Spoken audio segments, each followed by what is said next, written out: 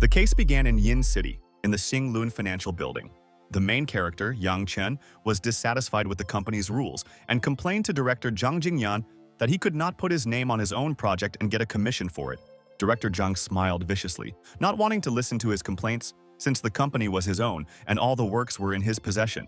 Yang Chen clenched his fist in anger. Yang Chen turned around in displeasure, preparing to leave, realizing that he had worked for this company for nothing. He started to put his things away from the desk. His colleagues tried to dissuade him from acting impulsively because Mr. Zhang had incredible power. If he doesn't have a job, then his girlfriend won't be able to take care of her paralyzed father. He looked at the framed photo of them together. Yang Chen decided to work as a driver in the car that his parents left him before his death. He took his things down to the parking lot. When he was almost to his car, a notification came to his phone. It was his girlfriend who asked him to break up because he couldn't give her the life of her dreams. Yang Chen started frantically calling her, but the number was already unavailable. He leaned on the car and started crying because of such a terrible day. Calming down, he opened the car door, realizing that life was still going on. Then he remembered that he had ordered a candlelit dinner for the evening, which was destined to go to waste. At this point, a new order from the taxi app was sent to your phone. He tapped the phone with his finger, accepting the order. He started to pull out of the parking lot. When he arrived at the place, he called the customer, but the girl only applied the cream, so she will be delayed for 20 minutes. Yang Chen arrived in shock that she was in an unready state to order a taxi and make him wait. She asked him to give her half an hour, otherwise she would file a complaint against him. He didn't care at all, so he dropped the call and canceled the order. I immediately received a complaint from the client about the driver's rudeness. At this moment, something strange happened. An unknown girl appeared in front of him. The stranger reported that the host was detected and the connection was completed. She wanted to give him a reward for a bad review and asked him to confirm. Yang Chen had never heard of awards for bad reviews in his life. The girl said that first the system needs to be linked to the host in order to award awards for bad reviews. These include money, property, cars, and skills. Yang Chen drooled at this information and immediately agreed. The stranger reported a successful connection and sharply kissed him on the lips. The system recommended getting bad reviews from strange and unpleasant people, although he can still get good reviews to maintain his driver rating. For the current bad review, the system awarded him a 28% stake in the hotel group, and he is now the second largest shareholder. He was invited to the hotel to receive a share transfer agreement. His eyes sparkled at such a powerful system. His phone immediately received an order to the hotel, where it was necessary to get the contract. He realized that this was a setup by the system and immediately accepted it. Yang Chen pulled up to meet the female passenger with the number 8043. She got into a taxi. They went to the address of the hotel. The girl's name was Wang Jai, and she was annoyed that the driver was looking at her too often in the mirror. He was nervous and reminded her that he was looking at the road through the mirror, assuming she couldn't drive if she didn't know the rules. The girl was offended by this statement because it showed his inexperience and slowness. Yang Chen then abruptly stepped on the gas pedal. Wang Jia almost burst into tears in fear, and she immediately started apologizing to him so that he would slow down. She reached for the handle, knowing she'd been wrong, and she begged me to slow down, terrified. He was willing to let her go if she called him daddy. The girl tearfully began to beg him, obeying his order. He slowed down, praising her for her good behavior. At this point, they had already arrived at the hotel and he let her get out of the car. The shaking girl got out of the car, intending to leave him a terrible review and call the police on him for dangerous driving. The system immediately notified him of the completion of the mission, for which the company Xinlong is given as a reward. He began to feel incredibly happy, because this was his old company from which he left in disgrace. Now he could gloat over the former director. He came to the company after her. The girl was startled when she saw him. She immediately thought that he was following her. But Yang Chen only smiled proudly, knowing that he had taken pride of place here. He showed the phone to the receptionist, who gave him his seat at table 8. And I handed him the documents that their manager had given him. It was the same agreement on the transfer of shares. The girl was going to walk him to a table, but even so, Wang Jai wasn't ready to forgive him for the situation in the car. She put a cup of coffee on the table, saying that the food would be ready soon. As he was peacefully drinking coffee, he abruptly noticed Wang Jai by his side. He noticed her approaching the guy to meet him, realizing that this was their blind date. Suddenly, something interesting appeared. Mr. Li walked into the room, leading two girls by the arms, one of whom turned out to be his ex, Zhao Feifei. It was an incredible coincidence. The second girl, Chen Xin, decided to go out and say hello to an old friend. She approached Yang Qi and arrogantly stated that he had come here to disturb his ex-girlfriend, that she had shamefully abandoned him. But he wasn't interested in girls like them, because they weren't even ashamed to spend time with men in their 40s. Chen Xin was extremely angry with him. Brother Li came over to check on the situation. The girl nervously informed him that everything was fine, and he could go ahead. But the man noticed their not very pleasant conversation and asked about the guy's personality. Yang Chen revealed with a smile that he was Feifei's ex-boyfriend and immediately started asking about their relationship. Mr. Li immediately turned to the girl, trying to find out the truth. Feifei immediately started crying, pretending that they broke up a long time ago, but the guy couldn't accept it and started chasing her. The man smiled, not wanting to see her cry, and was ready to deal with him. He admitted that he was annoyed by the excessive attention to his girlfriend. Mr. Li asked the waiter to call the manager to talk to him. Feifei advised Yang Chen to leave, otherwise he would run into terrible trouble. At the next table, Wang Jiayi could only gloat as she watched. The guy across from her didn't expect her to know that guy, but to her, he was just a taxi driver. She began to tell her terrible impression because the taxi driver would not let her leave and forced her to do strange things. The guy abruptly stood up, filled with rage and wanting to teach the guy a lesson for such actions. Wang Jiayi tried to stop him from acting impulsively. He didn't listen to her requests, immediately starting to accuse Yang Chen of bullying the girl. Yang Chen didn't hide it and calmly admitted his actions. He introduced himself as Zhang Long and demanded an apology to Wang Jiayi, otherwise he would have him thrown out. He didn't care about it and asked about his father's identity. His father was the chairman of a large company and was also going to invest in a hotel corporation, so Zhang Lun can send him to the blacklist without any problems. Yang Chen wanted to see it with pleasure. I heard quick footsteps behind me. The manager ran up to them, not expecting to see Mr. Li in the hotel. He noticed Mr. Zhang, thinking it was a very good day.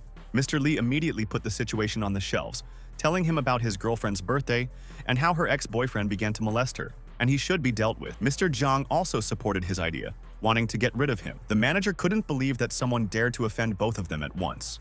Both men pointed at Yang Chen, who was sitting quietly and sipping coffee. The manager was shocked to see their new shareholder, who the board of directors had recently announced. He immediately ordered the guards to kick the two of them out, and that they were not allowed to enter their hotel. Mr. Li didn't understand what was going on after all. He was the supplier for their product, and Mr. Zhang didn't expect them to turn down his family's investment.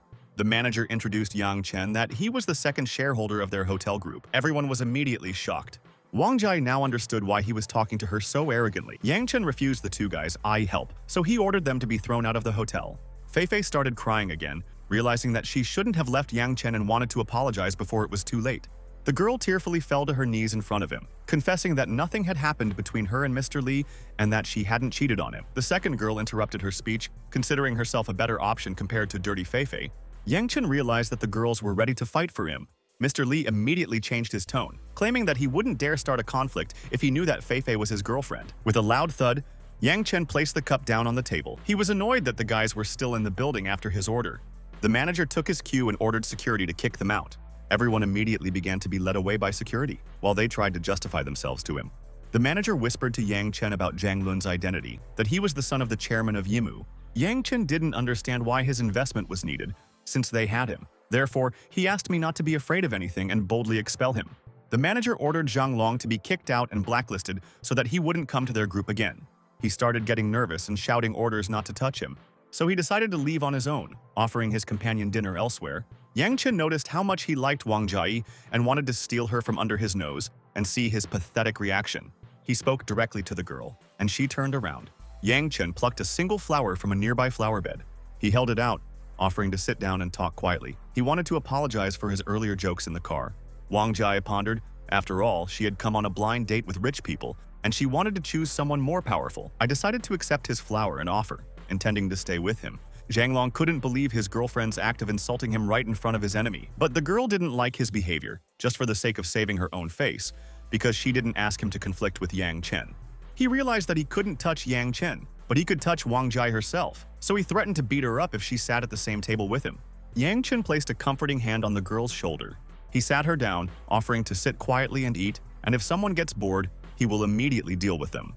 Zhang Long swung his hand, wanting to hit the girl for betraying him, but his hand was intercepted. It was Yang Chen. He didn't allow anyone to lay a hand on the girl. The manager again ordered him to be kicked out of the hotel. Even as he was being led away by security, he continued to threaten, wanting revenge. He started pouring wine into a glass. He decided to make an official acquaintance with Wang Jiayi by introducing himself to the girl. She decided to immediately delete that bad review in order to start dating from scratch. But Yang Chen, with a smile, offered to leave it in honor of their special meeting and immediately offered a drink. They clinked glasses merrily. The people around them were surprised by their behavior, how he arranged a date with his enemy's girlfriend. The girl began to take an interest in Yang Chen's family. However, his parents died many years ago, so now he works as a taxi driver. Wang Jiayi started talking about her family, She herself is from Sioux City and now works in a luxury store and has to go on blind dates to stay here. Yang Chen didn't see it as a shame that she was striving for a better life. Surprisingly, the girl was very sincere. She echoed his words and offered him another drink, their glasses clattering together. The girl slowly sipped her alcohol. The effect was already palpable, and her cheeks were flushed. She confessed why she treated him like this the first time she got in the car. After all, she'd had 2 blind dates today, but one of them had tried to kiss her right away. Yang Chen assumed that she just didn't like the guy because she was against it, but the girl immediately dismissed his theory because no one should kiss immediately on the first date. But Yang Chen believed that nothing depends on the number of dates, but only on the atmosphere. The girl's blush deepened as they plunged into the subject. She didn't believe in first-time kisses at all. Yang Chen slowly stood up. He started walking toward her. He deftly took her chin in his hand. He kissed her softly on the lips, something she hadn't expected at all. After that, he immediately decided to leave and go to his room 1280, recording their bill on him. The girl was shocked that she didn't resist his kiss at all. I took the room number as a hint for her to join him, but she didn't know what to do, dying of shame. He went to his room. Yang Chen had already washed up and was getting out of the shower. Suddenly, he heard knocking on the door. Wang Jai was standing outside the door. And then, without a word, she threw herself on him and kissed him.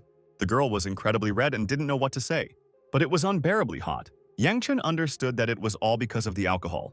Wang Jai ran her hand over his abs, feeling every muscle without being able to control herself. Yang Chen scooped her up and asked her not to blame him. With one foot, he slammed the front door shut. He fell on the bed with her, kissing her. They pulled the blanket over themselves as they continued. The next day came. When Yang Chen woke up, he didn't find the girl nearby. He decided to get out of bed, rubbing his eyes. He noticed an unknown red spot on the sheet. He didn't understand what it was and was afraid. Turning his head, Yang Chen noticed that there were bills with a note on the nightstand. He took the note and realized that it was left by Wang Jiayi, praising him for his good work at night, and left the payment on the table. She asked him not to waste his energy this month, and she would come back when she received her paycheck to spend more time with him. This intrigued him greatly. Yang Chen went to the Xinglun company. He walked in as he approached the reception desk, wanting to pick up his things. It was the office manager Chang Chu who greeted Yang Chen respectfully and asked him to wait a minute. The employees were discussing the new boss of their company, who was quite young for his position. A folder of documents was handed to him.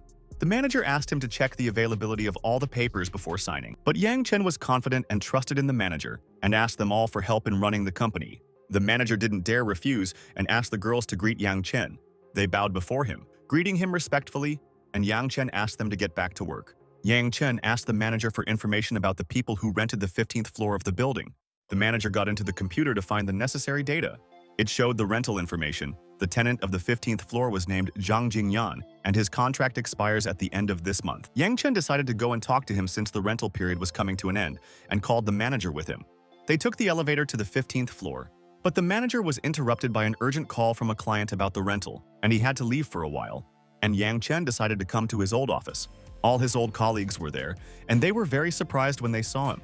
One of the men wanted to help Yang Chen get back to work, wanting to try to talk to Mr. Li, but Mr. Li refused. He immediately started shouting, trying to find Zhang Jingyan, ordering him to come out. Mr. Li showed up, not understanding why Yang Chen was allowing himself to be shouted at in the office. He didn't even expect that the man would dare to come out and demand a commission from him. Mr. Li just smirked at his words, suggesting that he just go back to work, and gave him another offer of $10,000 within 10 months if he made even one deal. Yang Chen didn't want to listen, reminding him about the 20% commission. But he had no proof of these words, so Mr. Li didn't take his words seriously and laughed. Yang Chen was sure that all of his colleagues had heard this with their own ears. Mr. Li decided to see if anyone dared to say a word about his commission, but his colleagues were completely silent. One of them tried to correct the situation by pretending that Yang Chen had misunderstood everything. Yang Chen didn't expect that they were willing to frame him, not knowing who he was now. A colleague told him to be grateful and get back to work while he still had the chance. Mr. Li was pleased with Yang Chen's talents and gave him the only chance to return to work while he needed to go downstairs and talk to the management about the lease. All the employees were grateful to the director for such a favor, because it was not easy for him to support them all. Yang Chen wasn't grateful for anything, since he couldn't earn the money he deserved. He pulled out the phone he'd used to record their entire conversation. Mr. Li furiously ordered the doors to be closed. The doors to the room were locked. The manager heard the door close and hoped that nothing had happened to the boss while he was on the phone. Mr. Li ordered Yang Chen to delete the recording, otherwise he wouldn't be allowed to go anywhere. He picked up the monitor on the nearby computer. He smashed it to the floor with a crash. He wanted to throw the blame for the damage onto Yang Chen, but the recording was still active, so he had proof. Yang Chen reminded about the cloud feature. which stores everything in a separate storage, so even if he deletes the record from the phone, it will remain with him. Mr. Lee was terribly offended by his words. One of the employees got angry and offered to beat him up instead of negotiating. There were knocks on the door. Mr. Lee opened the door and saw the manager standing there. Not expecting to meet him in person, the manager reminded me about their conversation about the lease. He had come to see Mr. Yang, hoping that nothing had happened to him. Mr. Lee had no idea who Mr. Yang was, but the manager pointed at Yang Chen, announcing him as the new boss of their company. The manager apologized for his absence, but he was just in time. Mr. Lee still couldn't believe what he was saying. He proudly announced that he had invested $2 billion in this building, and now Yang Chen is its owner. Everyone was immediately shocked by what they heard, not understanding how he was able to do this in just one day after being fired. The employee thought that the manager was confusing Yang Chen with someone else who had the same name. But he was incredibly angry at his theory that he didn't know who was in charge of the company. Mr. Lee tried to correct the situation, wanting to be punished for his actions. I offered to double his salary to forget about the incident. The manager didn't know that Yang Chen had previously worked for him and hadn't received his salary yet. He immediately yelled at the unscrupulous boss that he was not going according to the law and decided to terminate the contract with him, demanding triple the rent. At the same time, Yang Chen added fuel to the fire by playing a recording of their last conversation where he was promised $10,000. Mr. Lee tried to put their past conflicts in the past, trying to solve the problem with money and a triple increase in commission. But Yang Chen only wanted what he deserved, and he didn't want his money. He decided to leave this matter to Manager Chan, expecting a satisfactory result from him, and the manager was going to do everything in the best possible way. And Yang Chen was about to leave before he was stopped. Mr. Lee reminded him of his apology again, not understanding how cruel it was, because you never know what's going to happen tomorrow.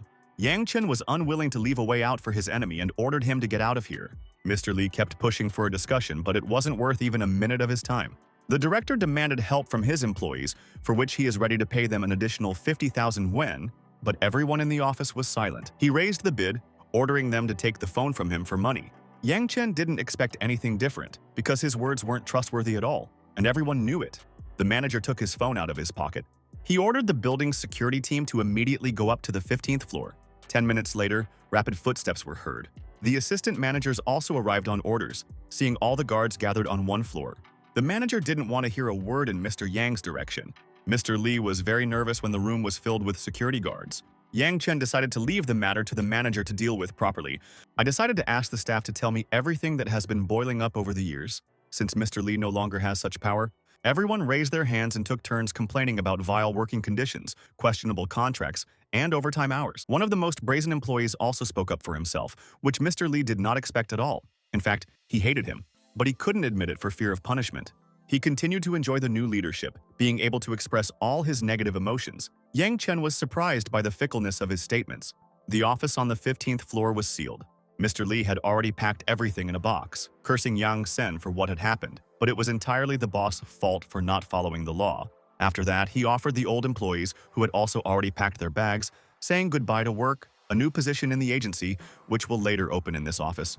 Everyone raised their hands furiously, wanting to get a new position. But it was Li Yuan who was denied the job because he was Zhang Jingyang's loyal dog, so there was no point in hiring such a fickle employee.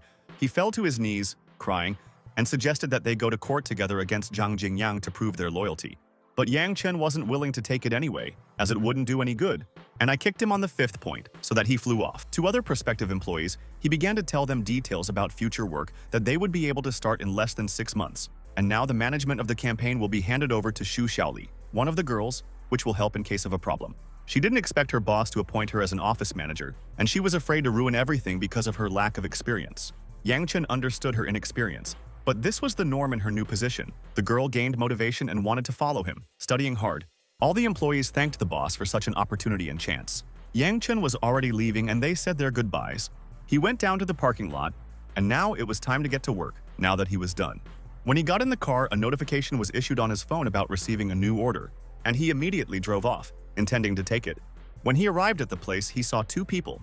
It was a guy and a girl, but the girl was extremely similar to his college friend, Wang Lixin. As he got closer, all doubts vanished. It was definitely her. The girl yanked on the handle of the car, getting in. She saw Yang Chen and immediately recognized him. Not expecting to see him here, he assumed she was out with her boyfriend. Yi Lixin introduced her boyfriend, Zhang Jiankun, and in return, introduced Yang Chen as her classmate, who was once an excellent student, but also a handsome boy. Jiankun guessed his popularity among the girls. She confirmed his words, but unfortunately, he already had a girlfriend. Just on this topic, the girl tried to find out the details of their relationship, assuming that they are going to get married soon. But he abruptly announced their separation as he stepped on the gas pedal. She was upset that during this time in the relationship, he managed to refuse many good girls and now regrets it. But Yang Chen didn't understand the meaning of this conversation, as if she was sad about his rejection of her. Lixin didn't mean it, hinting that if it wasn't for his public refusal, she would be living in poverty with him right now. Jiankun was hooked by the words about public rejection and took it as a humiliation. The girl began to talk sadly about how he humiliated her, instead of simply refusing when she confessed her love for him at the age of 19. Yang Chen had already completely forgotten about that incident after many years had passed and decided to apologize if she was still offended. Jiankun put his hand on his shoulder, seeing his sincerity, and offered him a job as a janitor at his company, suggesting that he quit his job as a driver. Lixin supported his idea because Jiankun was a manager in the company and he could help him settle in a new place. But Yang Chen refused because he liked working in an online taxi company.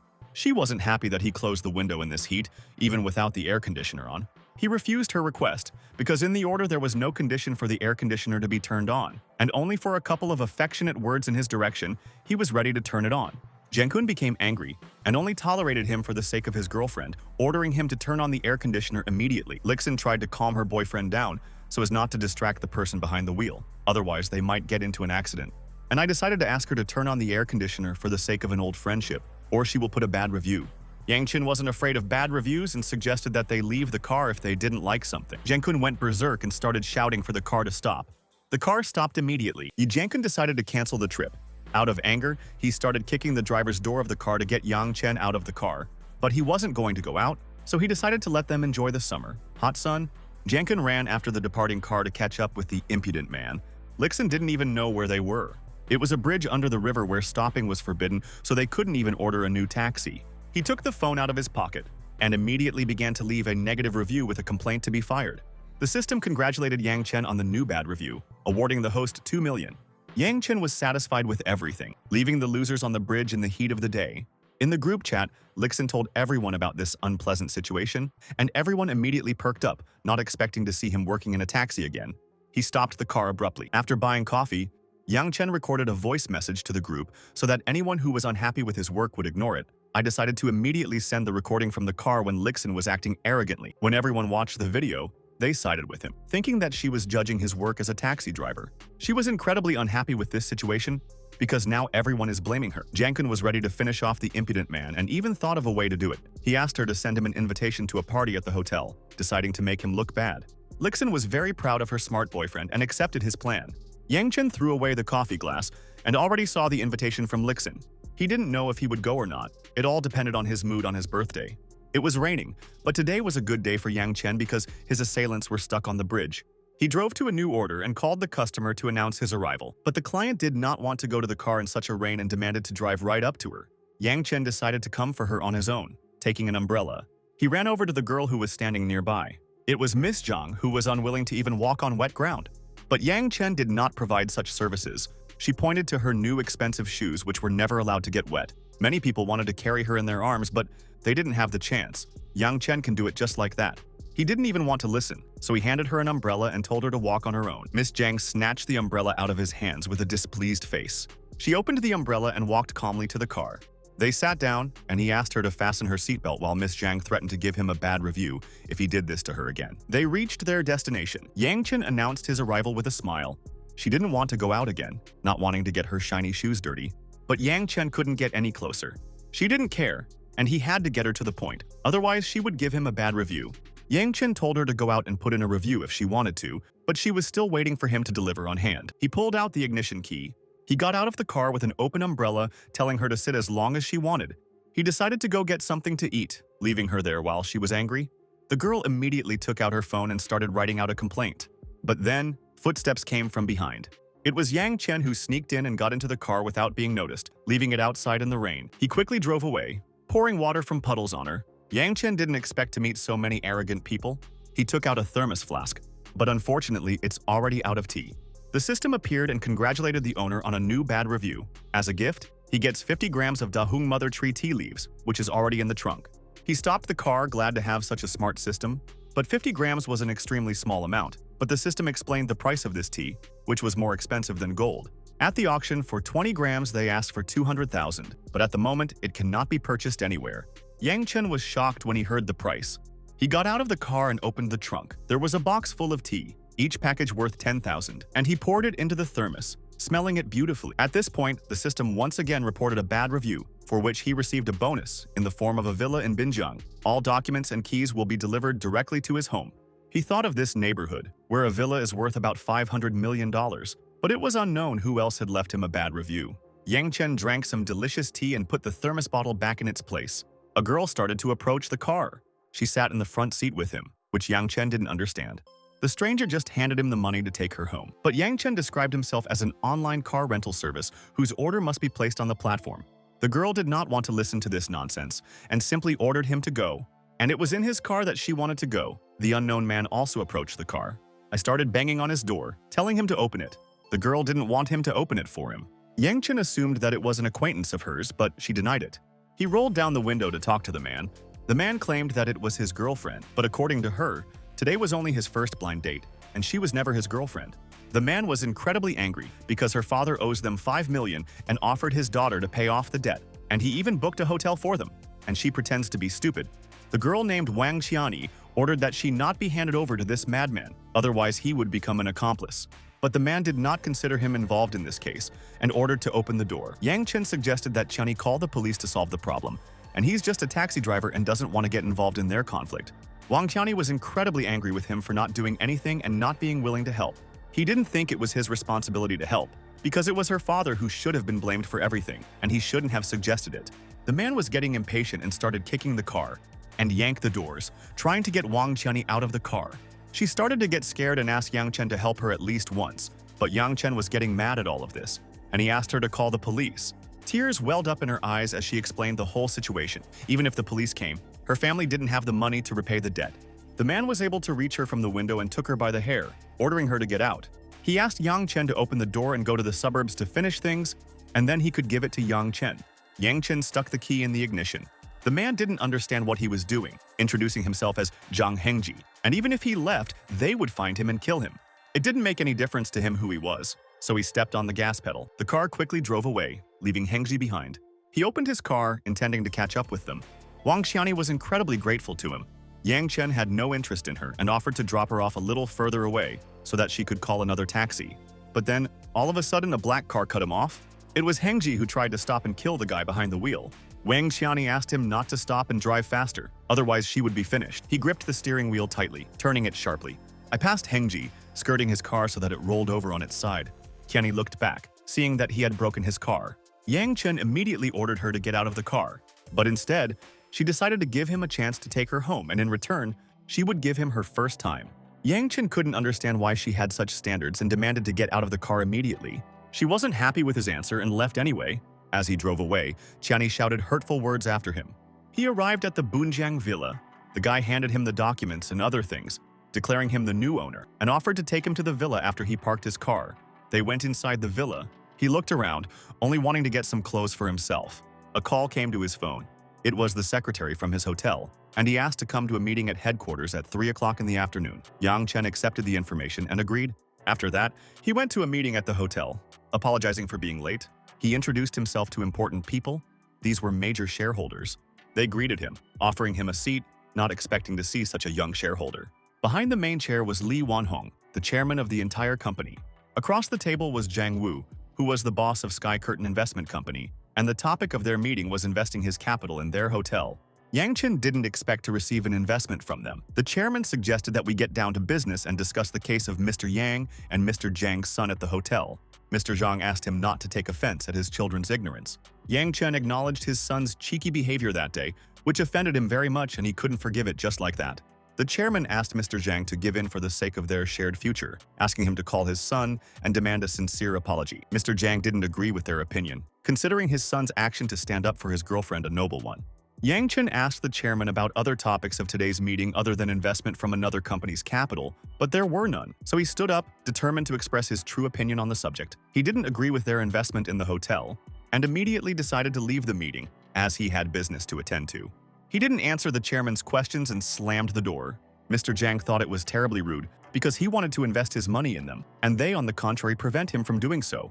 The chairman asked me not to get angry, suggesting that I talk to him later and also talk to my son, and he offered to solve the problem with an apology, if possible. Mr. Zhang stood up to talk to his son. After that, he went down to the parking lot. He opened his car. A hurried voice that Yang Chen had been looking for a long time came from behind. It was Zhang Hengji and his gang who were looking for Yang Chen for revenge. Yang Chen didn't know how he got here, but he was willing to take revenge for stealing the girl from under his nose. He assumed that now he wants to fight him. Hengji had a lot of time, so he would like to crash his car first. His gang started hitting his car with steel bats, smashing the windows. Yang Chen silently filmed all of this on his phone. Hengji didn't mind at all, since he had enough money to pay for the damage, but Yang Chen wouldn't be able to earn money without a car. A red car pulled into the parking lot. A foot and a shoe poked out of it. It was Qiani who couldn't believe what she was seeing, and her father was also with her. Even though she promised to stay with him tonight, he still broke Yang Chen's car. But Hengji only wanted to spoil Yang Chen's mood for his actions. He also wanted to kill Qiani herself for her betrayal. But Qiani wouldn't even look in his direction if it wasn't for her family's duty. Mr. Zhang's son appeared next to him, trying to understand the meaning of the conflict, but it was too long a story. Yang Chen was surprised by his presence here. It turns out that his father had asked him to apologize to Yang Chen, and there was a visible mark on his cheek from the impact. Yang Chen laughed and put his arm around his shoulder. He started whispering in his ear, asking about his family's wealth, and Zhang didn't hesitate to brag about their billion-dollar net worth. Yang Chen then suggested that he might know Hengji. Zhang explained about their several real estate companies that his family had invested in. I asked him to do something for his forgiveness. Zhang was interested in his suggestion. He asked him for a deal, asking him to lend money to Wang Xiaoni, and in return, he would allow them to invest in the hotel. Only Zhang didn't understand why Yang Chen didn't lend her the money himself, since his shares were worth 3 billion. But Yang Chen was still working in the taxi, hinting at his precarious condition. Zhang realized that he was in a family that didn't allow him to go out, so Yang Chen hid his condition. He sighed, asking her father to bring someone to the office tomorrow to discuss all the details. Yang Chen spoke to Qiani, relaying Zhang's words, offering help in a difficult situation. The girl happily jumped on top of Yang Chen, realizing that she was finally able to get his attention. Hengzi didn't understand why the Zhang family would lend her their money. Zhang explained that Yang Chen was the second shareholder of the hotel, and they had already been working on investing in it for a year, so they couldn't lose this chance. Hengji couldn't believe his words, not expecting to see a taxi driver shareholder. Zhang hinted that he'd better get out of here before it's too late. He threw the bat out of his hand, knowing that this impudent man was just the son of a rich family.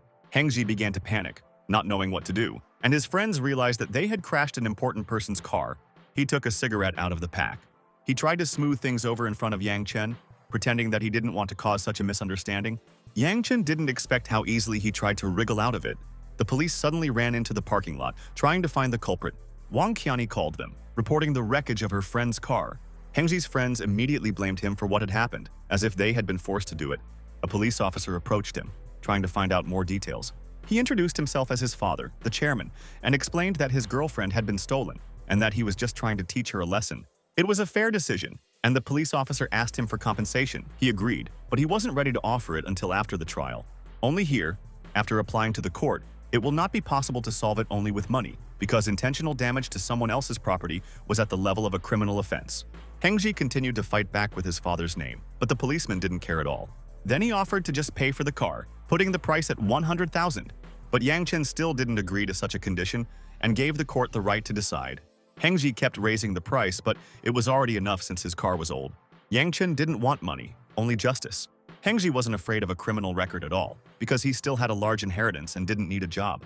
Then the police shackled his hands behind his back, taking him away with them. They took the two of them to a meeting room.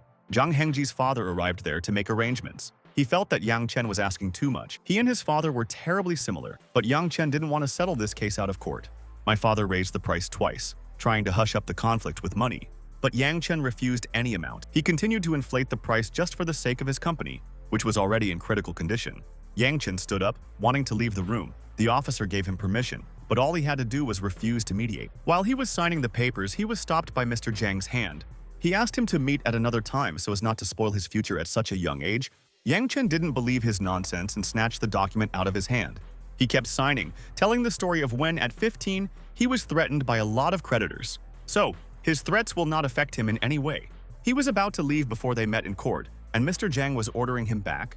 After that, he went to sell the property. He was met by a girl who handed him the keys and asked for ideas about the price. But Yang Chen was satisfied with the market value when he sold his parents' house. He was about to leave and informed them that the house would soon be handed over to them. Yang Chen wandered off on foot, thinking about buying a new car. He pulled the phone out of his pocket. The system suddenly popped up, reporting a new bad review and the appearance of a bonus. Yang Chen was delighted. She whispered to him about the new luxury car, which would look like a regular taxi service car, and it could already be picked up from the underground garage. Yang Chen was incredibly surprised by the care of the system that had already handed him the keys to the new car. I decided to go home and relax. He arrived at his first villa, sitting on a high chair in the backyard where the river flowed. He was incredibly comfortable. Opposite it was another villa where unknown people were standing. It was Zhui Yunong, the owner of the other villa, who was watching Yang Chen from the balcony. She asked her servants to find out about her neighbor, and they turned the case over to the security guard. He noticed that the owner looked very young and drove an ordinary car as if he wasn't rich. Inon was surprised that he was so secretive, which could mean that he belonged to a large family. She asked her to bring him 2 bottles of wine to let him know his neighbors. Night had already fallen, and the doorbell rang unexpectedly. Yang Chen opened the door, and there was a woman who introduced herself as the manager of Villa Number 8. She handed him the bag with their present in honor of meeting their new neighbor. Yang Chen was surprised by their kindness and inquired about her employer's identity. The manager introduced Sui Yunong to him and asked Yang Chen for a name in return. He introduced himself and invited her to go inside, but she only came to introduce herself so that they would look out for each other in the future. She was already leaving for home. She returned, and Inon immediately ran to find out the details. The manager really noticed his youth and upbringing and thought that he definitely came from a large family. She is sure that soon he will come with a return gift. Inon thanked her and sent her off to rest. It was only 10 o'clock on the clock. He decided to go out for a walk since it wasn't too late. The street was silent, and only his car was passing on the road. He drove up to the cinema building where his next order had arrived. It was the couple who called the taxi. The girl said that she was studying at a financial university and asked to be taken to the women's dorm before curfew. But the navigator showed 15 kilometers, which would take at least 20 minutes. And it was an extremely heavy order. The guy also asked him to speed up, as the dorm might close. But really, that was his plan to have the girl stay with him for the night. Yang Chen accepted the task and decided to raise his speed. En Chen accepted the task and decided to increase his speed. The girl thanked him for his haste. The guy began to threaten that they would not only not pay him, but also ask him to take them back if he did not have time. She hadn't expected him to be so impudent, but he just wanted to scare the driver into going faster. Yang Chen was confident in himself and was willing to fulfill the promise. After all, he had also studied at this university and knew the shortcut that would only take 15 minutes. The girl was surprised by this and immediately inquired about his department, introducing herself as Lin Xiaoyu. She hadn't expected to meet a student in the taxi. While he was introducing himself, Yandex navigator reported deviations from the route. The guy was angry, why the driver lost the road course, but otherwise, they won't be able to get to the dorm in time, so they can save 5 minutes and get there on time. Xiaoyu was glad that she found just such a driver and asked him to contact her if necessary, while her boyfriend was sad. The car stopped in front of the university gate. They left the car. She waved out the window so that the dorm wouldn't have time to close. I thanked my driver for the quick ride. Her boyfriend was still in the back seat, needing a ride somewhere. He offered to make a second order and continue the trip.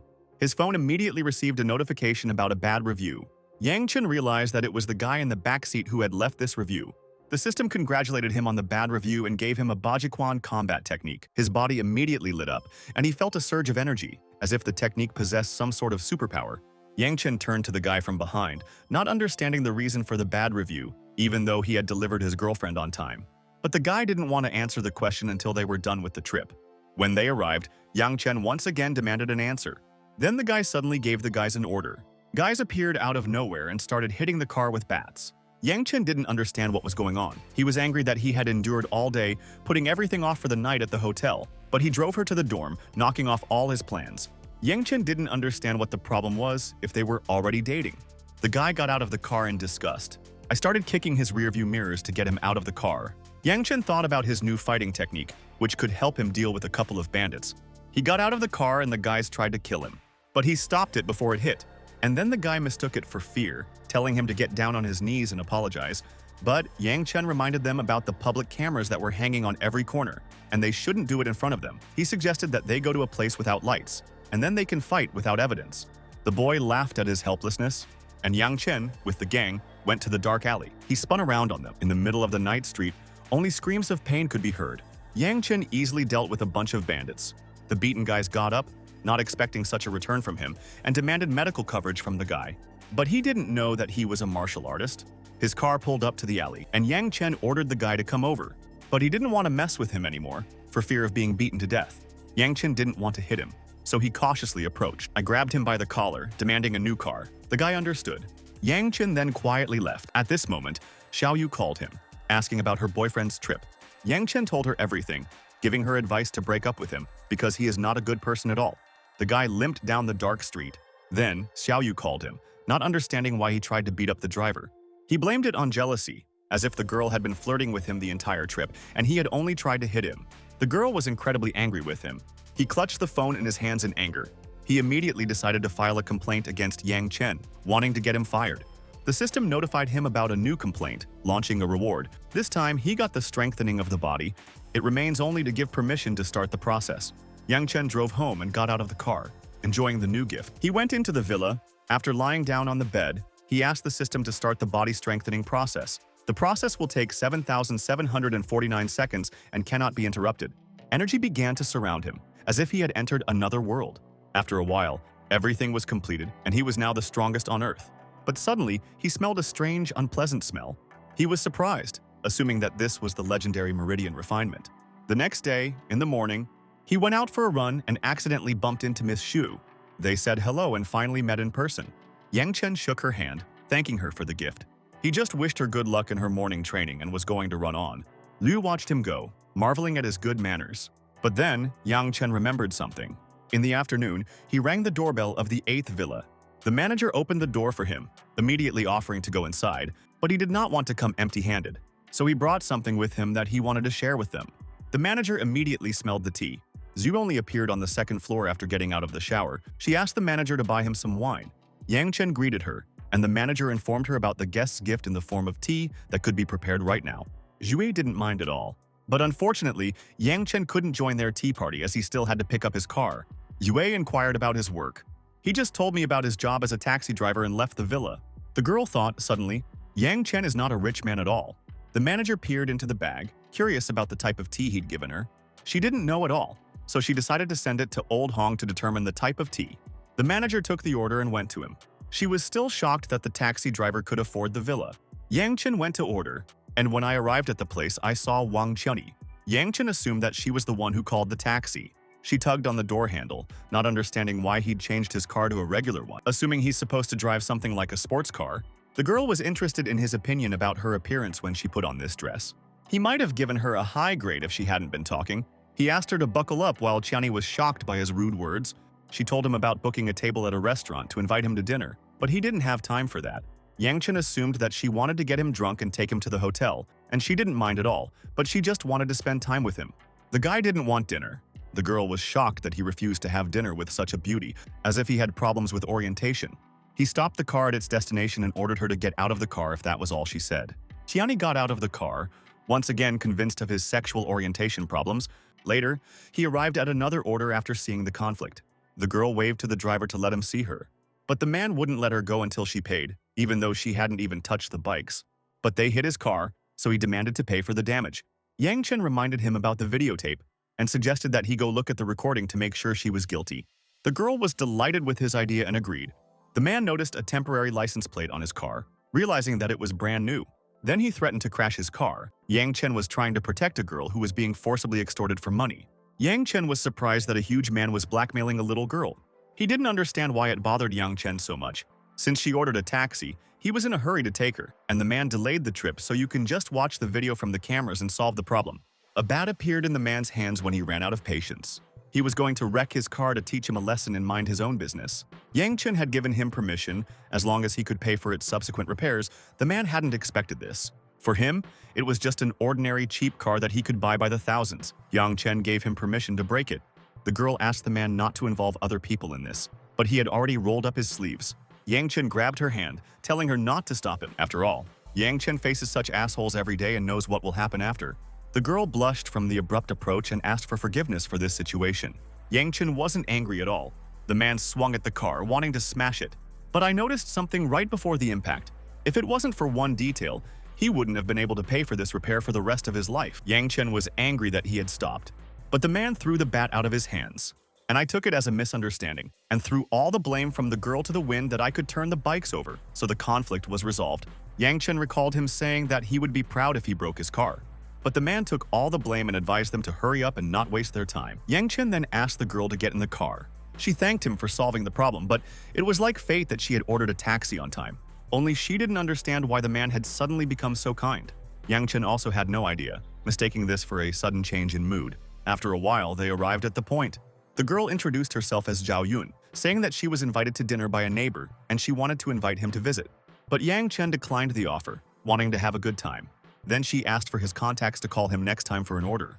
Yang Chen immediately gave her his contacts. After that, he left, leaving her at the house. Yang Chen felt hungry, wanting to eat somewhere. He stopped at a small restaurant. When he went inside, there was a girl standing at the checkout and he wanted to place an order. Afterward, he sat down at the table and the phone in his pocket vibrated. It was a message from Zhao Yun that she was in room 302 and felt as if something had been spiked and she urgently needed help. Yang Chen took this as some kind of joke, but I still came back to check everything out. He went in and asked the receptionist to check on room 302. When the girl left to check the room, someone appeared on the stairs. Surprisingly, it was Hengji and his girls who were leading Zhao Yun in a terrible state. She wanted to go back to the dorm, and the girls tried to fool her. Yang Chen kicked the chair sharply. It landed right under Hengji's feet. He didn't expect to see Yang Chen again, and he didn't expect to see Hengji on the loose. This topic really pissed him off, and he ordered him to leave here because he wasn't in the mood for a showdown. He ordered his girls to continue walking, but Yang Chen stopped them. He was confused by the strangers who took Zhao Yun to unknown places. The girl tried to talk her way out of it, as if Zhao Yun had been drinking too much herself and they were helping her walk. Yang Chen then showed them her message on her phone, which proved otherwise. Everyone was shocked, not knowing when she managed to send it. They started pretending to know her to get out of the situation. Yang Chen suggested that they call the police and then sort things out. Hengji was mad at him for always making things difficult for him. The guy started running away, promising to come back and get revenge. The girls also ran away, handing Zhao Yun over to him. He immediately tried to wake her up.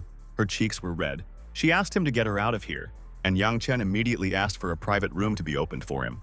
He went inside, locking the door, and put her down on the couch when she realized he'd saved her. He offered her a glass of water, wanting to know how she got there. These two girls were her neighbors, but when she came to visit for dinner, she also saw Hengji. When she wanted to leave, they made her drink a glass of juice and then she got sick. Yang Chen didn't understand why she drank it without thinking about herself at all. She jumped up from the couch, wanting to report it to the police. He agreed with her, and he didn't want to let them go unpunished. The police arrived at the scene. He put her in a police car to go to the station and give a statement. This time, Hengji won't just leave. When he got home, the manager was standing in his yard. Yang Chen met her without understanding what she was doing here.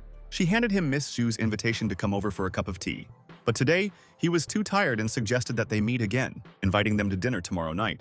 She agreed, and they said their goodbyes. Miss Zhu was unhappy that Yang Chen didn't come to the invitation, but the manager passed on his words to her. She was surprised that he refused to have dinner with her when the others didn't get the chance. I decided to visit him tomorrow. Yang Chen's phone received a call from Zhao Yun. According to her, it was all arranged by her neighbor, Wang Lan, but Hengji could have persuaded her to do it. He asked her to be careful, and he would find a way to deal with Hengji. The next day, he went to the next order. The passengers sat down in silence, and he asked them to fasten their seatbelts. The man abruptly took off his shoes, and the smell filled the entire car. Yang Chen asked him to put on his shoes and sit down properly, but the man wanted to take a nap, not understanding why taxi drivers had so many rules. Yang Chen gave him the opportunity to put on his shoes, otherwise he would have to leave the car. The guy started threatening a negative review if he continued to talk. The girl in the back seat harnessed herself to the conversation, thinking that the taxi driver was not worthy to speak out. Yang Chen wasn't willing to put up with this and either ordered him to put on his shoes or suggested that they drop them off and call another car. They had no intention of going out at all and thought that Yang Chen couldn't do anything about it. Yang Chen got out of the car. He approached the guy from the doorway. He took his hand sharply. I threw him out of the car in one motion. The girl screamed, trying to get someone to help her. Passers-by gathered around them and she reported about the boorish behavior of the driver, which even hit her boyfriend. Yang Chen explained the whole situation from his review so that people would understand what was going on. Everyone agreed that the passenger was too brazen, so even in such an expensive car, the guy didn't understand what kind of expensive car they were talking about. But when he looked at the car, he was shocked. The girl did not understand what was wrong, not knowing about stamps, but he told her about its cost of $1 million. The girl began to apologize to Yang Chen, offering him food at her expense. Her boyfriend was shocked by what he heard, and the girl sent him home. He didn't understand why she wanted to go alone with him. The girl was incredibly angry with him that he never listened to her, even since childhood. Yang Chen took a moment to ask her to remove her shoes from the front seat. She took them and threw them away. She sat in the front seat, preparing to treat Yang Chen to dinner. Yang Chen sat in the driver's seat, thanking her for everything. But he remembered that his rear-view camera was a bit blurry and asked her to get out and wipe it. She immediately went to fulfill the request, getting out of the car. But when she got out, the car drove away at high speed, even taking her purse with it. Yang Chen threw her bag out of the window and drove away. Her boyfriend laughed at her attempt to pick up the rich guy, but it didn't work out. Her words angered him, and she slapped him across the face. He didn't understand what she was doing all this for. In fact, she was trying to ask him to apologize for the boy's actions. He put his arm around her, knowing that he was wrong, and she cried, asking him to leave a bad review. The guy agreed and decided to leave a review with a complaint. Yang Chen arrived to repair the car, observing the work of the employees. I received a notification about a bad review on my phone. The system appeared and congratulated him on the new review. Now the reward was a 32% stake in the Baoking Hotel and $5 million in cash. He had to come to the head office and pick up the documents. He asked for compensation for the damage he received from smelly feet, but he received a message from Wang Lixin asking him to come to Baoking Hotel tomorrow afternoon. It was an incredible coincidence. When he arrived at the house, two chefs were standing outside with bags in their hands. He got out of the car, asking about them. They were here on Miss Shu's orders, planning to prepare a sumptuous dinner for them. Yang Chen invited them inside, but the dishes needed to be prepared first. They entered the villa. Their eyes sparkled as they saw the antique tableware and tools that only the best use. We had to be careful not to break such expensive dishes. The chief ordered everyone to be as careful and attentive as possible. The chefs started whispering about Yang Chen's identity, earning such respect from Miss Shui. They were interested in the golden faucet, which they are even afraid to touch. Yang Chen inquired about the list of products he needed as he was about to go to the store. The chef asked him not to worry because they would definitely have enough food. It only remained to wait for cooking. He thanked them for their hard work and left. There were knocks on the main door. Miss Zhu was standing in the doorway, and he invited her inside. She smiled brightly. It was an honor to be in Mr. Yang's house. Yang Chen expressed his surprise about the chefs, not expecting such a level. They were the chefs from her hotel who sometimes do her bidding. She looked around, seeing many rare paintings that could be worth several million. Yang Chen opened a bottle of wine and poured a glass. Offering Miss Zhu a drink on the already set table, they sat down and started discussing food, and he confessed that he had never eaten such food before. It was one of the best dishes he had ever eaten. She thought he was a rich guy who left his family to experience a poor life. Then she brought up the topic of cars, and Yang Chen talked about his love of sports cars. But at the moment, he was too drunk to drive. For her, it was like a novel where the hero returns to his home, receiving an inheritance. She started cutting up the steak, offering him a taste. He ate a piece and felt the difference in texture inside and out. It was truly delicious. An hour later, they tried all the dishes on the table and ate their fill. Miss Zhu suggested that they go for a walk after a hearty dinner, and Yang Chen didn't mind at all. They went outside, walking through the trees, but they were interrupted by a rough, masculine voice. It was Hengji and his gang again, enjoying their next meeting. Miss Zhu ordered the strangers to leave the area. Hengji noticed the girl's beauty, but he didn't want to involve her in their conflict. He invited her to step aside. She didn't understand why he was bothering someone from a powerful family. The girl started to get angry and ordered to get out of here and not to interfere with their walk. Hengji started threatening her with the bat because he didn't want to hurt her at all. Yang Chen covered her with his body, reminding her that he only kept his father's company, but that could easily be changed. Hengji started laughing at him, thinking that he was right, but he wouldn't do anything about it. The gang pounced on Yang Chen, intending to kill him. Yang Chen began to scatter his enemies using techniques. Miss Zhu was surprised by his strength and skills. Hengji was left alone and begged him not to approach, otherwise his father would take revenge. Yang Chen slapped him across the face, reminding him of his precarious situation. He was already starting to cry, getting ready to deal with him, but Yang Chen wasn't finished yet. He kept hitting him until Hengji begged for mercy with shaking hands because he might die. The guy got down on his knees and begged for forgiveness, accepting his mistake. And together with his gang, he ran away. Miss Zhu patted Yang Chen for showing excellent skills in battle, suggesting that he was learning from someone else. He started lying to her that he hadn't seen his martial arts teacher for a long time, so as not to talk about the system. She hoped that he would be able to meet him again one day and inquired about his future plans for Hengji. He didn't know exactly what to do yet, but he would come up with a plan soon. Miss Zhu thought that he still lacked the experience to use his family's power. She offered her help as a token of their friendship. Yang Chen was grateful to her and promised to repay her in the future. She was unwilling to receive anything in return, and only did so with good intentions, and promised him the downfall of Father Hengji's company. He reported receiving shares of Baoking restaurant, and decided to invite her to try their dishes when she was free. The girl happily agreed and offered to have dinner with him in a restaurant tomorrow. When she got home, the manager met her, holding out her slippers. She inquired about their walk, and Miss Zhu told her about what had happened. Now she had no doubt that he was the son of some secret family, and ordered to collect all the information about the company Yaovu so that they went bankrupt. The manager nodded and was about to start working immediately. The next day came. Today, there was a group meeting that Lixin was gathering for her plan, but Yang Chen still wasn't there, and this infuriated Jiang Kun. He refused to pay for her friend's dinner if Yang Chen didn't come. The first classmates who watched the couple's quarrel appeared in the building. She awkwardly informed him that he wasn't going to pay for them and offered to reschedule the meeting if Yang Chen didn't show up. The guy was angry at Lixin because she invited them and now tries to drive them away. The girl reminded her that the treats were her idea and no one made her pay for them. Lixin would start crying and beat Jiang for embarrassing her in front of her friends. Jiang refused to pay for her classmates, but one of them interrupted their argument. He told him to leave since he wasn't a classmate and reminded him that they could split the bill themselves if he didn't have any money. Jiang insisted that he had money, but he didn't want to pay for strangers. Lixin understood and shouted, wanting to leave Jiang and never see him again. He accepted her decision, but he was sure she would regret it. Jiang left, and the guy asked the guys not to let it spoil their mood. They entered the hall. The guy assured that they would not regret spending money in this restaurant Baoking because the food here is excellent. The girl considered the prices too expensive. A classmate asked how much all the dishes that Lixin ordered cost. She gave the sum of 8,000. He thought it was too expensive and asked to borrow money from her because they were in this situation because of her. But Lixin didn't have any money either. She didn't have a job. One of the guys offered to lend them money but only in debt. He was overjoyed and thanked his friend and hinted to Lixin that he was much more reliable than Jiang. The door to the hall opened again. It was Yang Chen who apologized for being late. Everyone greeted him happily, telling him about Lixin's breakup. The homeroom teacher invited him to sit next to her in an empty seat. He sat down, and the teacher suggested that they start eating. All the dishes were already served. Lixin reminded him of the incident on the bridge while remaining resentful. Yang Chen didn't think any more explanations were necessary after the voice message. The guy asked him not to get mad at Lixin because she just felt offended and expressed her emotions. He said that he had already covered all the dinner bills and asked to buy a bottle of wine to apologize for being late. The teacher thought it was an impertinence and asked not to molest Yang Chen. The guy asked the waiter to bring a couple of bottles of good wine. The classmate started to lick his lips when he saw the exquisite bottle of expensive wine, but he thought that Yang Chen wouldn't be able to afford such prices. The girl specified the price, and it was 128,000. But from his memory, he had never ordered such a wine. The waitress reminded me that this wine was ordered by Lixin's boyfriend for her. She told me about their breakup and asked me to cancel the order. The guy calculated the cost of 2 bottles, considering it too expensive for Lixin. The waitress was getting angry that they were trying to cancel the order. Yang Chen ended their argument by offering to pay for everything. The teacher whispered that he should try to cancel the order again because he might not have enough money. She tried to call the manager to cancel the wine, but it was non-refundable and the manager couldn't do anything about it.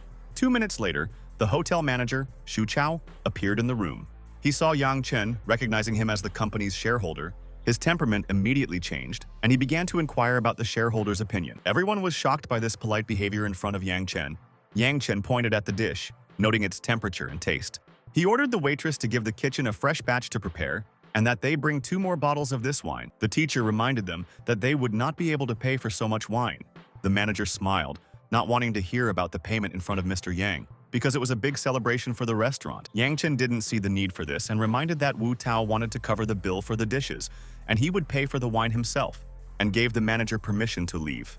He left, slamming the door behind him. Yang Chen suggested that we finally start eating. The teacher was very interested in the manager's behavior around Yang Chen.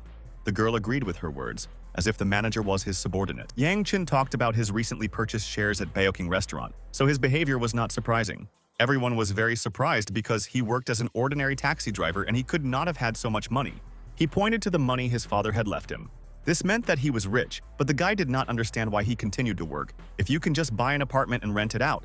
Lixin immediately started apologizing to him after learning about his wealth. But Yang Chen was extremely vindictive and remembered their bullying with Jiang. Tears started to form in her eyes as she begged him not to hold a grudge against her. There was a knock on the hall door. It was the manager who was leading the beaten-up Jiang who came with his goons. He didn't know what relation he had to Baoking Hotel. The manager slapped him again in the face for attempting to attack the second-largest shareholder. Now he finally realized that he was in big trouble. He started tearfully asking Lixin for help, but she threw all the blame on him and wasn't going to lift a finger. Yang Chen glanced at the time and remembered his date with Miss Shui.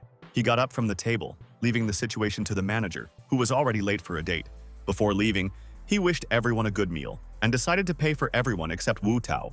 Since they were his classmates, the manager took them for guests of honor, and now he was gone completely, not wanting to bother them anymore. The door slammed shut. Everyone sat around the round table in complete silence, trying to figure out what had happened. The teacher offered to eat while the food was still hot, and told them to be happy that at least one of them was rich. She realized that they had underestimated him. Lixin realized that she would not have given up and would have continued to pursue him if she had known about his rich family. Once again, she wanted to win him over and become rich, as she had always dreamed of doing. He arrived at room 318. When he opened the door, Miss Zhu was standing behind her in a dress, and he immediately complimented her. She was really trying hard for their first date. Yang Chen's words made him uncomfortable because he had already gone home and changed before their meeting. But the girl thought he was really beautiful in any clothes. The chef came up to him, asking if they could serve the dishes already, and Yang Chen gave the go-ahead. The table was filled with gorgeous dishes and expensive wine. Miss Zhu didn't expect him to order such expensive dishes for her. But during the date, his phone rang. It was Wang Lixin, asking him out on another date to pay for today. Lixin was waiting for his answer as a hint of a chance, wanting to be a good wife to him. The next day came. Yang Chen was awakened by the phone ringing. These were his subordinates who had already been able to purchase office equipment and obtain a business license. He called Xiaoli to inform him about the company's readiness, and it was already time to start working. She accepted the information and decided to call everyone to the office right now. Yang Chen slowly got up from the bed. After looking out the window, he praised the good weather and wanted to go for a ride. He took the order and drove around the city. When he arrived at the client's place, she was already dissatisfied with his slow speed. Yang Chen politely explained the situation and how he needed to go around the overpass to get to it. The girl sat down arrogantly, telling him to hurry because her train was leaving soon. But there was no way Yang Chen could make it in time because the station itself was very large, and even if he arrived, she would have to run for a long time to make it. She was incredibly angry to find out about her husband's infidelity and needed to get there as soon as possible. Yang Chen promised to go faster, but first offered to call the train station and warn them that he was late. The girl took out her phone, supporting his idea. She called the train station, begging it to delay the driver a little so that she could catch the train. Yang Chen didn't mean it seriously and was surprised that she actually called. He hung up without even answering her request, which made her very angry. She didn't think it was fair, and Yang Chen wanted to know exactly where to drop her off, and stopped the car at a point. When the trip was over, she confirmed that she would never use the taxi service again. I ran out of the car. Yang Chen was surprised by the variety of people. There was a message on her phone from Zhao Yun that asked her to pick her up from a certain place and talk about a certain topic at the same time. He followed right behind her, and I went to the university to get it. He stopped at the gate, waiting for the girl.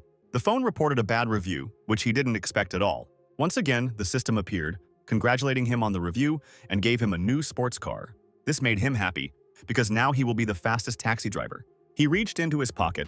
In his hands was the key to a new car, but this time the system did not report its location, which was unusual. Yang Chen saw the admiring girls who were looking at the sports car on the road, wanting to know the owner. He assumed it was his car, but then there was another guy who wanted to hear the admiration in the direction of his car.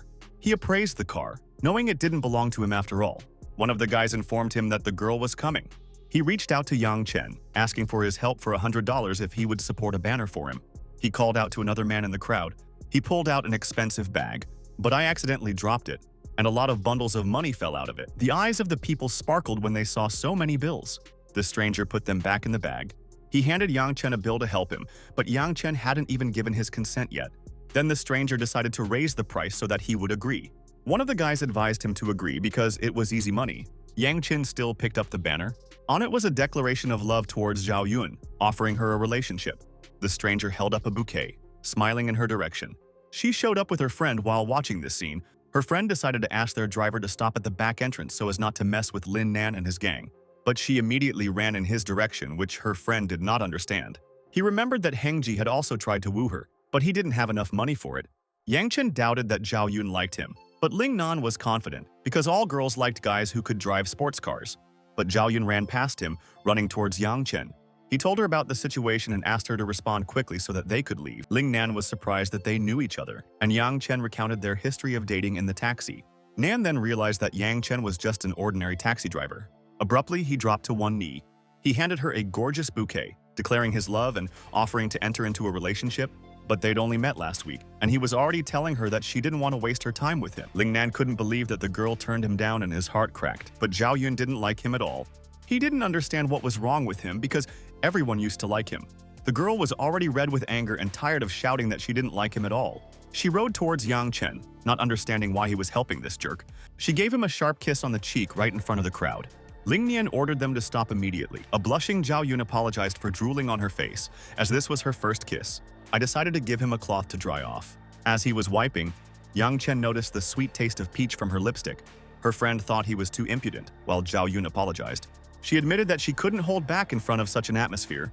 Although it was Ling Nian who created the whole atmosphere, she didn't kiss him. But the poor taxi driver, Yang Chen, asked them not to be disturbed again, deciding to ask Zhao Yun out on a date. But Lin Nian was against it. In his opinion, the girl only belonged to him, and he wasn't willing to give her up. Yang Chen took this as a threat. But it was true. Ling Nian was confident in himself, and that the poor driver wouldn't be able to match up to him. The phone suddenly received a notification about the license plate of his new sports car. He was glad, even though he had expected it earlier. But the license plate was extremely familiar, and he glanced at the sports car. In fact, it was his car that Lin Nian recognized as his own. Even so, he laughed at the average taxi driver for thinking a $40 million car was his own. Yang Chen then assumed that it was his car. He decided to take advantage of the moment when the owner of the car is not around and pass it off as his own. Without a shred of doubt, he confidently claimed ownership of this car, ordering you to stay away from it. The car started abruptly, starting to growl. Yang Chen asked how he started the car without taking out his keys. Lin Nian didn't expect this at all, knowing that the owner was somewhere nearby. Yang Chen revealed the whole truth, proving to everyone that it wasn't his car. And then, he walked over to it and pulled the handle. Yang Chen opened the car door and got in. Ling Nian thought that he got into someone else's car, and Zhao Yun advised him to get out quickly before the owner of such an expensive car returned. Her friend was also worried about him, so that he wouldn't have to pay a huge fine later. But he only invited the girl to go for a ride and stop somewhere to eat. Lin Nian still couldn't figure out who the owner of the car was, and Yang Chen was surprised by his stupidity, showing the keys in his hands. The guy immediately went into shock, thinking that he was an ordinary taxi driver and could not afford expensive cars. He was going to leave without her if Zhao Yun didn't get in the car now. She still couldn't believe it was his car. He decided to prove it to her by telling her to look at the license plate. The number was clearly marked with his initials, which meant his first name. Yang Chen urged her to get in the car again because he wanted to get out of here faster. She immediately agreed and ran to sit down. While her friend was envious, Ling Nian was crying out of sadness because he had planned everything for so long. When Zhao Yun was getting in the car, she decided to offer her friend a ride in the sports car, and she could order a taxi and follow them. She was very happy but doubted that it would be a good idea. Zhao Yun is sure that Yang Chen won't mind at all. She sat in the front seat, thinking that she should have ordered a taxi after all. Yang Chen was stressed out by her friend, who can also be devious like her former roommates a couple of days ago. But he started the car anyway, pressing the button.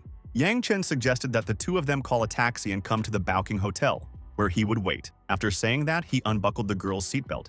She resigned herself and left the car, and then with a loud roar he drove away.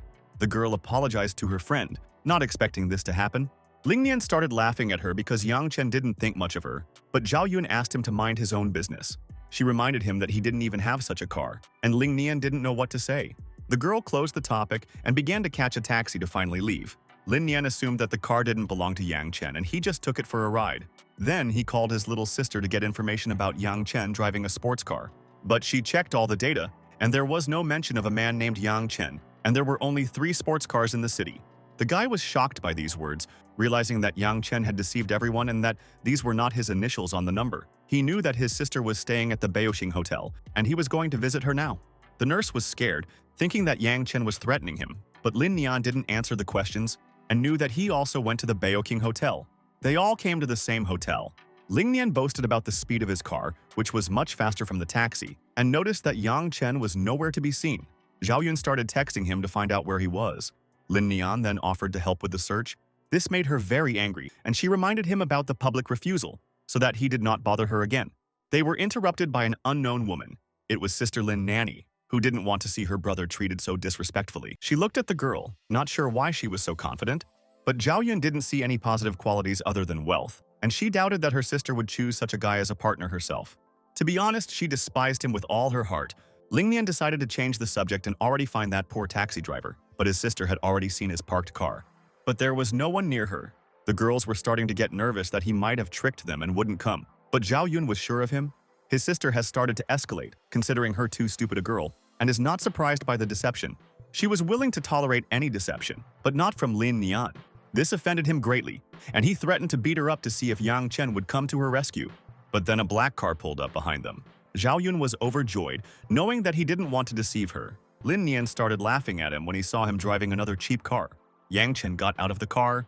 He asked why Zhao Yun hadn't come to the hotel yet. She said that she was being bullied here and did not understand where he was. He said that he went to pick up his work car. Yang Chen told the guy to stop following them. and Ling Nian kept trying to expose him. He told me about the license plate checks and the fact that the sports car didn't really belong to him, but to Yu Cheng, and now everyone knows about it.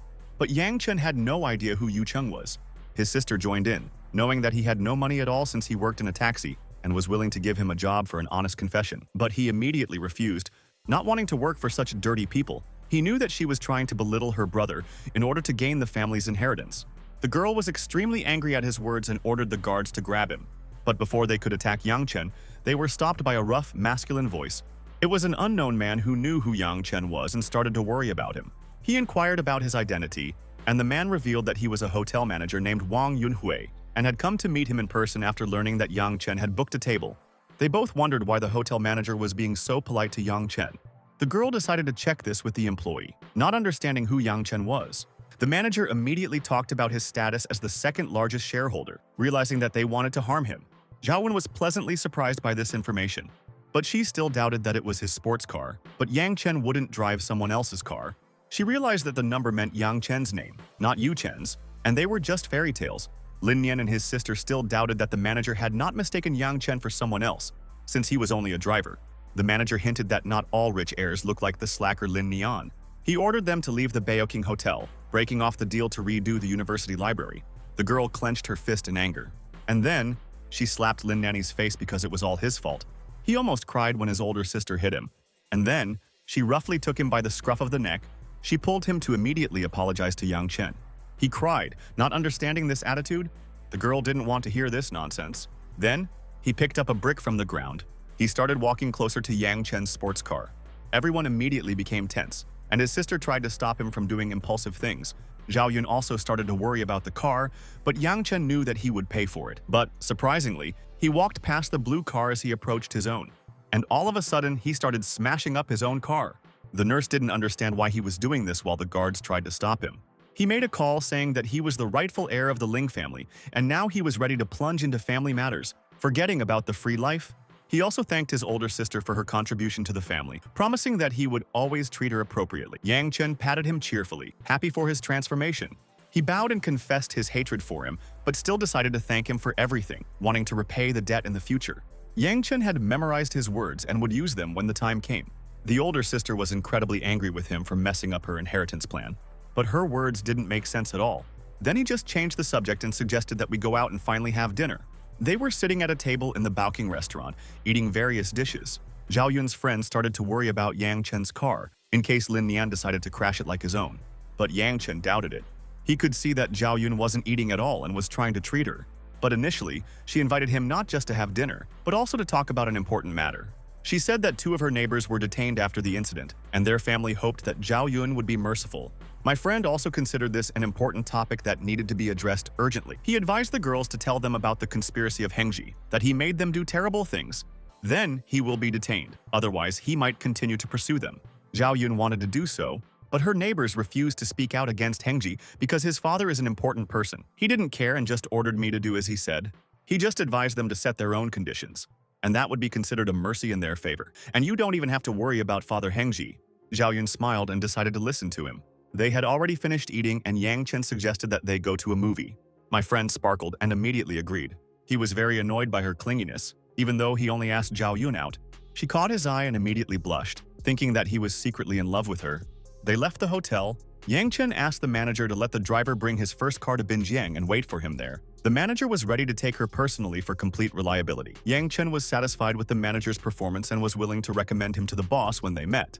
The manager was overjoyed and happy to help him. Meanwhile, at Villa number 8, Miss Xu was sitting with hers, discussing Yang Chen's wealth. She was sure he was in a secret family, but the man doubted it.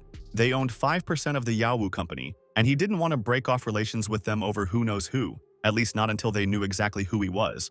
There was a knock on the door. Xu gave permission to go, and it was the manager who announced Mr. Yang's arrival in a sports car. She wanted to know the exact make of the car, but her aunt didn't have time to see it.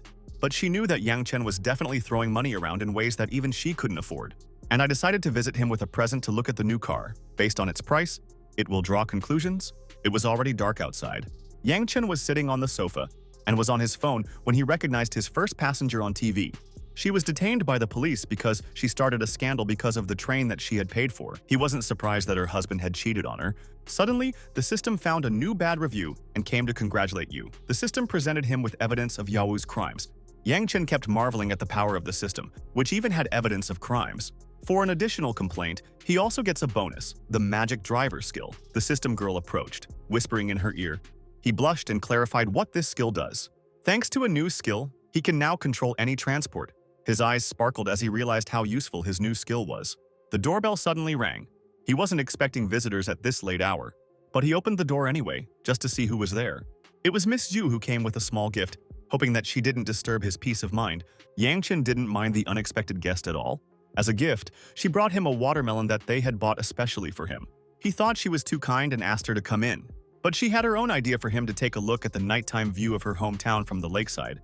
Yang Chen immediately agreed, intending to slice a watermelon for their time under the night sky. As he was leaving, Zhu decided to get closer to the car to examine the brand. She realized that the price of the car reached 50 million, especially with an individual license plate.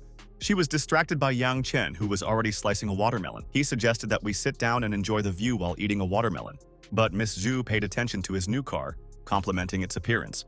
Yang Chen offered her a ride on it since she liked it so much, but Miss Xue didn't know how to drive at all. Then she finally decided to ask why Yang Chen was still working as a taxi driver when he was so rich. He admitted that it helps him meet new people, and for him it is an indicator of growth. He wanted to improve his thinking before starting his company. Then he handed her the documents, asking her to look at them. She opened the folder, curious about the contents. Inside it, there was evidence against the Yawu company that was inconceivable to the average person.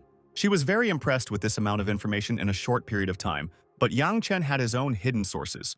With all this evidence, he didn't want to let their company live. Miss Zhu had already started gathering information on them, but Yang Chen had beaten her to it, so now she was ready to expose them without giving them a chance. But in reality, he only wished that Zhang Hengji and Zhang Yawu would collapse. Regardless of the state of their company, the girl decided to do it soon, and it was already time for her to go. She went back to her villa and told him that she was able to visit Yang Chen. And I decided to show the folder with the files right away. He looked at the papers, not sure where she'd gotten it from. Inon gave all the details and suggested that his powerful family helped him. I decided to mention that his car was worth 50 million. My father was shocked by the price, and clarified that he only needs the collapse of Hengji and Yaowu, and that this is not the main goal of the company. She didn't know if Yang Chen knew about their shares in the Yaowu company. My father had no problem finding someone to sell the shares to, but he advised me to keep my distance from the mysterious guy, since he also decided not to open up completely. The next day came. Yang Chen received an unknown call. It was the teacher who wanted to order a car from him. He was even willing to give her a discount, and she was about to send him the address. Later, he went to pick her up. When he arrived at the address, the teacher waved to him and she was not alone. The two women got into the car and it was her cousin, Fang Huihu, who they were going shopping with together. Yang Chen greeted her respectfully. They went and he brought them to the right store. Yang Chen decided to wait for them in the car while they shopped, but the teacher decided to take him with her so that he would not wait for them in such a hot weather. The guy agreed and got out of the car. Only he didn't know why they needed him there, but the teacher kept insisting. When they entered the store, Yang Chen heard a rather familiar voice. The store's consultant was Wang Jiayi, who was also surprised to see him. She thought he had come for her. Huihu thought they knew each other, but Wang Jiayi decided to keep her chain of command. But she still asked if they were in a relationship. But Huihu said honestly that he was just a friend of her cousin's who worked in a taxi. Then they moved on through the store. At this moment, one of the customers sternly called out to Wang Jiayi from the fitting room. She walked over to the girl named Ya Li, but all she did was throw the shirt she'd been measuring into it. She pretended it was an accident, haughtily apologizing. Wang Jiayi gave no sign and assumed that she wanted to buy this item, but I was not pregnant, so I wanted to find a looser thing, but it looked too thick in them. I asked for the first dress she tried on. Wang Jiayi was very infuriated by her whims because she had already tried on 20 dresses, and now she was asking for the first one again. The female consultants were discussing a selfish client who was acting up just because her boyfriend looked at Wang Jiayi. There was already a pile of clothes on the hangers that she was trying on. Wang Jiayi had brought the first dress for her to appreciate again, but now Ya Li wanted to find a set of clothes for her boyfriend as well. She hadn't expected him to come shopping as well, but they will buy something only after fitting. Then Wang Jiayi decided to take him to the men's section to choose a set, but suddenly, she coughed. I ran to the trash to throw up. She was coughing wildly when Huihu noticed Wang Jiayi's throat was just a little dry, so she decided not to get distracted and continue working. Huihu had already found an outfit to her liking and wanted to go try it on. Yang Chen sat on the sofa indifferently, as if he didn't care how she felt at all. The teacher came out of the fitting room, asking Yang Chen for a grade. He expressed his personal opinion, considering that it looks gorgeous. After his opinion, she still decided to buy it. Consultant Wang Jiai guessed that they were quite close to this guy. But she just didn't have any male friends, so she asked for his opinion. Huihu also came out of the fitting room and asked for his opinion. Yang Chen honestly admitted that he didn't like this style of clothing, but it didn't look bad. Then she offered to buy him something too. Since he was here, Yang Chen agreed and asked to wait for him to choose. Wang Jiang invited him to the men's section on the second floor. They went up the stairs. Yang Chen started asking her about her health and why she suddenly felt sick. She admitted that she was pregnant with his child. The guy went into shock, standing in a stupor. Wang Jiang picked up a box from the shelf, assuming that this outfit would suit him. Abruptly, Yang Chen hugged her from behind. The girl blushed wildly, warning that there were a lot of cameras in the store and you should be careful. He pinned her to the wall and demanded that she repeat the words. Wang Jiai asked him to take responsibility for it. He immediately grabbed her hand, leading her off to no one knows where. If the pregnancy story was true, Yang Chen suggested getting married right away. But Wang Jiai laughed, revealing that it was just a joke and she just had serious stomach problems. Yang Chen was drenched with stress, not understanding such jokes. Wang Jiai didn't even think that he would believe it right away. Yang Chen blushed with shame and asked to just pick out some clothes for him. She laughed, realizing that she was joking, and promised to inform in case of a real pregnancy. Wang Jiai admitted that their meeting lifted her spirits after that obsessive couple that tried on 20 outfits. Yang Chen didn't even know who they were or why they were acting like this. This girl was a colleague of hers, but she just married a rich guy. But for her, this guy was too annoying, and she didn't even want to accompany him to the men's department. Yang Chen started to get angry, wanting to teach them a lesson. Wang Jiai didn't expect him to be so willing to stand up for her. Yao Li appeared next to them, saying that she wasn't happy with her service because she hadn't finished with them yet, but had already taken on another customer. Yang Chen interceded, telling them to go to another store if they couldn't afford any of the items. The guy pointed at Yang Chen's clothes, but it wasn't him who tried on a bunch of clothes without buying any. He asked the consultant to pick out the most expensive outfit for him. The consultants continued to discuss this heated exchange, and Wang Jiai picked up a suit from the shelf. Yang Chen asked if it was the most expensive outfit, and I asked about the identity of the manager of this store. The store manager appeared, a bright, polite girl. He asked if the consultant could accompany him during purchases of the most expensive items in their store, and the manager did not mind at all. She told Wang Jiai to accompany the gentleman and not worry about anything else, for which the girl was grateful. Two dissatisfied guests expressed their words. They were not satisfied with this situation. Yang Chen reminded them that they hadn't bought any outfits, and it was easier to admit that they just didn't have any money. The guy thought the prices in this store were petty, and they just didn't find the right clothes for themselves. Yali ordered Wang Jiai to collect all the clothes she had tried on today, planning to buy them all as proof. Her boyfriend calculated the amount of all the clothes, knowing that it would be too expensive and he didn't mean it all. He didn't understand why she needed so many clothes when she had a full wardrobe at home. I was shocked that he didn't want to buy her a new one. And she immediately started crying, realizing that he didn't want to take care of his pregnant wife and then he would leave when the child was born. He tried to calm his wife down by deciding to buy her everything she needed and ordered Wang Jiai to pack her clothes. But Yang Chen didn't let her make a move, as she was now his personal consultant. The guy pointed a finger, assuring that he wouldn't be able to buy anything. Then he asked Wang Jiai to bring all the most expensive things, from shoes to jewelry, and choose an outfit for himself. She blushed deeply when she saw his confidence and authority. The teacher and her cousin saw a crowd of people on the second floor and they became interested. When they got up, Yang Chen was telling everyone that he would buy her clothes.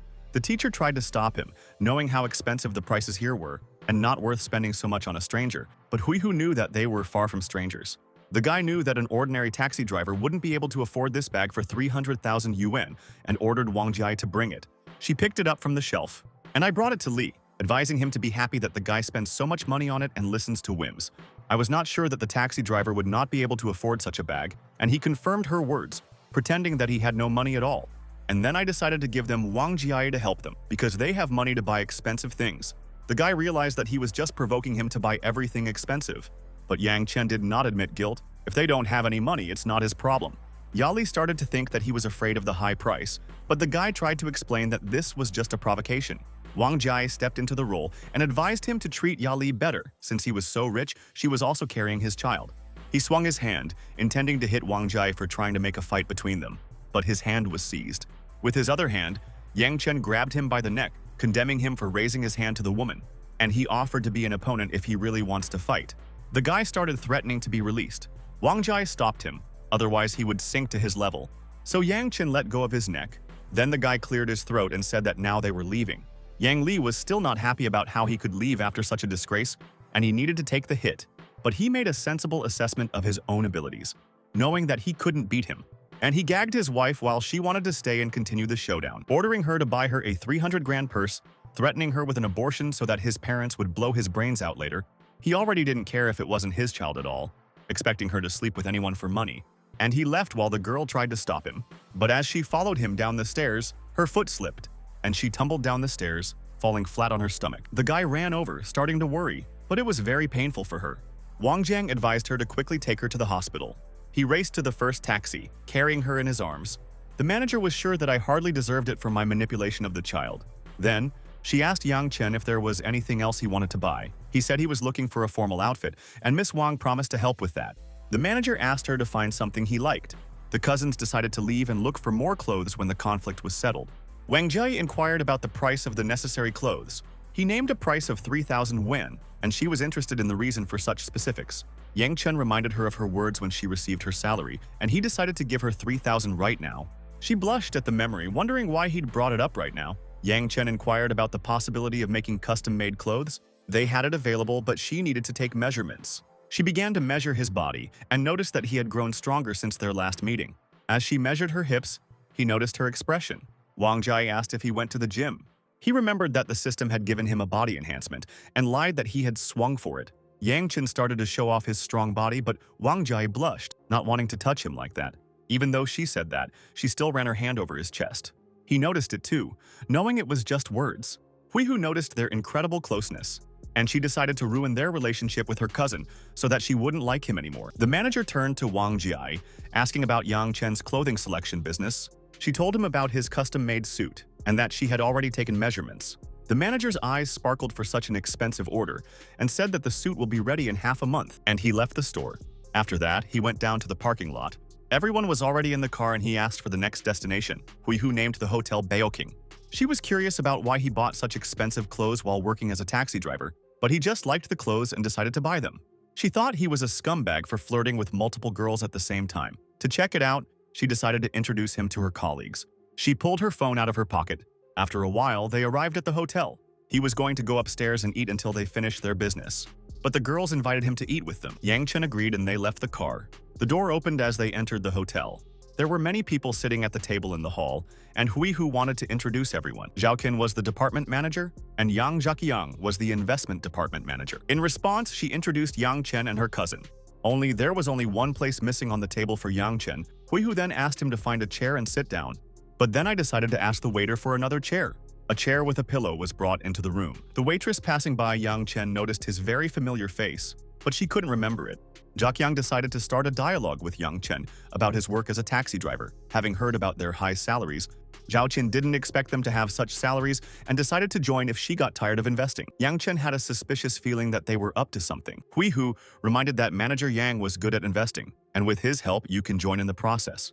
Zhaqiang began to explain that stocks are suitable for ordinary people, but you should not buy them thoughtlessly.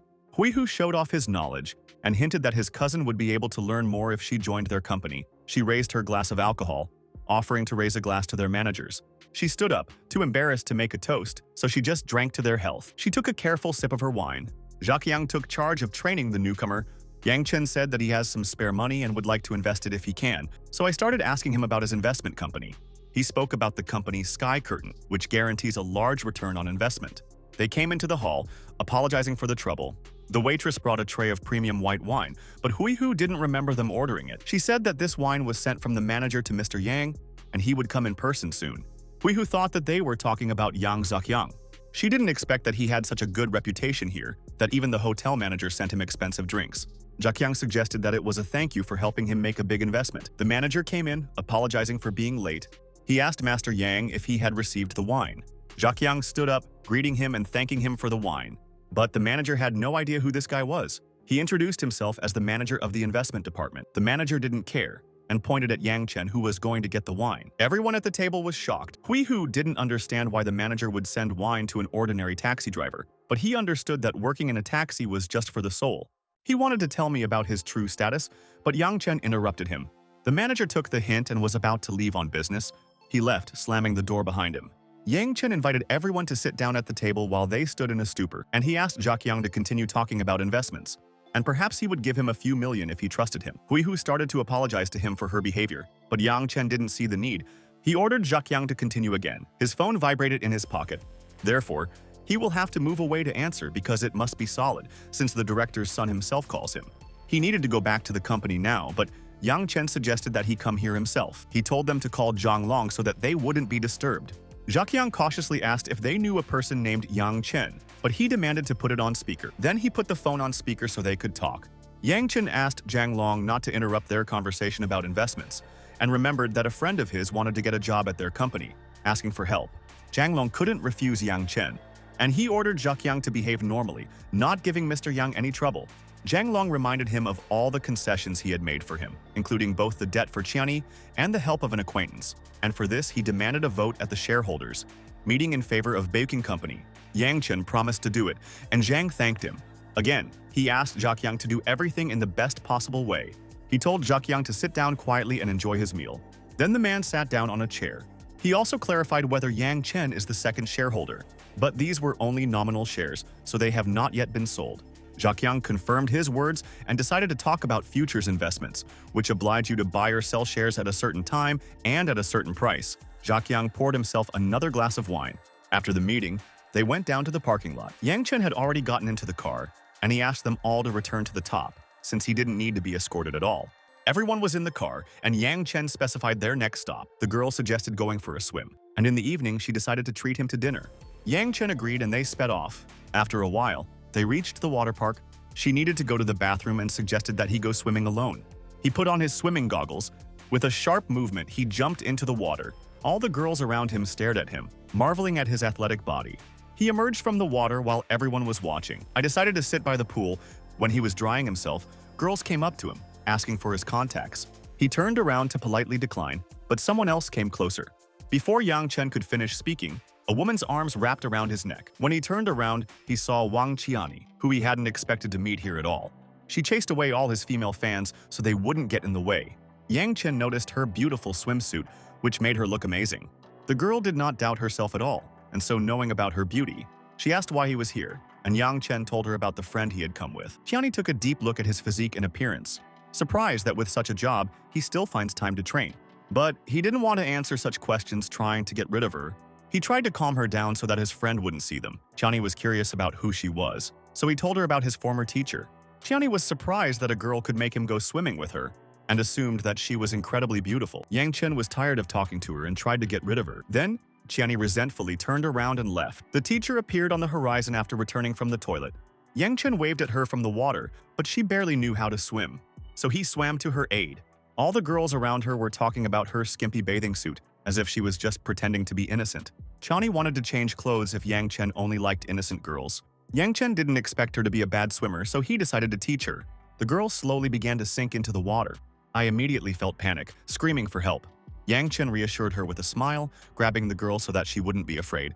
But at this moment, he noticed a certain conflict between the girls on the shore. He asked the teacher to climb on his back. Then, he swam to the edge to see what was wrong. He started asking the girls why they decided to argue instead of swimming. The girls noticed that he was quite frivolous, helping one girl with another on her back. He got out of the water. Yang Chen didn't understand what difference it made to them. The girls were ready to end the argument if he agreed to go to the club with them, but he immediately refused. Then the girl smiled slyly, offering to go to the hotel, which greatly angered Qiani. She suddenly grabbed her opponent by the hair, throwing her into the water in one fell swoop. Yang Chen asked her to be a little calmer, but she didn't want to share him with anyone. He took the two girls' hands, telling them to just leave. But the girls didn't want to let them go until the matter was resolved. Yang Chen covered the girls behind him, not letting them get hurt. Qiani was glad that he was protecting her. There was another guy who wanted to settle things peacefully, but she didn't want to decide anything, because she was thrown into the water, and she wanted Qiani to drink water in return. Yang Chen asked her if she really wanted her opponent to drink water, and then he grabbed a water bottle from the shelf. The bottle flew straight into Qiani's hands. She showed the girl how to drink water, just as she wanted. She was incredibly spilled out by the fact that they had outplayed her. Qiani started pointing at Yang Chen's muscles, proving that he could put them all down. The guy in response reminded about his words that she is more beautiful when she is silent. The girl got angry and ordered them to stay put, and she left in an unknown direction, promising to return. The teacher suggested that she just leave, but Qiani wasn't afraid of anything around Yang Chen. The guy was ready to solve all the problems and offered to continue having fun. and I wanted to continue his swimming training. A few minutes later, footsteps were heard. This girl brought her boyfriend, who ordered him to help deal with Chiani, who threw her into the water. But she suddenly recognized the guy, noticing that his taste had gone bad after her rejection. He didn't even recognize her at first and asked how they could resolve this dispute. Chiani didn't understand how this could be solved if she literally stopped his girlfriend from cheating. The guy couldn't believe his ears, and the girl denied everything. She claimed that Yang Chen was the one who first started hitting on her and didn't want to leave. But the guy knew for sure that Chiani would not lie and grabbed the girl by the throat. He tossed it aside, leaving the problem for later. The guy turned his attention to Yang Chen, telling him to do it like a man. Chiani then intervened, trying not to drag Yang Chen into her problems. He decided to offer a bet. If Yang Chen could pass that obstacle course, then he would be willing to apologize. But in case of failure, he will get on his knees. Yang Chen agreed. After that, they went up to the runway.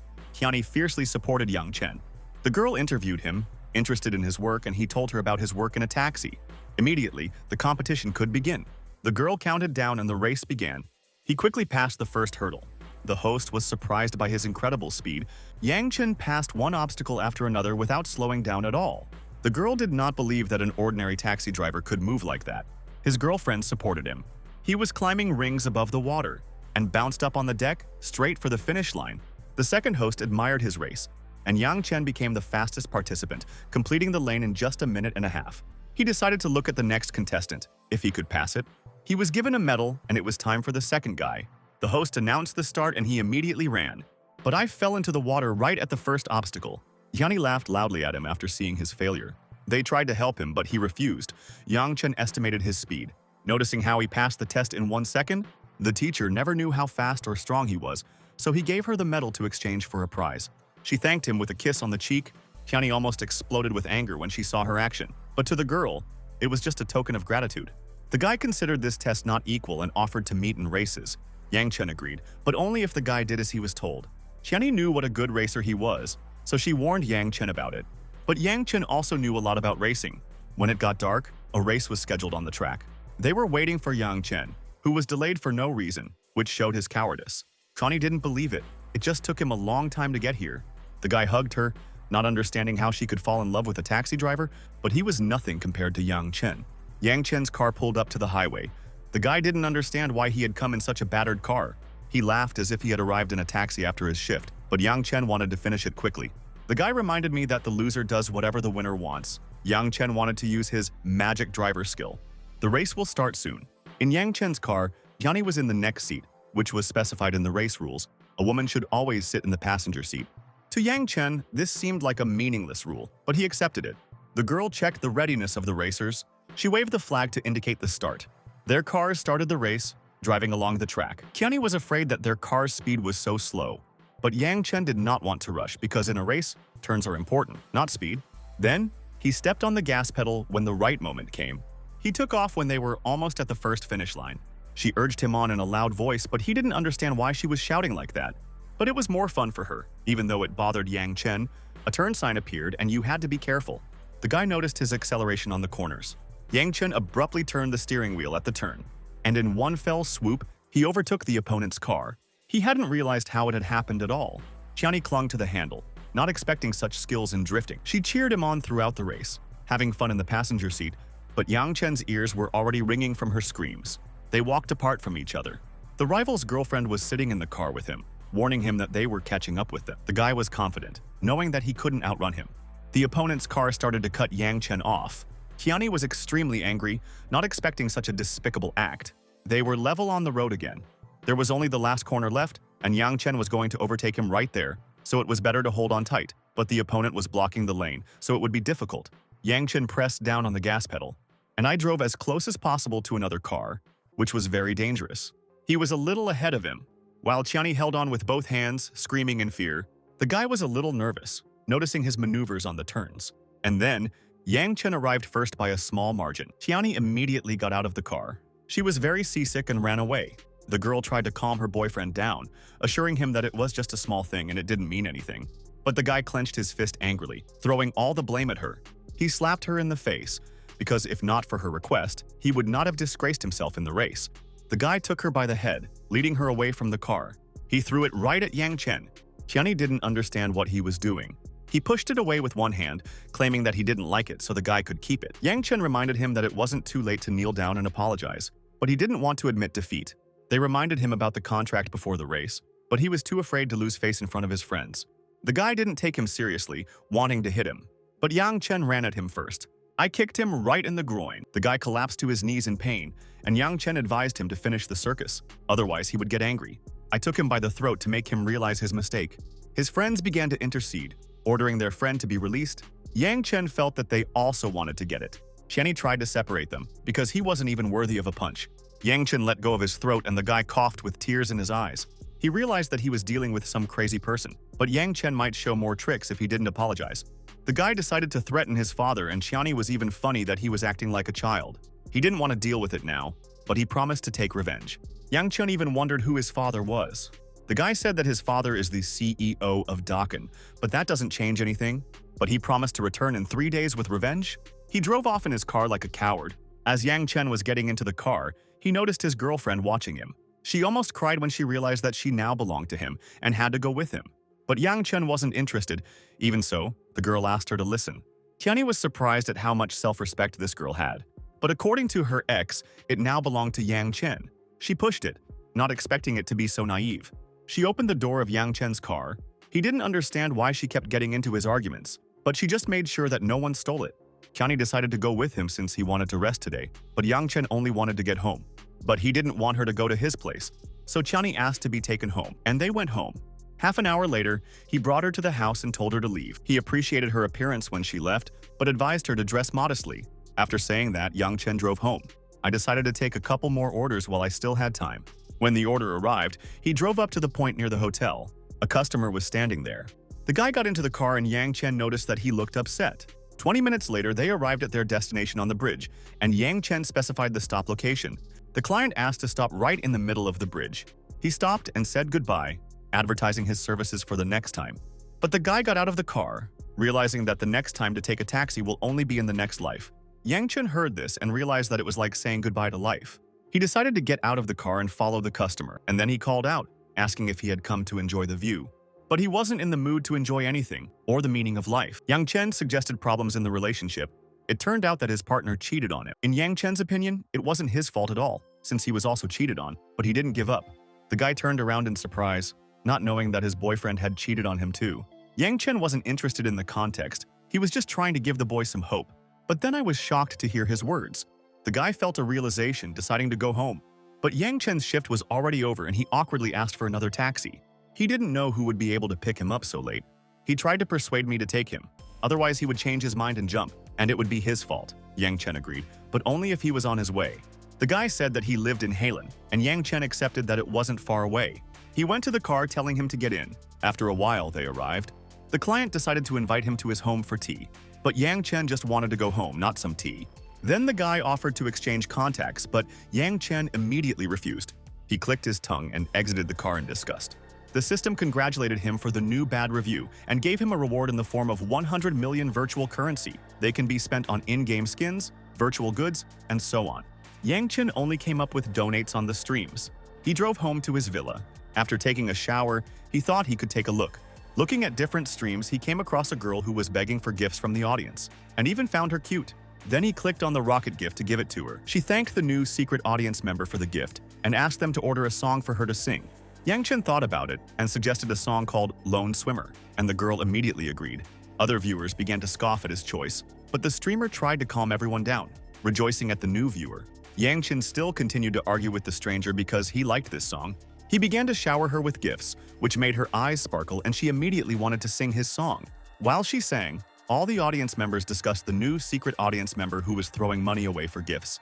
One of the viewers, an adult male named Smoking Alone, was competing with Yang Chen because he had already given her $500,000 worth of gifts and she would listen to his requests.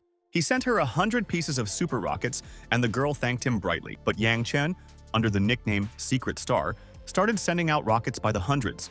Because of this, she had to step back a little. She approached the Secret Star, offering to meet tomorrow so that she could buy him a drink. But he refused because he was spending money for entertainment. But he'd sent her 1,000 missiles, and that was her direct concern. Yang Chen turned to the viewer of E Smoking Alone to compete with him further. He stubbed out his cigarette in the ashtray. He suggested we continue tomorrow night, but Yang Chen wasn't happy with it, wanting to continue now. He noticed that he had received a lot of messages. It was all the girls who were streaming. They tried to lure him in so that he would also give them gifts. This amused Yang Chen, but it was already bedtime. It was already the next day. In the morning, he received a call that woke him up. He sleepily picked up the phone and it turned out to be his aunt who wanted to report his cousin's exam results. Her aunt enthusiastically told her that she had scored a full 610 points and that he could come to help her choose a university and bring Feifei along with her. He agreed to come, but said that he broke up with her because of her infidelity. My aunt was very surprised that she did this after all his actions, but asked her not to be upset too much. After a while, he was already knocking on the door. The door was opened by his cousin, who immediately asked about their parting. Sufei confessed that she never liked Feifei, but no one believed her. Her aunt was shocked by her words, but she was right when she said bad things about her. Yang Chen asked her to forget about it by pinching her cheek. After all, she scored as much as 600 points and she should be happy. He was proud that she had even passed his entrance exams. Now the question of choosing a university has come up, but she didn't know yet and decided to ask for advice. Sufei only knew that she would like to work in the intellectual sphere, like a manager or administrator.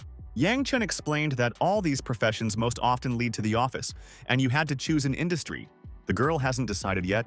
The aunt ran into the room, saying that she had found Yang Chen a girl, a certain talented host, and wanted to make an appointment for them.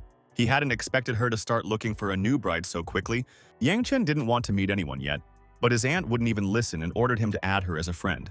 Sufei slyly advised him to agree, otherwise his aunt would insist every day. Then he added a new girl as a friend. She asked him to be sure to talk to her and went to cook. Sufei asked me to show her a picture so that she would rate it if it was good or bad. The photo was the same yesterday's streamer. The world was really small. Sufei had no doubt called her treacherous. But Yang Chen didn't understand how she had identified it so quickly. She gave arguments when she saw how a girl shows off her bags or constantly goes on trips. Her aunt heard this and asked her not to talk nonsense. Sufei was already annoyed by everything, even though she had only been home for a couple of days. All of a sudden, she wanted to go to Yang Chen's place, and she promised that she wouldn't come back if she left. Mom couldn't believe what she was saying and promised to deal with her when she finished cooking. She wanted to leave with Yang Chen as soon as possible and promised to treat him, but the guy reminded her about choosing a university. Her aunt tried to stop her delusional speech and asked her to invite the girl to dinner, and she said she'd definitely be mad if he didn't. Yang Chen doubted that he would be able to invite her so easily, but her aunt had already talked to her mother, so he had a 100% chance. Sufei asked for permission to ask her out on her own because she knew a good way. Her aunt was already ready to hit her with a firecracker if she failed. She had already sent her a lot of messages, but she just laughed. Yang Chen was sure that she knew all about it. Her cousin realized that this was just another proof of her bad temper, and she should be more careful with her. My aunt made dinner and invited everyone to eat. Both of their eyes sparkled as they smelled the delicious aroma. A notification came to Yang Chen's phone. Sufei said that the girl would like to have dinner with him at the Baogale Hotel. My cousin thought it was too expensive for a first date. His aunt awkwardly told him not to go because it was too expensive.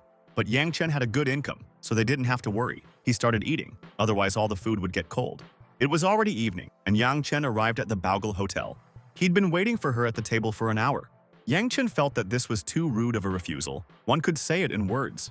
He texted her and she apologized, saying her phone was dead and she was on her way. But he lied that he had already left and was disappointed that he spent so much money on her stream. The dishes on the table weren't as delicious as Auntie's. Yang Chen called the waiter over, and he asked her to warm up the food, which was not very clear to her. Everyone was discussing his request, as if he had come to an ordinary dining hall and was ready to leave if they agreed. He had brought some wings from his aunt that he would like to warm up. The waitress smiled awkwardly, respectfully refusing the request. Then he decided to take 2 bottles of the most expensive wine so that they would fulfill his request. Everyone was surprised, not expecting such a request, because the wine cost tens of thousands. The waitress agreed to reheat his food, but suddenly, the same streamer Sun Yu came into the restaurant, only on the arm of an adult man. He was relieved that he hadn't sent her a picture of himself, but it looks like his aunt did it for him and she recognized him. The man didn't understand who he was, so Sun Yu told him about the date. And then he decided to approach him to get to know him better. He approached Yang Chen, wanting to sit down with him, but Yang Chen refused him sternly. The man decided to let them continue the blind date, wanting to watch such an event, but the girl tried to stop him. This man was the smoker on the sidelines. Sun Yu nervously reminded him about the competition with the secret star, which was supposed to take place at 8 o'clock right now. The guy grinned, knowing that this was going to be a very interesting meeting. The man asked Yang Chen for his opinion, but he didn't want to have dinner with her anymore. Then he happily hugged Sun Yu, because that was the right answer, but she didn't even want to go on a date with him, and her mom just made her. He let her order whatever she wanted, covering the bill, but she was only interested in his competition with the secret star. He had $10 million prepared for this, and he was ready to win. The amount made her eyes light up. The waitress finally brought Auntie's reheated meal. At the same time, two unknown girls with cameras entered the restaurant. The girl with the selfie stick wanted to sit down with him, and he noticed that she was also a streamer. But he turned her down sharply. She began to touch his face, marveling at his appearance, and especially at the softness of his ears. Yang Chen slapped her hand away, forcing her to stop, otherwise he would file a complaint against her. The girl was scared to meet such an arrogant guy, even though she did it only for the sake of her stream. The second girl started crying because of the rudeness of his answers. He was shocked that an adult girl would cry over such a small matter. She asked him to be more lenient, because they are just small streamers. Yang Chen rubbed his mouth and started asking them about the name and platform for the stream. The blonde introduced herself as Zhou Zhenyi, who streams on the Teasing Fish platform. He asked them if they needed donations, but the answer was obvious. This is their main source of income. And then, he asked to fight with the streamer that was sitting opposite, and then he is ready to give them Zadonatit. She recognized it, realizing that she has loyal fans, that they will donate a lot of money to her. Yang Chen only asked her to start the battle, and then he would help her win. I asked the waiter for a bill that came out to 259,000. The girls were shocked by this amount, as if you need to eat all the menu for the sake of such a check. The waitress said that the customer ordered only 2 bottles of wine. She was sure that anyone who could order such a wine would definitely be able to pay a large donation, and this was a good opportunity. Zhenyi confidently advanced on Sun Shu. They said hello, and the girl thought it was one of her fans. But she admitted to wanting to challenge her, offering to fight in the Battle of Streamers. She laughed at the audacity of it, pointing at the man across from her. Zhenyi didn't know who he was at all, and it was her best donator, Smoking Alone. The man also offered to pay her back if she told him her nickname. But the girl immediately awkwardly refused. She got tired of talking and demanded a clear answer, and Sun Shu began to look for a trick, as if she was trying to attract the audience to her. The girl immediately asked for help, hoping that he would agree to help her in the battle. Zhenyi wasn't sure if she could trust Yang Chen. When she saw the look in her eyes, Sun Shu immediately knew that this was Yang Chen's plan. The man knew that he looked like an ordinary plankton that wouldn't be able to help her, and he thought she was terribly stupid. This was beginning to annoy her, and she demanded an answer from them in a commanding tone. The man asked her to agree in order to bankrupt the guy. Sun Shu accepted her challenge, and they set the battle for 9 o'clock in the evening. When they agreed, Yang Chen was already missing, and the girls were worried. Zhenyi was afraid that he had set her up, forcing her to start a battle. But they had already gathered enough material to make it impossible for him to escape. Night fell, and he returned to his villa. Yang Chen had already had his third dream. And I woke up abruptly from the notifications, realizing that I had overslept everything. The girls have already started the battle on the stream. Sun Shu noticed the secret star in the chat and realized that now she could beat the opponent very well. And Yang Chen started donating a lot, not Sun Shu but Zhenyi, who was already starting to bypass her. Sun Shu started to panic and begged Smoking Alone for help, otherwise she might lose. Zhenyi thanked the secret star, not understanding why he decided to donate to her. He did not answer questions, asking her to sing the song Lone Warrior, and is ready to donate only as long as she sings. Zhenyi immediately started singing quite a lot to get more gifts. After one song, she asked for his new wishes, and he wanted to see her show off her flirtation like she was at the Bao Hotel today. She was surprised to realize that he was the secret star. All the viewers went crazy realizing that she was meeting someone at the hotel, but she explained the situation of their meeting, and she told me that it was he who planned this battle. Sun Shu Yi then realized that the same Yang Chen Yi was the secret star. Not expecting him to be so rich, Yang Chen decided to give Smoking Alone a small head start so that he could recoup. But he suddenly wrote to him in PM, refusing to give her gifts. And then Zhenyi tells everyone about the secret star photo. It clearly shows how Smoking Alone offers both to give up, ceasing to quarrel over women, and offered to meet in the Bao hotel room and promised to bring Sun Shu there for him. The second girl cried in shame after reading this, trying to cover it up as a lie. While she was trying to solve this misunderstanding, the Smoking Alone guy came up behind her. He put his arm around her from behind, showing off his abilities to all the loser guys who can only watch. The girl tried to pull away, but he wanted more than just to stream. Sun Shu would start crying, begging her to let go and turn off the stream, but he wanted everyone to see it, especially the secret star, how his girlfriend from a blind date is being held in the arms of another man. But at that moment, the door opened with a sharp kick. The man couldn't understand what was going on when unknown people in suits burst in. They seized him, wringing his hands, saying that he was spending public money. They ordered her to turn off the stream and follow them until she understood what was going on. Yang Chen suddenly received a phone call from his aunt, and it was still quite late. She had already been informed that Sun Shu had been detained and couldn't understand what had happened. Yang Chen explained all the details and asked not to worry because it was none of his business. His aunt decided not to bother him so that he could rest. The next day, he went for another order. He called the client, telling her that he was waiting for her at the gate. The girl said she would be coming soon, so he was willing to wait for her. But 10 minutes later, and she still wasn't there, so he called again, but she didn't even know where she was. He got out of the car to help her because she couldn't find a way out. Yang Chen started wandering around, refining her surroundings. According to her, there was a house number 30 nearby. When he got there was a girl sitting on the ground crying. It was his client. She was in a big hurry to get to the seminar, but he was ready to help her, holding out his hand. They finally got in the car. Yang Chen asked her to fasten her seatbelt as they were leaving for the Minghai Hotel. The girl sadly told about the past taxi drivers who canceled the order after 3 minutes. But Yang Chen didn't blame them, because no one knew that she would be lost in her own apartment complex. She introduced herself as Yuan Zhao, who was the author of web novels, but she had wild problems with her orientation. Yang Chen asked for her pseudonym to subscribe to her works. Her pseudonym was Zhao Lan, and she only wrote romance novels, which usually guys don't like. Yang Chen was glad that he still had 80 million virtual currency left. He drove her to the right hotel, and the girl promised to write to him if he needed help, asking him to stop by on the way back if there was time. She got out of the car and they said their goodbyes. Yang Chen looked up her profile, seeing 50,000 followers. She went inside for a seminar. On stage was the host, Sil Jian, who was a guru in web novels. While Yuan was sitting on it, her phone received a notification. She was congratulated on the gift of Golden Master for 100,000 yuan. She didn't expect that Yang Chen would be able to give her such an expensive gift as an ordinary taxi driver. The girl immediately wrote to him, specifying whether it was his gift. It turned out that he had read her novel and even liked it. Yang Chen made a joke in the chat, causing Yuan to laugh out loud. Everyone turned to look at her, not understanding the sudden chuckle. She showed everyone that she received the Golden Master. They all checked her profile, wondering about the reward. The host said her work was very good if she received such a large award and invited her to share her experience with them. But she did not consider herself a professional, being only a professional writer. She told me about her new friend, who gave it to her. Then the presenter made a verdict that this award was false, because her work did not deserve such a large gift at all. Yuan jumped up and down, trying to prove otherwise, and decided to call Yang Chen to explain everything. He got a call on his phone. He picked up the phone and Yuan immediately asked him to tell her the reason why he decided to support her.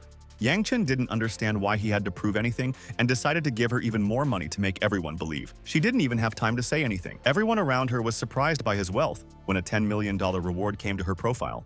She opened her phone when she saw the new reward. All the female writers immediately started asking about the identity of this fan. But for her, he was just an ordinary taxi driver. Yuan assumed that he was just a member of a rich family, but some people didn't like it at all. It was Sil Jian who didn't respect this method of gaining popularity through rich guys, but it wasn't Yuan's fault at all, not knowing why he was doing this. They didn't believe her, which made her cry and want to leave. Sil Jian continued to humiliate her while the other girls were worried about her.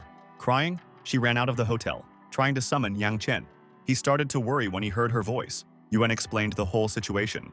Yang Chen realized that his support only made things worse, so he decided to come get her. She was standing at the entrance to the hotel and he immediately followed her out. After a while, Yang Chen arrived at the scene. She sat in the back seat, still crying with grief that no one believed her. Yang Chen didn't think it was important. After all, she still received support. She realized the truth in his words and decided not to worry about their opinions anymore. And then, Yang Chen decided to take her home. During the journey, Yuan still decided to ask a question about the rich family that he hides while working as a taxi driver. But Yang Chen was an ordinary person who had a lot of money for mindless shopping. Yuan realized that he was just very rich. They arrived at her house, and she went home saying goodbye. Immediately, a call came to his phone. It was one of his fellow classmates who had already arrived in Haicheng. He invited him to meet him at their usual place because he had prepared a surprise. Yang Chen arrived at their usual place where they always met, and rather ran inside. The receptionist recognized him right away because he hadn't even come back from graduation. She told him about his 3 classmates, that they were in one of the rooms and wanted to spend it. He realized that not only was Zhou Wenkai there, but Liang Wendy and Li Zhenyuan were also there. Now he understood the surprise. He decided not to distract her department and found a room on his own. The boys were in Vestitratum room 203, so he went to them. He knocked on the door to announce his arrival. Wenkai revealed to him that he was happy to be reunited with a friend. They hugged each other, and Yang Chen hoped that he would announce his arrival, but that wasn't part of Wenkai's plans either. He sensed his friends behind him, knowing they were there too. They all turned on him at once, not expecting to see him again. He liked the surprise, but he had no doubt that they were abandoned by the girls, otherwise they would not have come. They were surprised that he understood it so easily. They were sick with memories and decided not to discuss women that evening. The girl brought a whole box of alcohol and food. Yang Chen had already suggested a drink. They were all at the table, happily celebrating the meeting. In less than an hour, the conversation turned into a discussion of ex-girlfriends. Each of them was abandoned by the other half for a stupid reason. One of the guys still had a girlfriend, but she demanded a house and a marriage from him. Otherwise, she would leave him. Yang Chen awkwardly revealed the infidelity from his ex. Wenkai remembered that Yang Chen had invested in the Bayo King Hotel, but he was still working as a taxi driver for some reason. Yang Chen simply loved this kind of work. All but one were able to find a job. Yang Chen suddenly asked if he would like to work for an advertising company, and a friend even had experience in this. Yang Chen then decided to take him to his company while he poured another glass. And when he passes the interview, they can work together. The boys were delighted and clinked their glasses together. Wenkai also wanted to work for him in the company, if there is such an opportunity. The second friend was also willing to join in. Later that day, the streamer talked about her favorite food. She pointed to the car behind her, and she asked for more likes so that she could get closer to her. Although the car looked completely normal, it had good characteristics. 4-wheel drive, 4 turbochargers, 100 kilometers in 2 seconds. Friends came down in bad shape when Yang Chen closed the account for them, but only this time. The drunken boys thanked him for his generosity. They were surprised that a fancy car was parked in such a place. Yang Chen wanted to say that it was his car, but he was interrupted by a strange girl who wanted to tell him the true disadvantage of this car. He didn't understand what she meant and wanted to know more. The girl laughed, recognizing a common problem in premium cars. Wenkai suggested that it was a matter of high fuel consumption, but he was wrong. Yang Chen was curious as to what the problem was. The girl explained that in such cars, the problem is in the air conditioning system, and then the passengers get hot, so you need a slightly cool temperature. He laughed uncomfortably, knowing she was right. The girl assumed that they were also university graduates, and she was right. She wanted to add them to her contacts so that they could hang out together in the future. But he didn't want to add a girl he didn't know, so he just told his friends to call a taxi, even though he had a car. Wenkai offered to call for a sober driver service. He agreed to his suggestion, pointing at his car. Everyone gaped in shock, not believing his words. But he was absolutely serious as he unlocked the car with his keys. His friends cheered him up, not expecting him to be so rich. He said that he sent another car for maintenance, immediately clarifying that this is not a boast at all. The boys were genuinely happy for each other. The friend reminded him that he planned to come to his company tomorrow, and it was already time to order a taxi. When the car arrived, he said goodbye to his friends. The girl again asked to be added as a friend, but he did not want to communicate with her, and she offered herself to be his driver. But he reminded her of what she'd said about the air conditioner, because it would be hot for her. The girl wanted to take him home, and in return, broadcast in his car. Yang Chen gave the go-ahead and told them to get behind the wheel. It gave the audience the experience of driving a luxury car. Yang Chen didn't know how well the girl could drive, but, according to her, she was a great driver.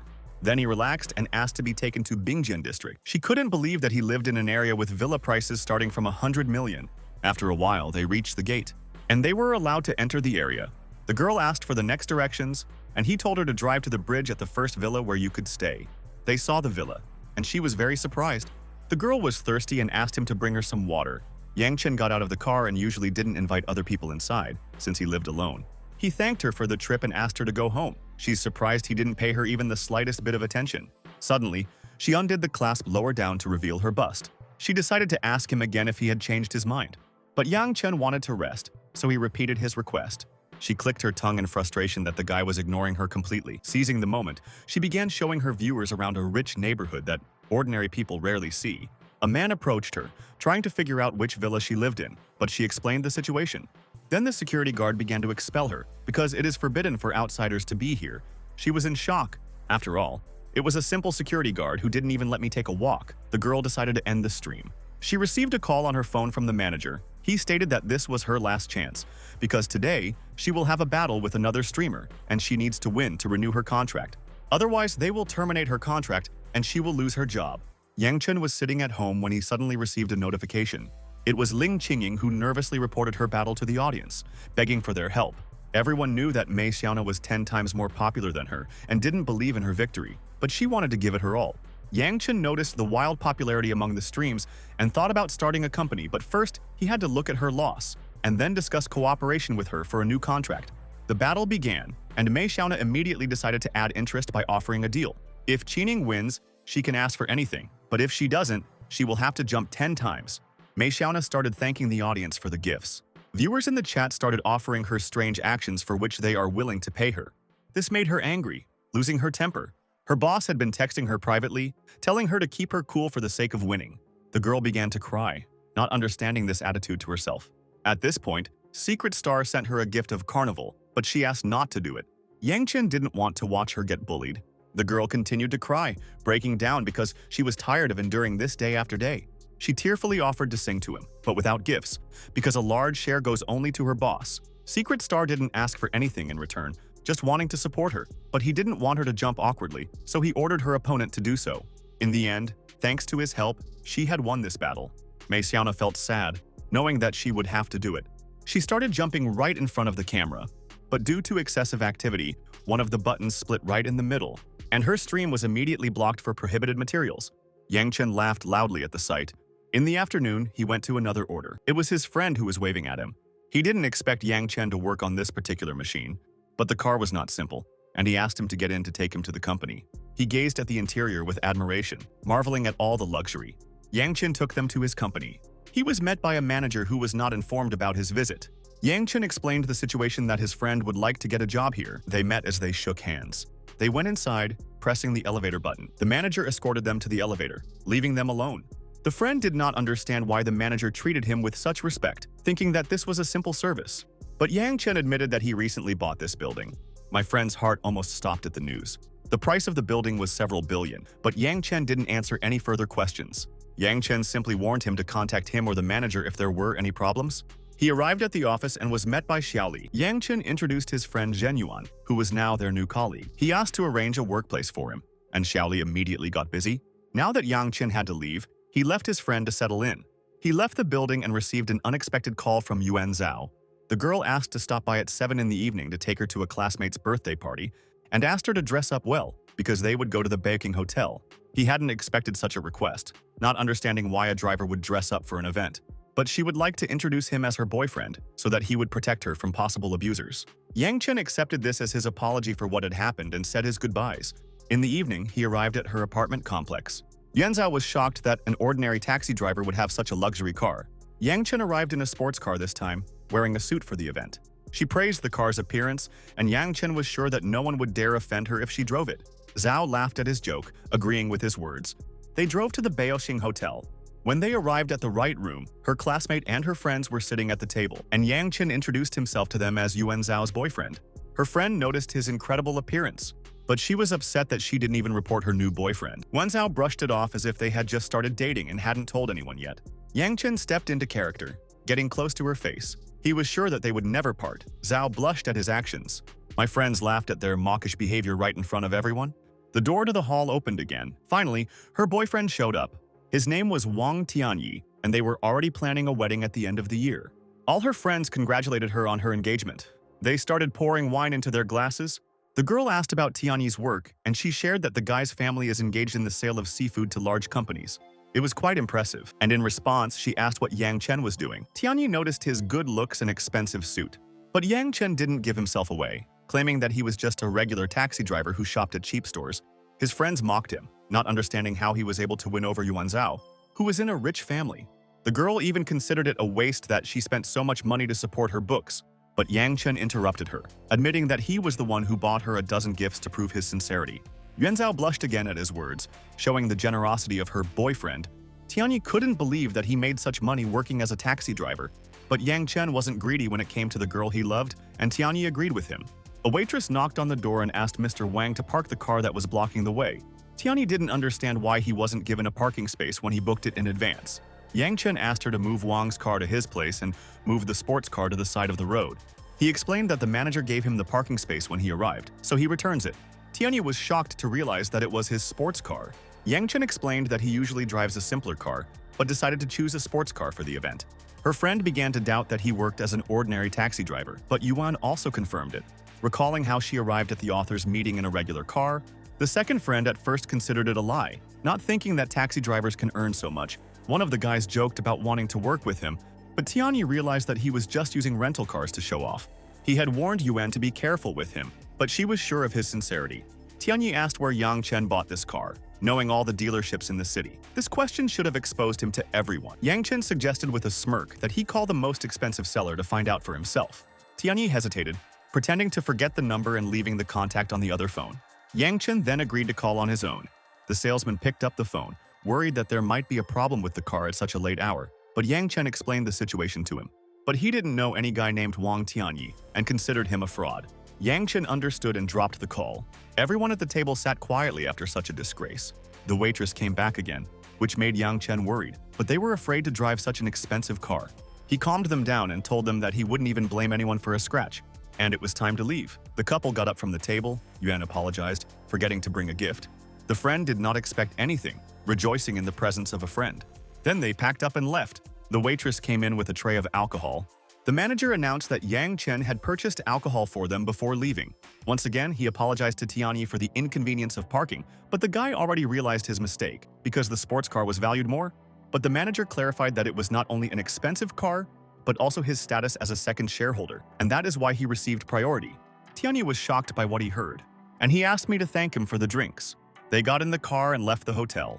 Yuan blushed when she asked if Yang Chen wanted to come to her house, but Yang Chen asked her to focus on her novel and left her at the house, leaving on business. It was already night when Yang Chen was completing the order. He called the client when he arrived at the designated place, but 5 minutes had already passed, and the client was still gone. It wasn't until a full 15 minutes later that a couple with a suitcase appeared next to the car. The girl got into the car and specified the time of the road, which was 45 minutes. The guy was not happy with such a long trip because they need to get there in 30. During the journey, the guy complained about stopping on the road, but Yang Chen just followed the traffic light rules. The passenger just offered to let them pass, but Yang Chen valued his life and didn't want to risk his safety. The guy took it as disrespectful. He didn't see anything like this in his communication. Another driver would have canceled the order altogether. The guy decided not to argue, having already decided to leave a bad review. The traffic light turned red, and Yang Chen stopped behind another car on the road. The couple started to get angry that they kept stopping and wanted to drive instead. But Yang Chen didn't put up with it and ordered them to get out of the car. The guy did not want to leave the car because here it was impossible to even catch another taxi. Yang Chen didn't listen to him and got out of the car. Opening their door, trying to kick them out of the salon, the guards ran up to the screams. The girl said that the driver has a terrible attitude towards customers. But Yang Chen decided to show the security guards a recording of what he did with the camera in the cabin. The guard realized that the passengers did not have a banal concept of traffic rules, and the guy tried to explain his impatience. The guards were sympathetic and invited them to apologize to each other. The guy who was the company's vice president didn't want to apologize to the average taxi driver. Then the policeman demanded to take out his luggage and leave. Yang Chen left, wanting them to be late for all the places. The system congratulated him on his new bad review, and as a reward he was given 67% of the shares in the security company. He needed to come to the headquarters to collect the documents. Yang Chen thought it was an unnecessary measure to send guards after such scum. Then he got a call from taxi support that read his recent bad review about attacking a customer. He slammed on the brakes, shocked by the lie. Yang Chen nervously talked about the recording from the salon, which could prove his innocence, and the support girl asked him to throw it off and calm down. He thanked her and suddenly asked her to have dinner with him that night. The girl immediately agreed. Yang Chen laughed at the situation, and tomorrow he would have to go buy some stock, so he would also have to wait for a call from the support girl. In the morning, he went to the security headquarters. He was shown to Manager Q's office. He shook his hand, not expecting such a young guy in the position of a major shareholder. Manager Q handed him the documents on the transfer of shares, but the phone call interrupted him. Yang Chen was given an urgent news item. His house for sale was vandalized, and the group did not allow anyone to sell it. Yang Chen immediately asked for Manager Q's help. An hour later, they reached the house. The guy ran over to Yang Chen, happy that he had finally arrived, and asked him to follow him. He asked to see these bandits. The guy pointed at them in fear. The guards appeared behind him, and he ordered them to capture the vandals. They started grabbing the guys who were trying to escape, and one of them started sobbing, trying to beg for mercy because they were just following orders. Yang Chen asked for the name of the customer, and it turned out to be Hengji. He gave them the option to leave if they painted over all the graffiti they had drawn. The guy agreed. Sui Yunong still hadn't done anything to the Yawu company. Even though he had given her ready-made evidence of their illegal activities, he was now ready to solve the problem on his own. Yang Chen went straight to Hengji's house. He was met by Hengji and his father. Not understanding what he was doing here, Yang Chen was sure that Hengji already knew. Yawu attacked him with threats, but he had proof. The bandit immediately issued charges against Hengji for causing them to ruin his house. Hengji got angry and kicked him because he didn't expect such a quick betrayal. Yawu laughed at him when he saw the men from the security company behind him, who had been working with them for 10 years. But Yang Chen had a folder of documents about their breakup, so they are no longer partners. Hengji didn't believe his words at first, but he didn't insist. Yawu reminded him that they had only recently extended their contract for another 10 years, and it would cost them a lot of money to complete it. Yang Chen calmly explained to them the points where automatic termination of the contract is allowed in case of illegal actions or bankruptcy.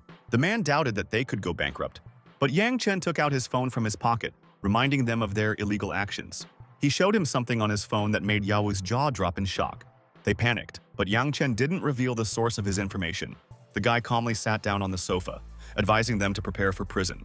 Yawu panicked and told the butler to go to Mr. Shui in exchange for the shares that were 10 times more expensive. Yang Chen realized that Mr. Shui was a member of the Shui Yunong family. The butler walked up to Yang Chen and addressed him. He introduced himself to him, explaining that he was an employee of Shui Yunong and had come here to discuss a share buyout with them. They wanted to sell the shares and only then release the evidence, but he didn't expect Mr. Yang to come personally. Yawu was shocked and begged the butler for help. He was followed by a cry for help to Mr. Zhu. The man suggested that the guards beat up Yang Chen for triple the amount. Hengji repeated his words and demanded to know the price. Cars began to rapidly approach the building. A lot of influential people came to see the latest news. No one expected that the Yawu company would finally be destroyed after all. Everyone had long known about their criminal activities. His father kept trying to negotiate, but Yang Che didn't see the point. Manager Q walked into the building gloomily. Yawu started begging for mercy from him too, wanting to just sit and talk so as not to make too much noise. But they already had all the evidence, so they will soon be published in the media. They checked on Mr. Yang's condition, but he was perfectly fine. Yawu couldn't understand being so overly polite to a guy. Manager Q revealed that Yang Chen was the new biggest shareholder of their company. The man immediately went into shock, and he told about 67% of the shares. Manager Q advised him to take care of himself. Hengji collapsed to his knees. He begged for Yang Chen's forgiveness, not wanting to spend years of his life in prison. But Yang Chen let fate decide. Zhao Yun suddenly appeared in the building with her friend. He asked them to go to the police station and tell them what had happened earlier. And I was about to leave, wishing this family a happy life. Zhao Yun ran at him, hugging him tightly, thinking he was amazing. They were leaving the building through a corridor of bowing guards. Meanwhile, Miss Zhu's butler, he was interested in this mysterious person whom everyone respected. Yang Chen put her in the car, preparing to leave on his own business. He went for a new order. When he got to the point, he called a client, and the client asked him to come up to help carry something. Then he agreed and got out of the car. As he went up, a girl met him on the stairs. She was struck by his beauty and asked him to come to her apartment to help her choose an outfit.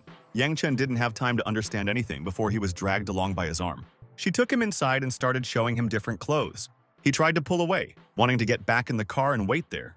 But she didn't let him go, so he chose an outfit. Yang Chen didn't know much about clothes, so he left the choice to her. He left awkwardly, intending to wait for her in the car. After 3 minutes, the girl finally appeared. When she got into the passenger seat, she immediately began to get acquainted with him, introducing herself as Chiki. Chiki started asking strange questions, such as how much he drives a car a day. Then she assumed that with such a job he doesn't even have a girlfriend, and decided to help him with this. But he slapped her hand away so that it wouldn't interfere with his driving, especially since his personal life wasn't her concern. There were only a couple of minutes left on the road to the destination. At this point, she was streaming on her phone what her next actions were in the direction of the new driver. Chiki turned to him, telling him that she had run out of money on her phone. Yang Chen stopped the car as they arrived, offering to use it in the phone, and all she had to do was call as she moved closer. He raised his voice so she wouldn't interfere with his driving. Yang Chen got out of the car, reminding her of the camera in the cabin that recorded her every strange action. She unbuckled her seatbelt, not knowing about the camera before, and when I got out of the car, I asked him what he thought of the nearby bushes. Yang Chen took her hint and suggested that she wait there while he parked the car. She smiled, ready to do as he said. But when he got back in the car, his wheels spun quickly as he increased his speed. He immediately drove off down the road while she was trying to catch up with him. Yang Chen was already very tired of such girls. The system congratulated him on the new bad review and gave him 25% of the Lurie company, asking him to get the documents at the office. He liked the award, but her review might scare off other customers. After all, she had lied there, as if Yang Chen wanted payment in kind. He slammed on the brakes. Yang Chen called support again to get them to remove the bad review, and he can send a video to prove it. The girl on the other line was ready to watch the video to draw conclusions. Then he immediately sent her a video from the registrar. Then, she checked the passenger's account, which many drivers had already complained about, and deleted the bad review, blocking her account. Yang Chen apologized for another problem and suggested that we go out for dinner. She agreed, and Yang Chen drove on. It's already night outside, and the streamer is still on the street, wanting to find another driver. But she noticed a block on her account. All the viewers were delighted with this news. because everyone was already tired of it. In the morning, Yang Chen went to the Lurie company. The secretary came to the director's office telling him about the new shareholder who had bought 25% of the shares. The director took this as good news because it will help in expanding the business. He asked his secretary Mary to contact him to leave a good impression. Mary immediately went to dial his number. She reached out to Yang Chen if he wanted to discuss the future development of their company. But Yang Chen didn't have any experience in this field, and he just wanted to get a stable dividend every year. And speaking of which, he recently ordered a set of clothes from them, but it didn't suit him, so he asked them to send someone to take measurements and also sew clothes for his company. Mary was overjoyed and was going to immediately contact the head designer to do it. The receptionist knocked on the designer's door. Mary happily informed Miss Bess of a large order for work clothes. This didn't suit her at all, since her skills are used for fashion shows, and she didn't want to stoop to the level of work clothes, taking it as an insult. Mary reminded her of the man who had bought some of their big stocks, and she clarified that this order was made by him, and after the design you will need to take measurements from him. Then Miss Bass sharply considered this order worthy of its development. She promised to make kits that will appeal to both the shareholder and his employees. Yang Chen went on a date with a support girl. A girl in heels walked up to the car. She was surprised that Yang Chen looked better than in the photos. Yang Chen paid Liu Xin a compliment in return and asked her to sit down and buy her dinner. But she had another request. She asked me to pick up a friend and her boyfriend, who are coming to town soon, and then they can go to dinner together. He was willing to do it, but he didn't want to have dinner together. Otherwise, it would be awkward. Liu Xin decided to treat him to dinner next time as a thank you. They arrived at the train station. Yang Chen asked to go and meet them while he waited for them in the car. As she left, he realized that he could use her opportunities to remove negative reviews. A friend and her boyfriend finally showed up at the train station. Liu Chen waved and greeted her. Zhu's friend then introduced her boyfriend, Zhao Wenbo. He was the son of her manager, and he was very kind to her, and even covered all the expenses for the trip.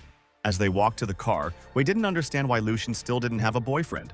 Yang Chen opened the trunk to shove their luggage in. Zhu asked them to introduce her, and Liu Xin decided to call him her boyfriend, which Yang Chen didn't expect. But he stepped into the role, agreeing with her words. They shook hands, and her friend introduced herself in return. Yang Chen clarified exactly which hotel they were staying at. When they got in the car, they said that they had chosen the Baoking Hotel and asked about Yang Chen's work. Then he told them that he works as a taxi driver. Zui thought it was a good thing that they could see Liu Xin every day, compared to her boyfriend who was always busy meeting clients. Since he was the only child in the family, all responsibility for the business hangs on him. Liu Xin was happy for her friend that she had found such a wealthy guy. But Zhu didn't think Yang Chen was a bad guy. He had a car for work and remembered that she had seen a similar car to this one from a redneck. Liu Xin remembered that he had an HT car. Zhu didn't know about such a brand and asked Wenbo, who only heard about it, but knew the price of several million. He didn't understand why he was working on such an expensive car in a taxi, but Yang Chen couldn't use his second sports car for such a job. Everyone was shocked by his words, realizing that he was not just a taxi driver. Wenbo didn't understand why he was working as a taxi driver back then. Yang Chen just liked this lifestyle. They finally arrived at the Baoking Hotel, and we went into the building. Sue walked over to the reception desk, holding out her ID card so that they would be given a room key. But she was informed that no booking was found in her name. The girl was starting to get angry because they booked a room on their website, but they had separate rules for weekends and holidays where you had to book rooms in advance, otherwise they would not be left. She started shouting and demanding to call the manager. The manager came, noticing Mr. Yang immediately. He said that he had taken friends to the hotel, and then the manager offered to take them to a luxury room. But Yang Chen was against such services so that the rules were equal for everyone. The manager felt uneasy about his mistake and agreed. He apologized to the guests and offered them a refund.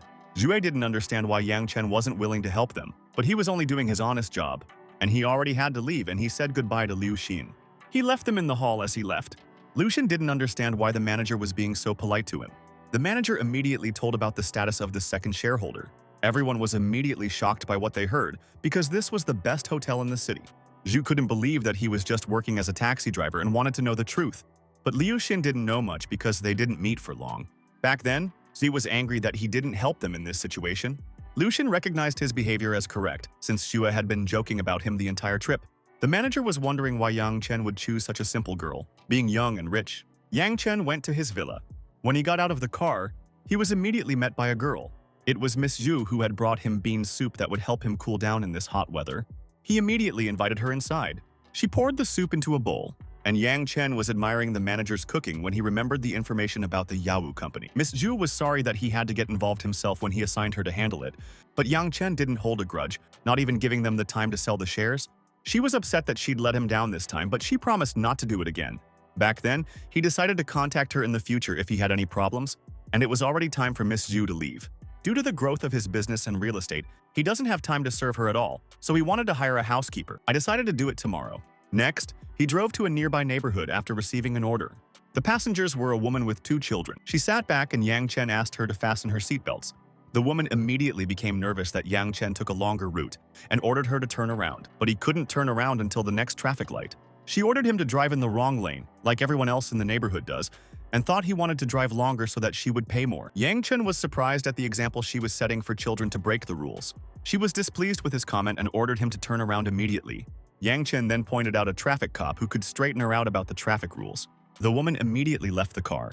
Then she went to the policeman, telling him about the whole situation, as if the taxi driver wanted to make more money. But he explained to her about one-way traffic, which could lead to a violation of the rules. He thanked Yang Chen for following the rules, but the woman had already refused to ride in his car, and she took the kids, intending to leave a bad review.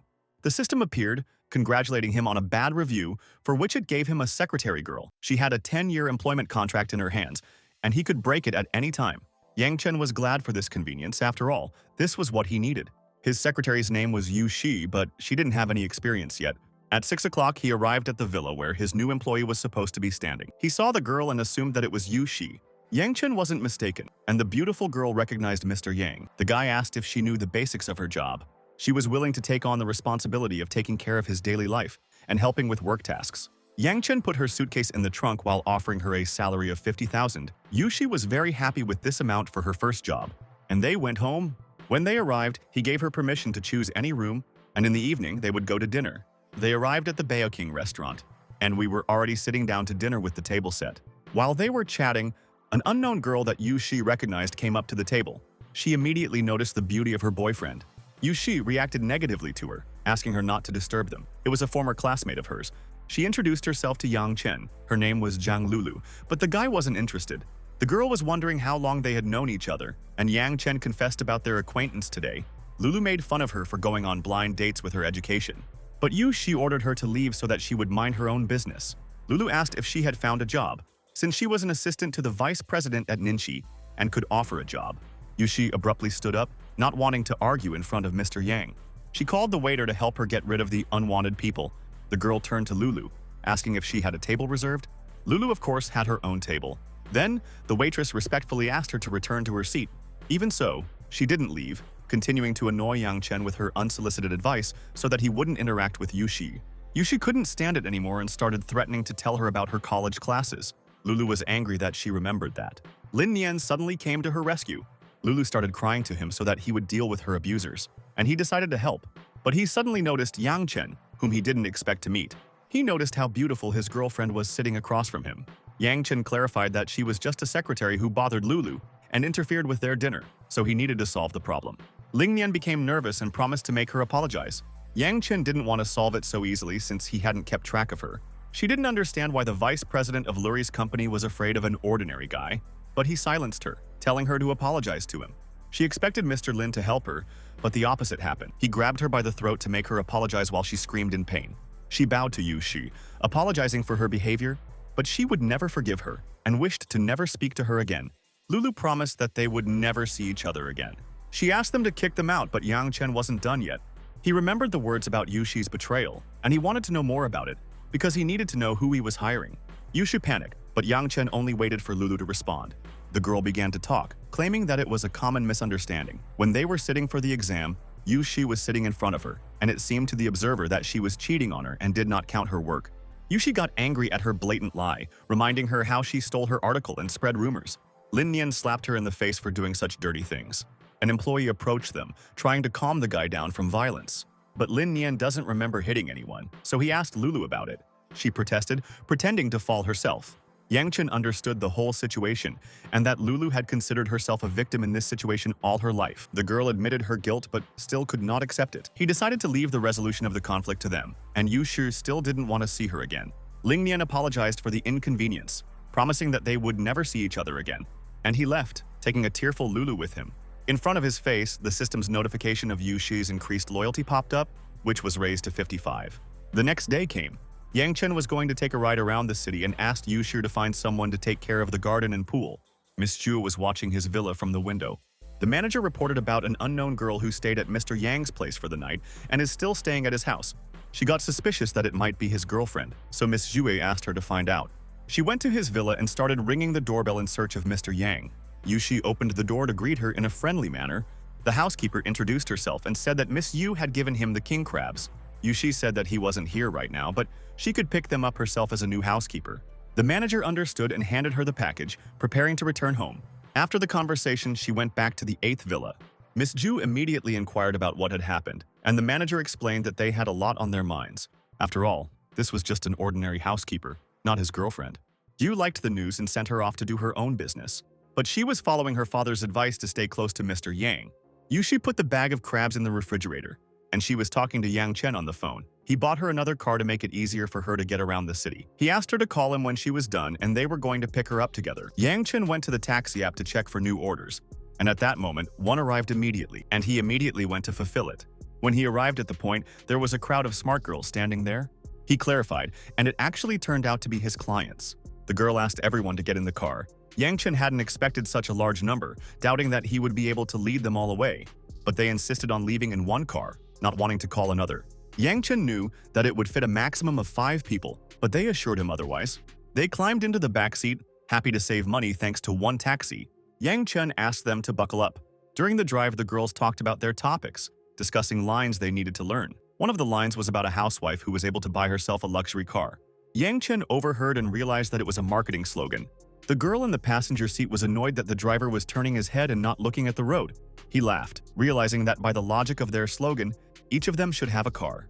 The girl confirmed that they really had cars and offered to join them to buy a new car in just 3 months. She offered to join, remembering her ex-husband, a taxi driver who earned little money. Yang Chen politely declined, genuinely enjoying his current job, and I asked for his contacts to leave him a good review. He drove them to the dealership while refusing all offers. She got out of the car, angry at his answers and manner. Yang Chen knew that they wouldn't be able to advance even in such a business. Yushu met him on the spot. She didn't understand why so many people got out of his car, so he explained about his order. He got out of the car. They went to the salon and were met by a consultant who wanted to help. Yushi reported that the car order was made in the name of Mr. Yang. She remembered the warning from the manager and asked me to follow her. Yang Chen looked over when he saw these girls in the salon.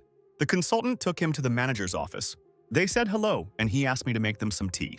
The phone received a notification about a new bad review, throwing all the blame for the trip on it. The system immediately congratulated him on the review, rewarding him with 10 million with the possibility of increasing. Now he could persuade passengers to delete the review voluntarily, and then the bonus will grow, depending on the speed of deletion.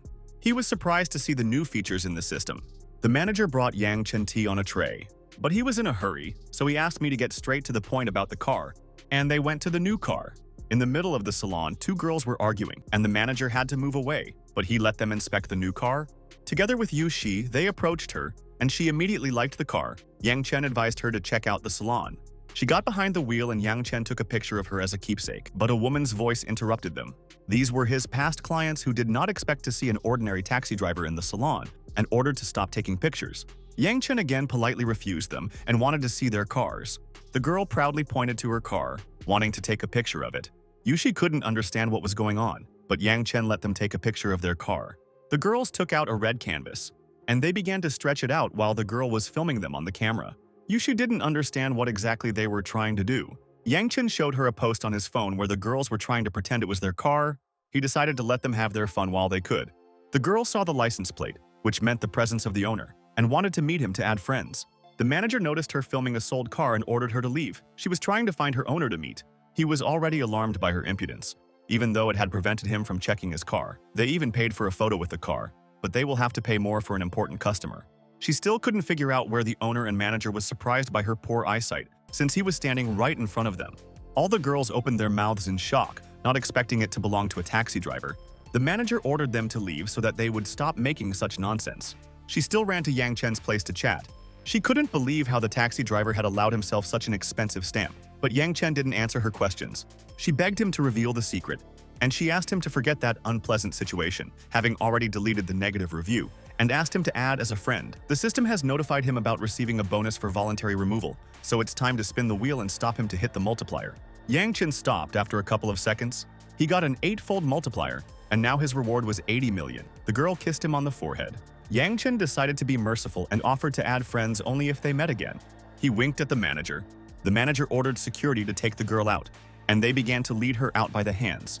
The manager apologized to Yang Chen for the unpleasant situation, but he only wanted to sign the papers for the car. Behind him, he suddenly met Miss Lin, who had also come to buy a car. The guy next to her was displeased with such disrespectful treatment, but Miss Lin reminded him to stay out of the conversation and ordered him to get back in the car. She apologized for his behavior and decided to offer Yang Chen a business proposal to help her become the head of the company in exchange for 49% of the shares. But Yang Chen didn't care about her company at all, and he turned around, asking not to be disturbed again. They went outside, and he asked Yushi to go home by herself while he wanted to do more work. But she had nothing to do at home, so she decided to follow him. He went to take another order. The clients were an office couple. Yang Chen asked them to fasten their seatbelts and gave them directions to Mingzhu Tower. The girl tried to reassure Manager Chen that he wanted to take the company car, but had to call a taxi. She noticed that this car was as good as the company car, looking at the interior. But for him, it was just a normal taxi driver's car which should not be driven by powerful people. Yang Chen decided to prove to him that taxi drivers also have good cars, and you can choose a brand before ordering a taxi. He didn't believe what he was saying because taxi drivers don't have luxury cars that cost a few million. Yang Chen mentioned the sports car that was following them, but the man didn't believe it could be the taxi driver's car. But he changed his mind, confirming that it is a car for work and it can be ordered. The man laughed at his words, not considering him rich enough to own such a car. So Yang Chen stopped the car, determined to show him what a truly luxurious car was like. He got out and waved at Yushi to stop as well. She didn't understand what was going on. Yang Chen told her about the passenger who complained all the way and decided to transfer him to a luxury car. She confirmed his words that this car belonged to him. The couple was abruptly shocked by what they heard. He was responsible for his words because he had a camera in his car. The man immediately took back his words, not daring to change into such a luxurious car, offering to forget the conflict. Yang Chen then got back into his car. She didn't understand why he worked as an ordinary taxi driver, but he enjoyed his free work. The man again awkwardly apologized for his rude words. Yang Chen didn't hold a grudge against him, and they had already arrived. The couple got out of the car and they said their goodbyes. But they still couldn't understand it. If they were just as rich, it's definitely not what they would do. Later, Yushi handed over the keys to the second car, but he decided to leave them to her to make it easier for her to get to work. She couldn't believe it, but he wasn't joking. For this, the system increased the loyalty level of Yushi. Yang Chen remembered that she had just arrived here and didn't have time to buy the necessary things. I suggested we go shopping together. They headed for the mall. Yushi remembered that she needed to buy a new charger because she had forgotten to bring it with her. They went into the store.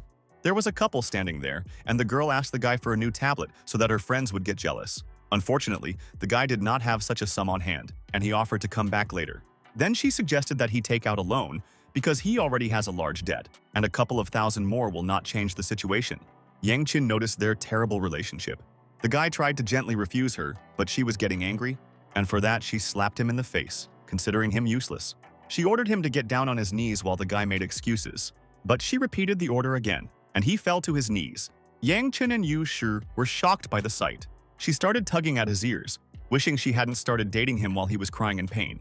Suddenly, she asked Yang Chen, who was standing nearby, for his opinion. She was convinced that it was a guy's duty to give gifts, but Yang Chen believed that gifts should be from the heart. He couldn't understand why she thought gifts were so important, but she didn't see the point of a relationship without gifts. Yushi had already bought everything she needed, so it was time to leave. Yang Chen showed her a girl who was able to buy her own charger, so this is not the meaning of love at all. She felt sorry that such a beautiful girl would humiliate herself by paying for her purchases, but Yu Shi could earn her own living, and she had money. Then the arrogant girl turned around and left. Yang Chen encouraged the guy that he would be able to find a better girl. After that, they walked back to the parking lot. As they were walking there, a couple appeared on the road. He found out that the guy was Wang Jun, but he was too busy. Yang Chen didn't know whether to approach him. Yushi didn't understand the abrupt stop. He asked her to wait for him in the car, and then Jun took out his phone from his pocket. He made a call to Li Ming that he was the ex-boyfriend of a girl named Xiao Jin. He was trying to make up for them while the girl was terribly drunk. Yang Chen came up behind him and called out. He was glad to see his friend. After all, they hadn't seen each other for several years since their freshman year. Wang Jun asked what Yang Chen had been doing all these years. Yang Chen shared his profession as a taxi driver, and Wang Jun responded by talking about his role as a vice president in the resort business. He was surprised that Yang Chen worked as a taxi driver with a marketing background. A friend immediately offered to help, but Yang Chen refused, wanting to solve everything on his own. Yang Chen assumed that she was his girlfriend, but it was just a slightly drunk girl that a guy was coming to pick up soon. They chatted while the girl sat on the ground and slept. Finally, Li Min arrived. Wang Jun recognized him and gave him the girl. He hugged Yang Chen so that he could go drink with him and leave the two of them alone. Yang Chen couldn't understand why he would give the girl to someone else. But she couldn't forget her ex, so it didn't make sense. He understood and they moved on. They came to the restaurant and the table was set for them. Wang Jun didn't know Li Ming, but judging from the car, he was well off, and he's just a vice president who, because of the mortgage, will never be able to buy a car like this. But Yang Chen wanted to know if he would like to meet Xiao Jin. The guy honestly confessed, giving a positive answer, and then Yang Chen promised to help him. After a while, Wang Jun was already very drunk and wanted to start raging. But Yang Chen helped him by offering to call a taxi. When he put his friend in a taxi, he also wanted to go home. An hour later, he was already home. He was just taking a shower when he saw something strange on his phone. A familiar streamer for some reason was in the hospital. He asked why. She told how the heartless boss bullied her by sending a bunch of people after her, and during the resistance, she injured her leg. Yang Chen was extremely angry and invited her to join his company, promising to destroy her boss's company. The girl thanked the guy. Then, Yang Chen took out a folder of documents from the nightstand. He knocked on Yushi's door. The girl was still awake and opened the door for him. He asked her to register a new live broadcasting company tomorrow. Yushi accepted the order and it was already time for sleep. The next day, he was already finishing another order. She suddenly asked to be taken to the North Gate because she inadvertently pointed out the wrong place. But the terrain was too big, and it was only a few kilometers away, so he drove her to the location on request. She was very angry, ordering him to take her there, otherwise she would give him a bad grade, which would affect his rating. The guy was stunned by her threats and asked her to get out of the car and order a new car to the desired point. She got out of the car, remembering the other drivers who had agreed to drive her. As he drove away, the woman shouted threats after him. I received a notification about a bad review on my phone. The system congratulated him on the new review and awarded him 100% ownership of the coastal resort. He was happy with the gift, wanting to take employees on vacation in the summer. It was already evening and Yu Shi had prepared dinner. She had already managed to register a new company at his request and handed him the documents for him to read. Yang Chen praised her, not regretting hiring her. He asked her to have dinner together. While they were eating, the phone rang. It was Wang Jun, who abruptly announced his wedding the following week. Yang Chen didn't understand anything as he recalled his breakup right in front of his eyes. It turned out that Cho Xiaojin was pregnant with his child, and the term was already 2 months old. Yang Chen couldn't believe the unexpected events, so Wang Jun asked him to come to the coastal resort. He promised to come and see him. Yushu wanted to know what had happened, but Yang Chen only admitted that he doesn't have time to keep up with the pace of life. The next day, it worked again. He was about to finish, as it was already too late, but at this moment, a new order arrived. Yang Chen was surprised by this coincidence, especially since the customer was right next to him. He saw a couple with a child on the road, waiting for the driver. Yang Chen guessed that it might have been them. The guy was happy to accept the order from the driver. Then, Yang Chen got out of the car, greeting the couple. They were indeed his clients, and the girl immediately burst into tears as she reported her baby's temperature. He told them to get on quickly so they could get to the hospital. They asked to go even faster. The child's temperature was already reaching 40 degrees. Yang Chen agreed, intending to drive faster. He slammed on the gas. He drove quickly down the lane, avoiding all the cars. A few minutes later, they arrived at the hospital. He wished them good luck with the baby, and the couple thanked him. Yang Chen was surprised to see that he had passed 3 red traffic lights. And now, he needs to get a statement from the passenger to avoid a fine. So he ran after them into the building. Yang Chen explained the entire situation to the nurse at the entrance, and she assumed that they would be in the emergency room. The doctor has already advised them to go and buy medicine at the pharmacy. Yang Chen ran up to them, asking about the child's condition. He was fine. Then he told about his request that they help him avoid a fine and a bad reputation. But they were too busy with the child, so the taxi driver will have to solve the problem on his own. Yang Chen explained that he only needed a signature, but the man tried to leave. He couldn't understand the abrupt rudeness of asking for help, and he received a notification on his phone about a bad review. Yang Chen couldn't believe that such people existed. He was very angry and upset. The system congratulated him on his review and gave him 30% of the law firm's money. His eyes sparkled at such a good reward, and he considered suing the passenger. Then he got a call. It was the manager of a law firm who wanted to listen to his suggestions, but Yang Chen gave the order to work as usual, wanting to get help about one passenger. He offered to detain him for 2 weeks so that he would personally apologize and help with solving problems. Yang Chen praised his professionalism and thanked him for his help. The manager called it a welcome gift for joining the company. The next day came. Yang Chen taught Yu Shi to swim in the pool, advising her to row with her hands. But they were interrupted by a phone call. Yang Chen stepped out of the water and picked up the phone. The caller was the same man from yesterday who had already received a call from the lawyer today and was now ready to help him with the problem. Yang Chen thanked him but advised him to talk to a lawyer. The man began to worry, realizing that yesterday he was wrong, but he absolutely could not go to prison. He knew that lawyer Zhang always sent people to jail, so he asked for a change of lawyer. Yang Chen made sure that his lawyer was really good, but prison wasn't his goal, so he sent him to him anyway. Yushu came out of the pool, curious about business, but that was only a small problem. Yushu asked him for help with sunscreen. Yang Chen then agreed, taking the cream out of his hands. Yushu thanked him brightly. She lay down on the cot, and Yang Chen suggested starting from the back. He began to rub the cream slowly down her back. He complimented the softness of her skin. Then, he started smearing cream all over her legs. She blushed when he was almost done. Yang Chen asked her to take his phone because his hands were dirty. He asked me to call the managers of the Duri and Halhenga stores and also Wang Jiai. Yang Chen invited everyone to the Baoking Hotel.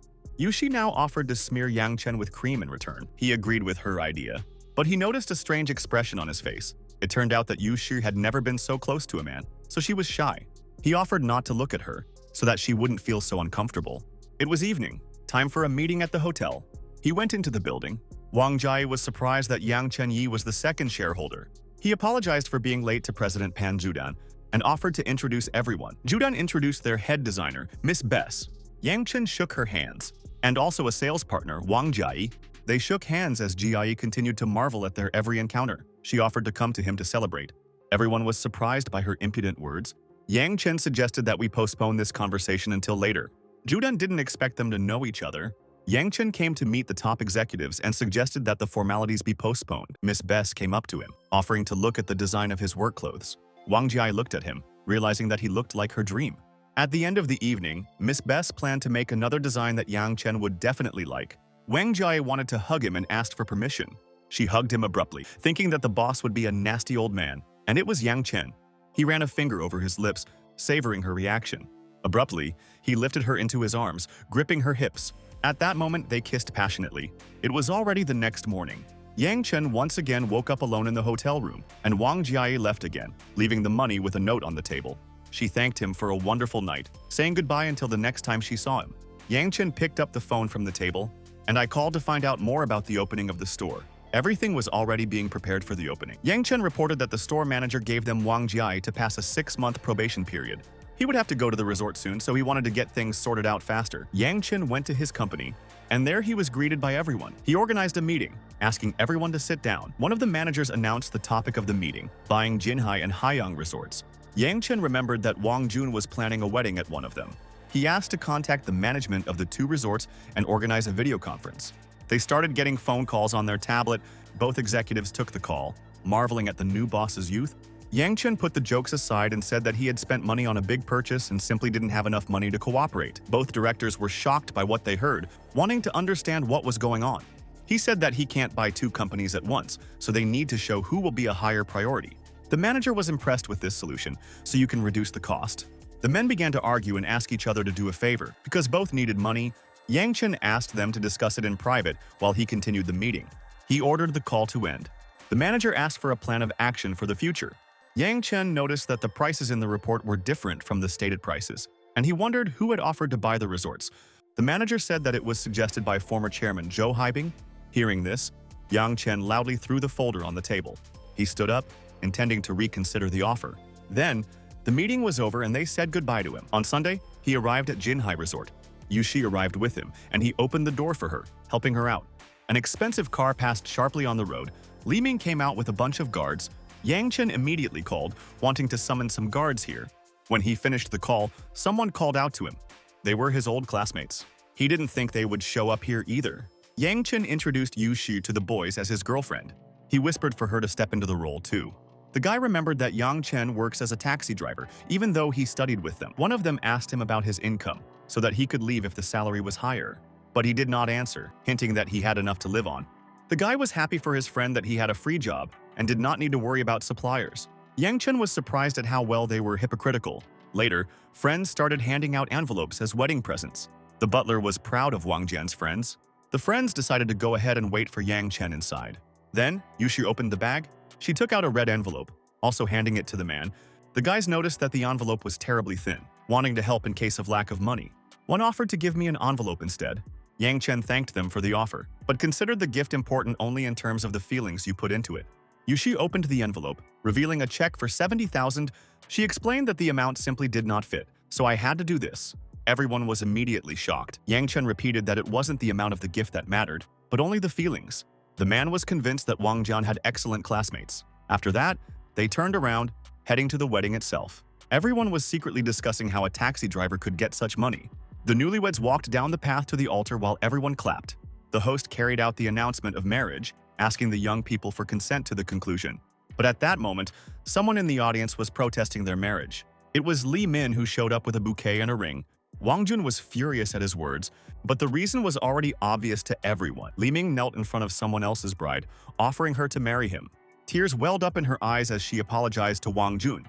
She still loved Li Ming and decided to cancel everything, even though he asked her to make a decision before the wedding. Li Ming was sure that she wouldn't be happy to marry him. Security guards and friends filmed everything on their phones, encouraging each other to continue. Her parents intervened, not understanding what was going on. She told me everything, that she was pregnant with Wang Jun's child and didn't want to have an abortion at Li Ming's request, so she decided to get married, but she still only loves Li Ming. Her father wanted to support her as she sought true love. Wang Jun was furious, not knowing what to say, but Yang Chen didn't think that it would be so easy to disrupt the wedding. The groom asked him not to interfere, so as not to cause problems. But he wanted to help his friend regain his face and dignity, which he too must fight for. Wang Jun charged with his words, clenching his fist, wanting to regain his reputation. Li Ming offered to calm everyone down, reminding them of Xiaojin's decision that she had already changed her mind about getting married. Suddenly, loud footsteps were heard. It was Manager Qi, with security guards who had arrived at Yang Chen's request. Apologizing for being late, everyone noticed the people from the security company, not understanding what they were doing here. Yang Chen was extremely annoyed that they were always late when he called them. Manager Qi took the blame, preparing to receive any punishment. The guy was shocked that they were obeying Yang Chen. Yang Chen pointed out to Li Min that he had disrupted his friend's wedding and let them imagine what they would have done at his son's wedding.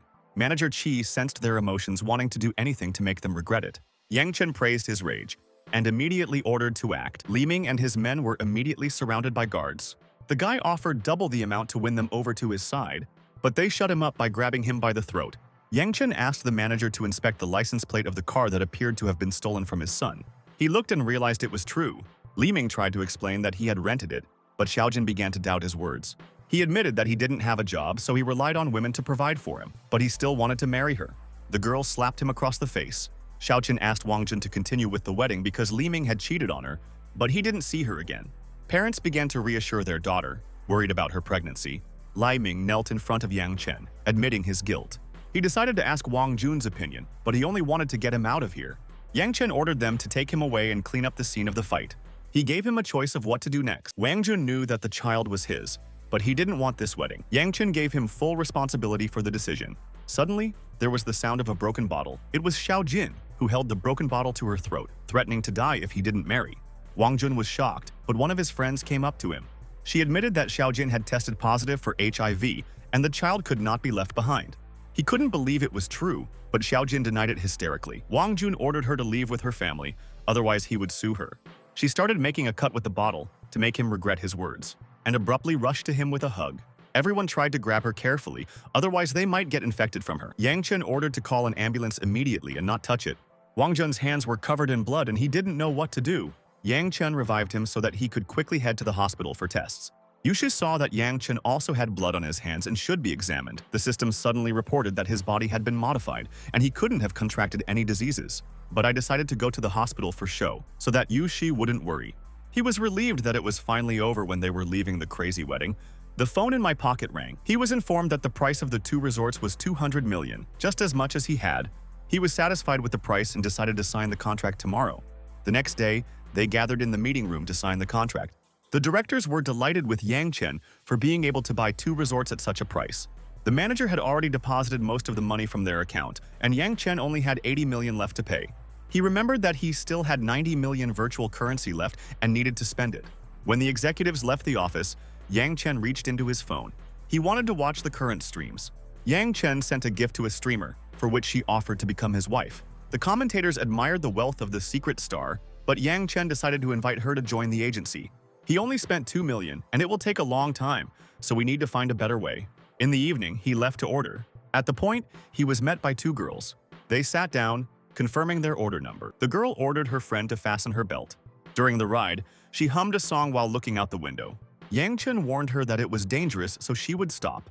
Her friend tried to calm her down, but the girl was drunk. She wanted her friend to become a man, but she took her hand, reminding her that she didn't have to be a man. The girl started coughing, and Yang Chen warned her about the bags if they were needed. But she didn't think she was going to throw up.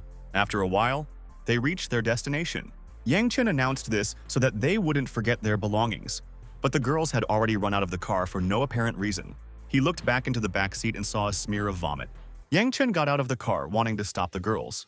But they were already part of the crowd in the street. They hid behind their backs as Yang Chen searched for them on the street.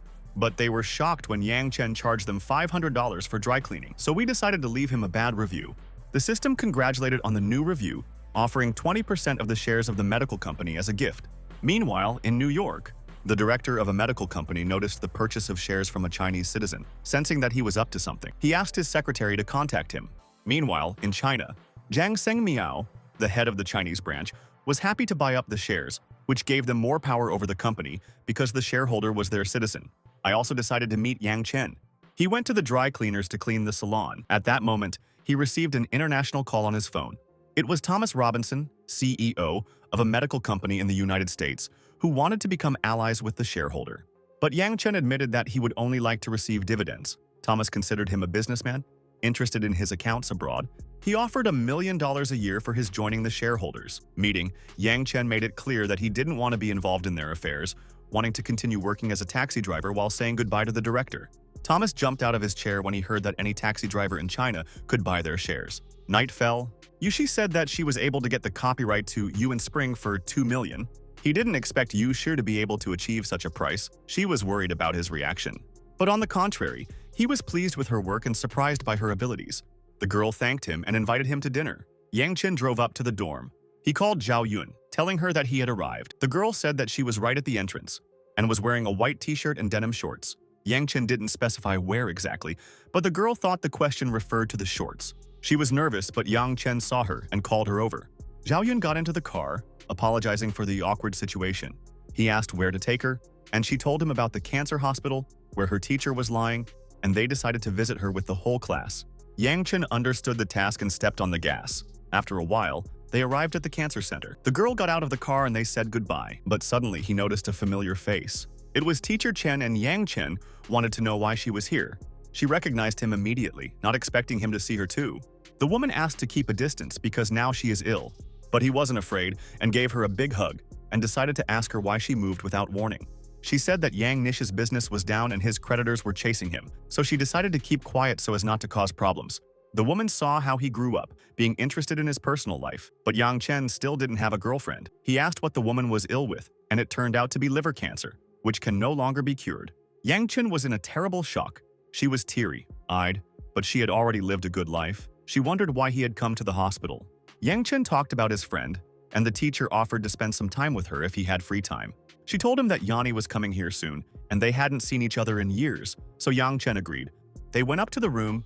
When they entered, there were a bunch of people standing around one of the bunks, along with Zhao Yun. She saw Yang Chen and was surprised, and everyone asked who it was. Zhao Yun introduced him to her classmates. Yang Tianming, her classmate and secret admirer, asked what Yang Chen was doing. He said that he is a taxi driver. The teacher was lying on her bunk when she noticed Miss Chen, who had come to see her again. She noticed that a lot of students had come to see her, and she was waiting for her own students. At that moment, the door opened. Zhang Yanni came into the room. Yang Chen immediately greeted her. The girl suddenly began to cry. She ran into his arms, crying for her mother. He put his arm around her and began to soothe her. Her friend noticed that Yang Chen had a childhood friend and was suspicious. But to Zhao Yun, he was just a normal friend. The guy was tense that an ordinary taxi driver has such a beautiful girlfriend. The teacher began to calm her daughter down. There were footsteps at the door. A doctor came into the room and found it possible to perform the operation, but their hospital could not perform it due to the patient's prone age. Tianming asked where the operation could be performed, and for this, he is willing to ask his father to donate a lot of money to their hospital. But it wasn't money that the doctors needed, but good equipment and specialists, so he had no idea who would be up to the task. For Tianming, money wasn't a problem, and he just asked for a good hospital. The doctor advised you to contact an international medical company. Yang Chen would be happy if they could save the teacher. Zhao Yun knew that this clinic was too expensive and they didn't even take out health insurance. But the doctor couldn't give more information at the moment, but it was necessary to hurry. Tianming didn't care about the money, as long as the teacher was still alive. Everyone was counting on him, so he immediately started writing to his father. Yanni was very worried, but Tianming promised to help both the teacher and her mother. She was grateful to him. Yang Chen had already corresponded with Zhang Xingmiao, who offered to bring the teacher for an examination, because there was a chance to cure her. But Tianming turned to him and distracted him. He confessed that he liked Zhao Yun and was interested in Yanni, and was only willing to help the teacher if he left. Tianming gave him some time to think while Yang Chen tried to understand this nonsense. Yang Chen offered to give the teacher a ride. She thanked him with a hug, but it was nothing to him. They went to the medical center. Everyone was in the ward waiting for the doctor. Wang Zhongjing, an oncology specialist, rushed into the room and immediately tried to find Mr. Yang. Tianming proudly introduced himself to them. The doctor introduced himself to him and was ready to conduct an examination on the director's orders. He showed him the patient and she was immediately taken for examination. The woman asked her to wait her turn, and teacher Chen gave in. One of the girls started admiring Tianming. He was incredibly proud of himself and felt that he could solve any problem. Yanni had to leave the office. When she came out, Tianming was waiting at the door. They greeted each other. He gave her a sharp hug, suggesting that she go out and get something to eat, but she slapped his hand away, feeling impudent. Tianming only wanted to get paid for her mother's treatment. He gave her time to think, hoping that her mother would live to see that moment. Yanni clenched her fists because she was incredibly angry. Yang Chen kept waiting for Sen Miao, who should try hard to gain the support of their company. Then he took the phone out of his pocket. He called him, waiting for the doctor for an hour, and patience is running out. Sen Miao couldn't believe it, because the doctor had already reported that he had seen the teacher. But the doctor took another patient for research. Yang Chen assumed that Tianming's father's connections were tied up here. Sen Miao promised to fix everything immediately. Tianming's phone received a call. It was his father who couldn't influence this hospital in any way, so he advised him to leave. Tianming realized that the help was not due to his influence and decided to run away. But he was met by a doctor who had already finished the examination, offering to go back to the ward for discussion. Tianming hesitated, realizing that he had no choice. After the examination, it became known that the chance of a successful operation is quite high, especially considering that Mr. Young was a shareholder of their company. Everyone was surprised and didn't understand why he was hiding it. The teacher finally trusted him that her life was in his hands. Tianming only laughed awkwardly. Everyone lost teacher Chen, but it turned out that she just moved to another ward. Tianming awkwardly said that his father had called him home and he had to go, but he would be back tomorrow. The door swung open. The director burst into the room, saying that he was dissatisfied with the doctor's work. Tianming realized that this time, he wouldn't let go. The doctor didn't understand what was going on. Sen Miao got straight to the point, explaining that he didn't help their shareholder's teacher even after the order. But he was sure that he had already helped him, the shareholder Mr. Young. The director was furious that he forgot the name of their shareholder. The doctor realized everything, and Tianming admitted that he was not a shareholder. Then he started yelling at him because he didn't say anything while they were serving him. But Tianming thought it was his father and uncle's help. Sen Miao interrupted their argument and decided to rush over to help Mr. Yang. They left, leaving them in silence in the ward. The teacher gave him a scornful look, waiting for an explanation. He was dripping with sweat as he tried to find an excuse. They went to the VIP room.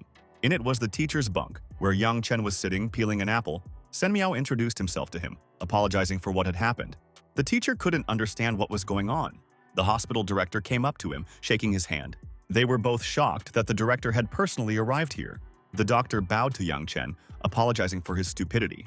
But Yang Chen suggested that we forget about it and start treatment as soon as possible. Sen Miao ordered the doctor to quickly take her for a checkup. Yang Chen asked the teacher to take her for a checkup before she could figure out what was going on. The guy said that he bought 20% of the shares and therefore they were ready to serve her. Yanni thought he was a taxi driver, but that job didn't stop him from buying shares. She didn't understand why he was hiding it. I was going to deal with Tianming for threatening me. She stormed into the room and slapped Tianming across the face for blackmail. The teacher demanded that he apologize to Yanni, but Tianming thought it was just a joke, intending to hit her back. His hand was intercepted. It was Yang Chen, who protected his girlfriend. The teacher was shocked that he tried to hit her. He didn't want to apologize while continuing to threaten his father, who would call people here. Yanni apologized for her impulsive behavior, but he understood and asked her not to worry. He promised to protect her if anyone tried to hurt her. The teacher apologized for the extra trouble, and Yanni made sure that he remained her hero. But Yang Chen asked her not to exaggerate as he stroked her cheek. They were on their way to check up when a teacher with Zhao Yun and her classmates approached him. They tried to apologize. The teacher considered it her fault that she could not properly lead the children. But he didn't think so, and he didn't demand an apology. The teacher started whispering to Zhao Yun to help her discuss treatment with Yang Chen, but Zhao Yun didn't know how he would react. The woman was very nervous as she wiped away her sweat. Sen Miao wanted to help him, but Yang Chen refused. Suddenly, they were interrupted by a loud voice. It was Tian Ming that had already called his father, who would help him regain his dignity. Yang Chen grinned, wanting to see it. Sen Miao reminded him who Yang Chen was, but his father wasn't afraid of some third shareholder. But Sen Miao decided to explain in more detail about their relationship with the company. He calmed Yang Chen down as he prepared to lead Sen Miao away, and he ordered him out when the guards grabbed both of his hands. Zhao Yun was genuinely shocked by Yang Chen. She asked for help for her teacher, even though he agreed. He had a conflict with Tianming.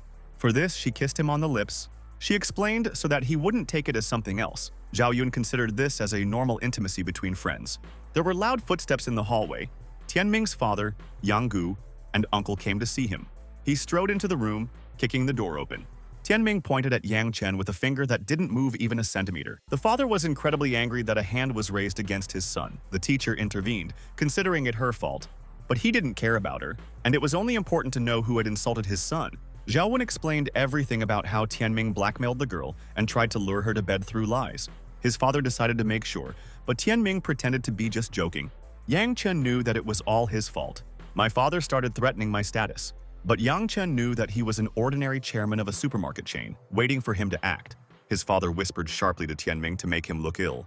He began to play the part as if he had a headache and nausea. Tianming fell to the ground, feeling that he might have a concussion and needed to be examined. Yang Chen laughed, confirming that he needed to be treated.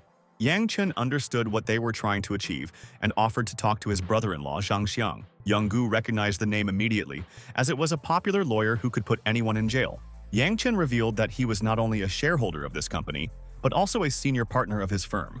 He ordered Tianming to get up while he tried to figure out who Zhang Xiang was. Yang Gu abruptly started to merge, trying to forget this misunderstanding, but Yang Chen stopped them.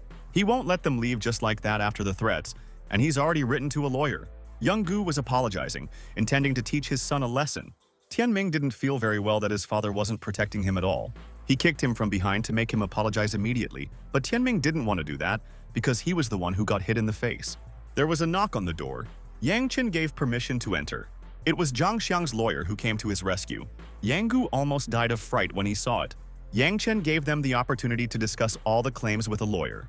The old man tried to work around the problem, considering it only a small matter, so as not to involve the lawyer. But Zhang Xiang made it clear that there was no choice in front of him, and decided to go with him to a quiet place so as not to disturb anyone. He led him away while Yang Gu tried to justify himself. The doctors happily reported that, judging by the research, the operation will be successful, and they will soon draw up a treatment plan. Yang Chen asked them to take good care of her. The doctor ordered the patient to be moved back to the ward, but teacher Chen refused because she could have stayed in the public school. Yang Chen asked her to follow the doctor's instructions as he had to go now. He asked Yanni to take care of his mother, promising to visit. The girl asked permission to come to him when her mother was better. Yang Chen didn't mind thinking of her as his sister. They said their goodbyes, and Yanni was incredibly grateful for everything.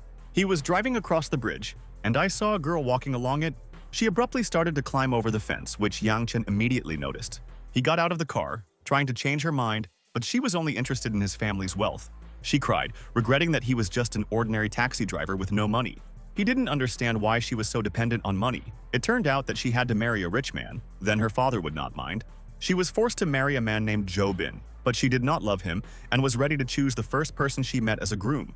Yang Chen deduced from her clothes that she didn't have a problem with money, but her life seemed meaningless when she was forced to marry someone who wasn't out of love. As a result, she slipped off the fence. Yang Chen shouted as he reached for her. He caught her by the arm. She begged her to let go and screamed in pain. He didn't expect that the girl would be more afraid of pain than death, knowing that she wouldn't survive from such a height, and that would also be unpleasant. Then the girl asked to raise it to find a more painless way. Yang Chen had asked her not to do this since she was young and beautiful. The girl laughed that he had no other drawbacks than not having money, but it still didn't change the case. Yang Chen couldn't believe her bluntness to someone who had just saved her life. He decided to turn around and leave, but the girl kept reminding him that he was just a taxi driver. The next morning came. Yang Chen was fast asleep, but a ringtone rang out. When he picked up the phone, it was the same bridge girl who'd booked his car for the day on the other side. He didn't understand how she got his number, but she just memorized his license plate from the car and checked the taxi driver program. The girl was going to wait for him at the amusement park and hung up. Yang Chen could see that she was quite smart, but she resorted to such measures. Later, he went to an amusement park. The girl told him to park and wanted to go to the park and have fun. Yang Chen realized that she didn't need a car and suggested that she find another person for the company while he had things to do. But she was willing to pay him if he spent time with her. Yang Chen was unwilling to receive money in this way and wanted to leave. The girl stood in front of the car, offering to take a ride since he does not want to rest. She slid into the passenger seat, opening the window against the heat. The girl was willing to pay all the expenses if only he would take her to the outskirts of the city, and even wanted to tip her. Then he suggested going to a coastal resort. He realized that this would be a great opportunity to test the resort's performance. When they left, an unknown car followed them, behind the wheel of which was a spy watching her. He reported that the girl got into the car with another man, which explained her refusal to marry. He was told to keep an eye on them and to step in if anything strange happened. They arrived at the resort. The workers around them were drinking alcoholic beverages and chatting.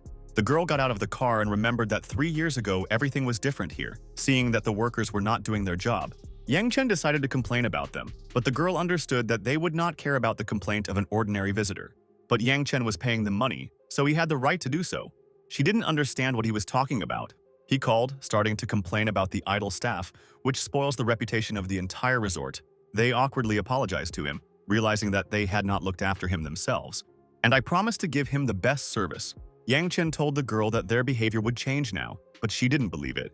The loudspeaker blared sharply, ordering the staff to begin their work. The girl was very surprised that his complaint worked. Yang Chen was confident that they would be given a better service now. She noticed that he had no bad qualities other than his poverty and offered to enter into a fake relationship for money. But Yang Chen only joked that he didn't want to fall in love with her and jump off the bridge. The girl laughed at his joke and hugged his hand, thinking that with such humor he had many girls. Someone in the back was taking a picture of them on their phone camera. Later, he drove the girl home. She got out of the car and said goodbye to him, and he was about to leave. But then, an unknown man knocked on his window. It was one of the guards who passed on the boss a request to meet Yang Chen. I asked him to get in the car. Inside the car, Li Lianxiong's father, Li Yanyun, was holding out a check for 500,000. Yang Chen didn't understand the point, reminding her that he was into girls. But he asked me to take the money to arrange a blind date. If Lianxiong sees this, she will be upset and stop communicating with him. Yang Chen reminded that usually such sums start from a few million, and 500,000 is a small change. The man asked him to put down his greed, but also doesn't guarantee what might happen next. Yang Chen resigned himself, taking the check back into his pocket. And he got out of the car while Yanyun was demanding that he fulfill the deal. He got back in his car, but then a bunch of cars appeared on the road. Zhou Bin came out of one of them. Yang Chen thought that it was the robbers who blocked the road for the robbery, but he came for Yang Chen's sake. He introduced himself as Lianxiong's fiancé, and now it was clear why she didn't like him.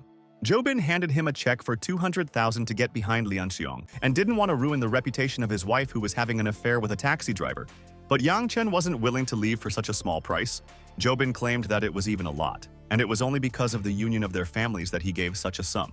Yang Chen wasn't going to do anything for 200,000, so he suggested adding another 100,000. Zhou Bin thought about it and thought it was a good deal. He handed them a check for 100,000, so Yang Chen didn't want to bother them anymore. Zhou Bin appreciated Yang Chen's intelligence and promised to give him a membership card as soon as he opened his store. Yang Chen didn't expect to get so much money without working. Then, he went to take orders. A client approached the car.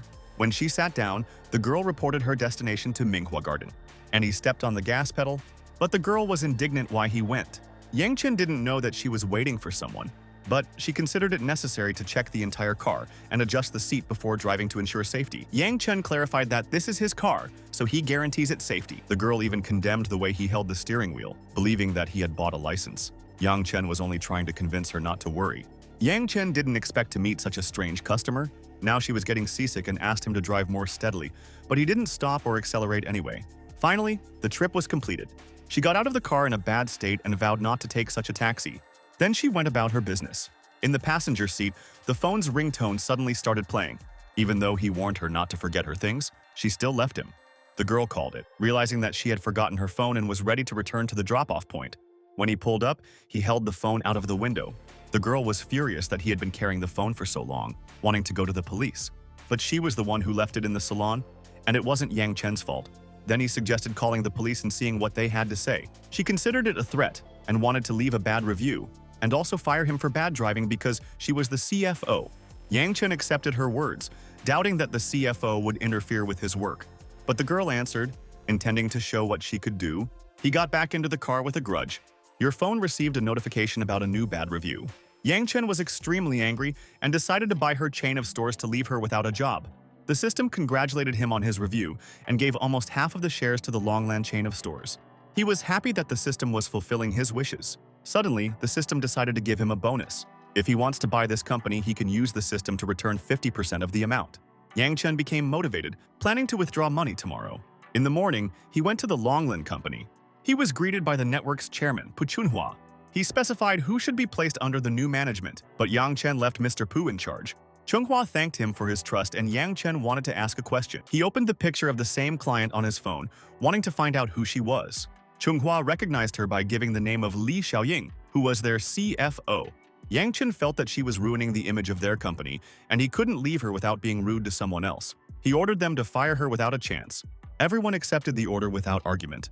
There was a knock at the office. It was Li Xiaoying who wanted to know the reason for the dismissal. But next to the chairman, there was already Yang Chen, whom she didn't expect to meet here. Pu Chunghua stated that Yang Chen is their new shareholder, and he saw her behavior on video from the car, so he wants to fire her so as not to spoil the company's image. She didn't expect him to have that kind of money to buy shares. Xiaoyan immediately tried to beg for another chance, but Yang Chen wasn't going to forgive her.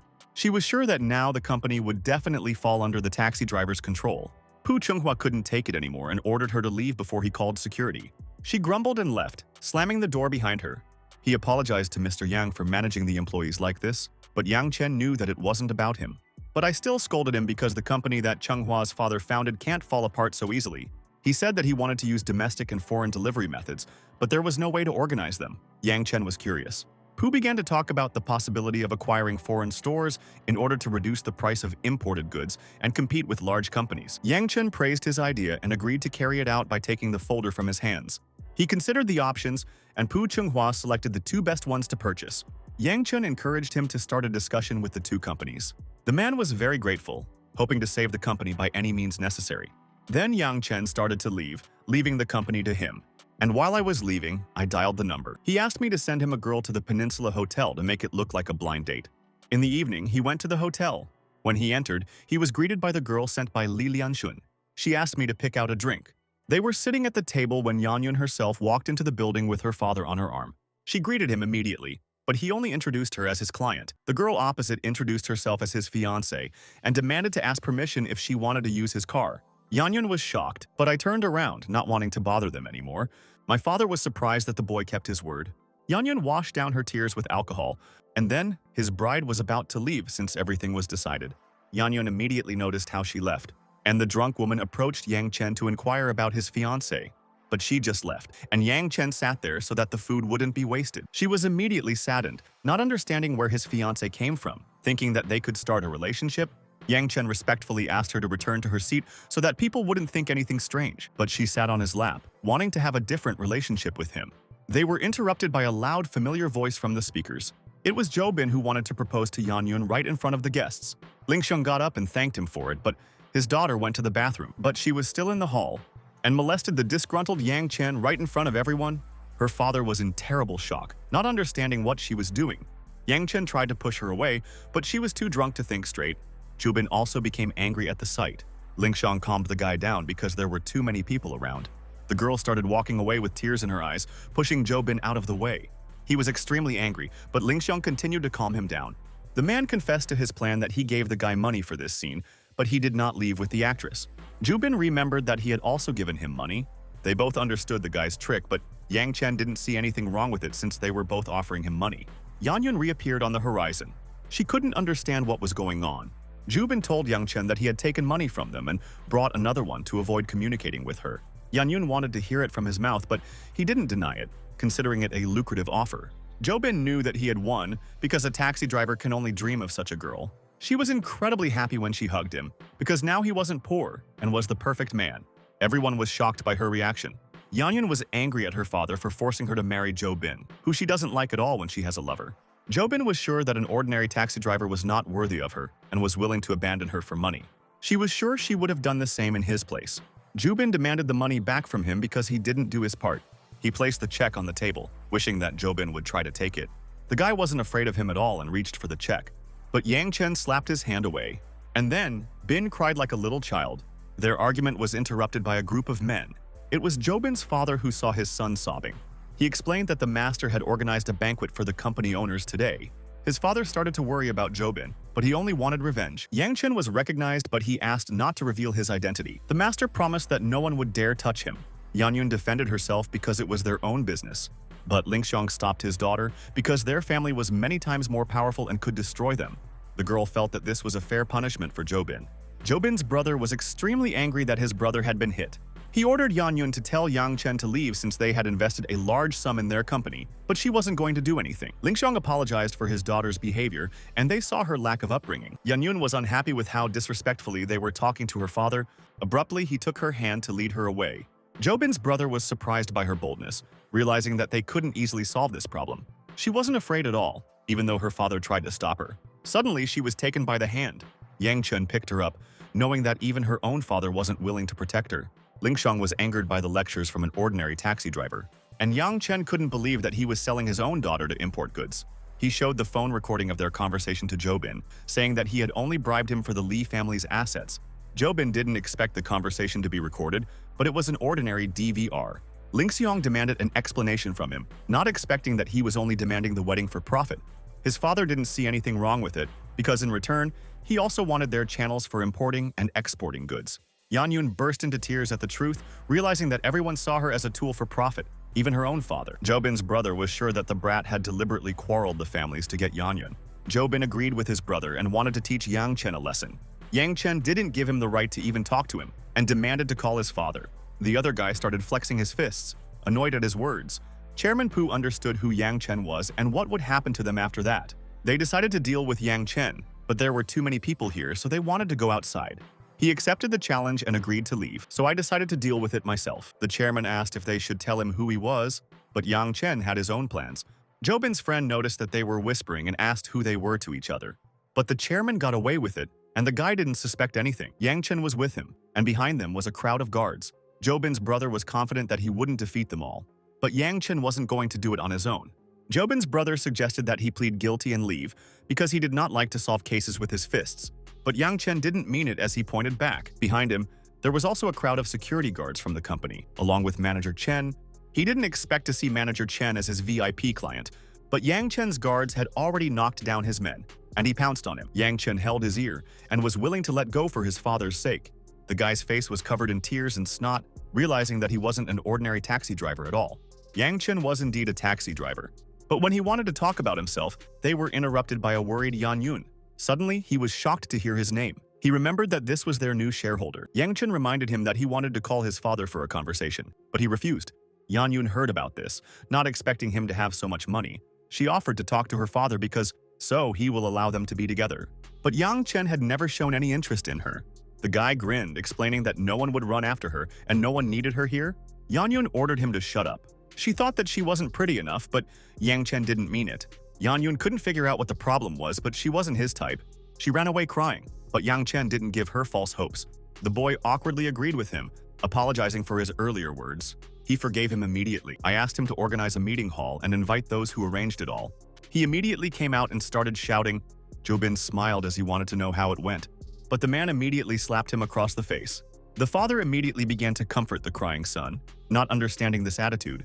But he only helped him with his upbringing, because not everything can be solved with money. He ordered everyone to follow him. They came to the hall. The guy came in saying he'd brought them, and said goodbye until the next meeting. Jobin's father didn't understand who he was. Chairman Pu introduced Yang Chen as their biggest shareholder, who had recently bought half of the shares. Everyone was shocked, thinking that he was an ordinary taxi driver. But Yang Chen considered it an unimportant topic, wanting to discuss their wedding, which now won't take place, and wanted to buy their companies. Jobin's father was furious, not wanting to sell the company. Ling Xiong thought about it, knowing that this would be a wise decision, since it would still belong to his son-in-law in the future. Yang Chen noticed his thoughtful face and offered him shares that would support his daughter. He demanded half in cash and half in stock, waiting for an offer. Yang Chen knew that their company was valued at $1.5 billion, so he offered $800 million in cash and the rest in shares. Ling Xiong immediately agreed, while Mr. Zhou didn't understand his decision. Ling Xiong reminded him that his daughter was too spoiled, so she was not suitable for Jobin, and decided to sell the company for her earnings. But Jobin's father still refused. He asked Chairman Pu to give Mr. Lin while he was talking to Mr. Zhou, but he stubbornly refused, denying even his attempts to persuade him. At this moment, Yang Chen turned to the system. He remembered that he had the opportunity to buy the company for half the price. The system confirmed his words and issued a bonus, which immediately worked. Yang Chen again asked if Mr. Zhou could sell the company to him, and he immediately began to beg her to buy it, even was ready to give it for half the price as a sign of sincerity. He walked out of the hall, announcing that Mr. Zhou was willing to sell the company for half the price. Mr. Li couldn't believe it, but Mr. Zhou only considered it a great honor. Chairman Pu was shocked, marveling at Yang Chen's coaxing skills. Yang Chen was confident that it was possible to charm people with kindness, and he demonstrated this ability by charming Mr. Zhou. Everyone stared at him in silence as he prepared to leave. Zhou cried, not understanding how his father could agree to such a thing. But his father slapped him in the face, telling him not to show off any more money. He cried even harder from the pain. 2 days later, Yang Chen went to the hospital. The director introduced him to 3 foreign experts, all of whom specialized in different types of cancer. Yang Chen was counting on them and was willing to give them a banquet if the patients recovered. I went to the VIP room. He greeted Teacher Chen, who wasn't expecting his visit. Yang Chen was confident that the foreign experts would help her recover her health. The teacher began to cry, realizing that he gave her hope, proud of his student. But Yang Chen considered her daughter Yanni's main pride. A nurse came to the ward and informed her about the new stage of her treatment. I asked her to fill out a form. The girl looked at Yang Chen, thinking that he was the patient's son. The teacher asked for help with the address because she sold her house for medical treatment. The nurse realized that she had no place to live, and her daughter lived in a hostel. Yang Chen didn't understand why she would ask for the address, but it was for the sake of home treatment. Then he dictated the address of his old house, deciding not to sell it, but to let the teacher live there. She immediately began to refuse, realizing that she would never be able to pay him off. But he was doing it as a thank you for all her actions, and he wanted to help. She smiled as she wiped the tears from her eyes, accepting his kindness. An hour later, he went to the parking lot. As he walked to the car, a huge crowd formed behind him, shouting. It was another declaration of love, but the girl refused the guy. The guy did not understand what the problem was because he sincerely loved her. Besides, he was with money. But Junjun wasn't interested in his money as long as he wasn't her type. Then he demanded to see her type. She suddenly pointed her finger at Yang Chen, and she winked at him while he didn't understand. He pretended to like her for a long time, but he was afraid to admit it. Junjun also pretended to like him for a long time. The guy asked if Yang Chen had a Lamborghini, but he didn't have one. Back then, he had assumed that Yang Chen was from a rich family, but that wasn't the case either. He couldn't understand why he liked Junjun. Yang Chen admitted that he was not rich, but the girl was ready to provide for him for the rest of his life. He apologized to the guy as he opened his car door. Showing that he won the girl over and advised her to find another one, he shouted after them, not understanding why she had chosen him. As they drove, Yang Chen reckoned that the guy wouldn't bother her anymore. He asked her where to drop her off, but she wanted to buy him a drink as a thank you if he had free time. Yang Chen immediately agreed and let her choose an establishment. She pointed out that there was a good restaurant nearby, offering to go there. He agreed, and they went to see him. The phone in her bag rang. It was her father who forced her to retire, but he didn't want her relatives to know about her patient care and wanted to personally come to the hospital and pick her up. She got angry and gave away everything that was on her mind, even about how her grandparents hated her before she was born when they found out she was a girl, and how they drove her mother to jump off the roof with the baby in her stomach but changed her mind at the last moment. Yang Chen realized that she had run away from home to work as a nurse. She burst into tears as she talked about her father's good attitude, but her grandparents insisted on having a son, so the inheritance passed to him, and she had to go to work. Yang Chen asked her to ignore the stupid old man. They arrived at the restaurant. They sat down at a table, clinking glasses of wine. A man came in with a girl, but they blocked his path, demanding an explanation. He said that it was his granddaughter's birthday and he wanted to take her to a restaurant. The guy felt that he smelled unpleasant, not wanting to disturb other customers. Then he wanted to take a takeaway. He ordered a steak and the guy asked for payment. The granddaughter asked her to go home because she didn't want to watch her grandfather being bullied, but he promised her to try Western cuisine. Yang Chen came up behind them, offering to eat with them. They spent money here, so they have the right to do so. The man was afraid to disturb the other customers, but Yang Chen didn't agree. He let them sit at their table. The woman at the next table was annoyed that he was allowed in without thinking about the other customers' wishes. Junjun was annoyed that she smelled like perfume from a kilometer away and wanted to kick her out as well. The waiter came back to tell him to leave, but he was stopped.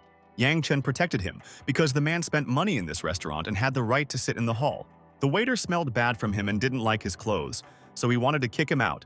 But Yang Chen gave the example that he might be allergic to pungent odors, so they would have to remove all people with perfume. But the waiter couldn't do it. The manager appeared in the hall, who was dissatisfied with the unpleasant smell. The waiter pointed out the culprit and was ordered to solve the problem in favor of more customers. Yang Chen wasn't going to leave on their orders until he had finished eating.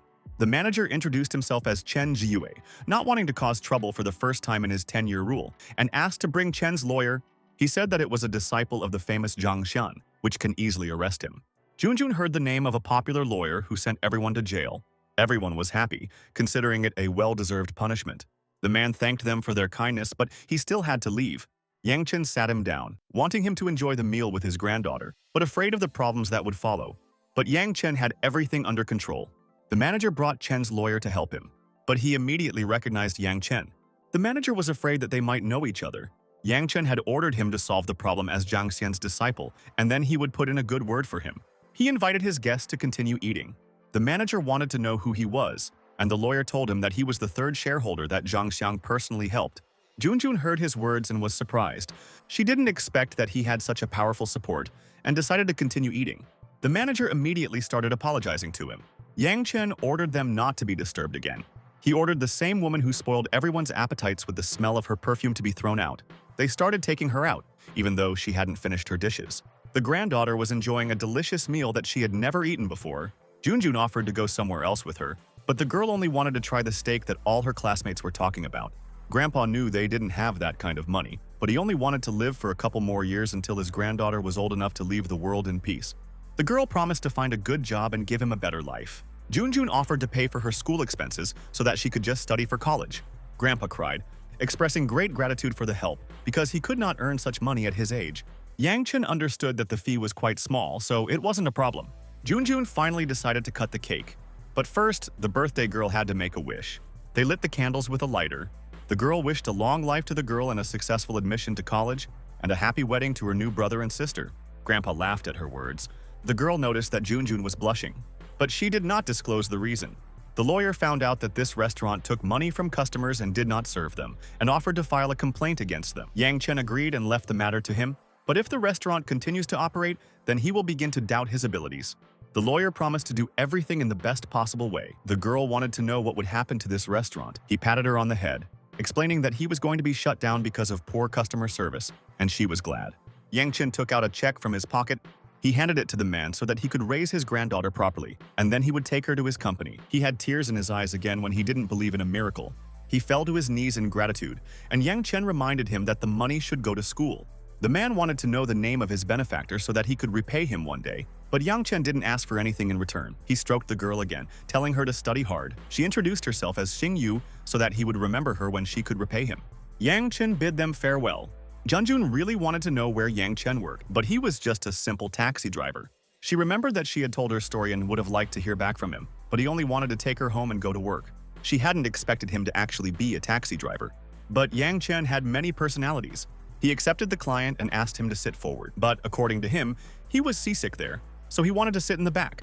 Yang Chen then asked Junjun to sit in the front seat, which Junjun wanted to pay extra to sit with her. In the end, Yang Chen let him sit in the back.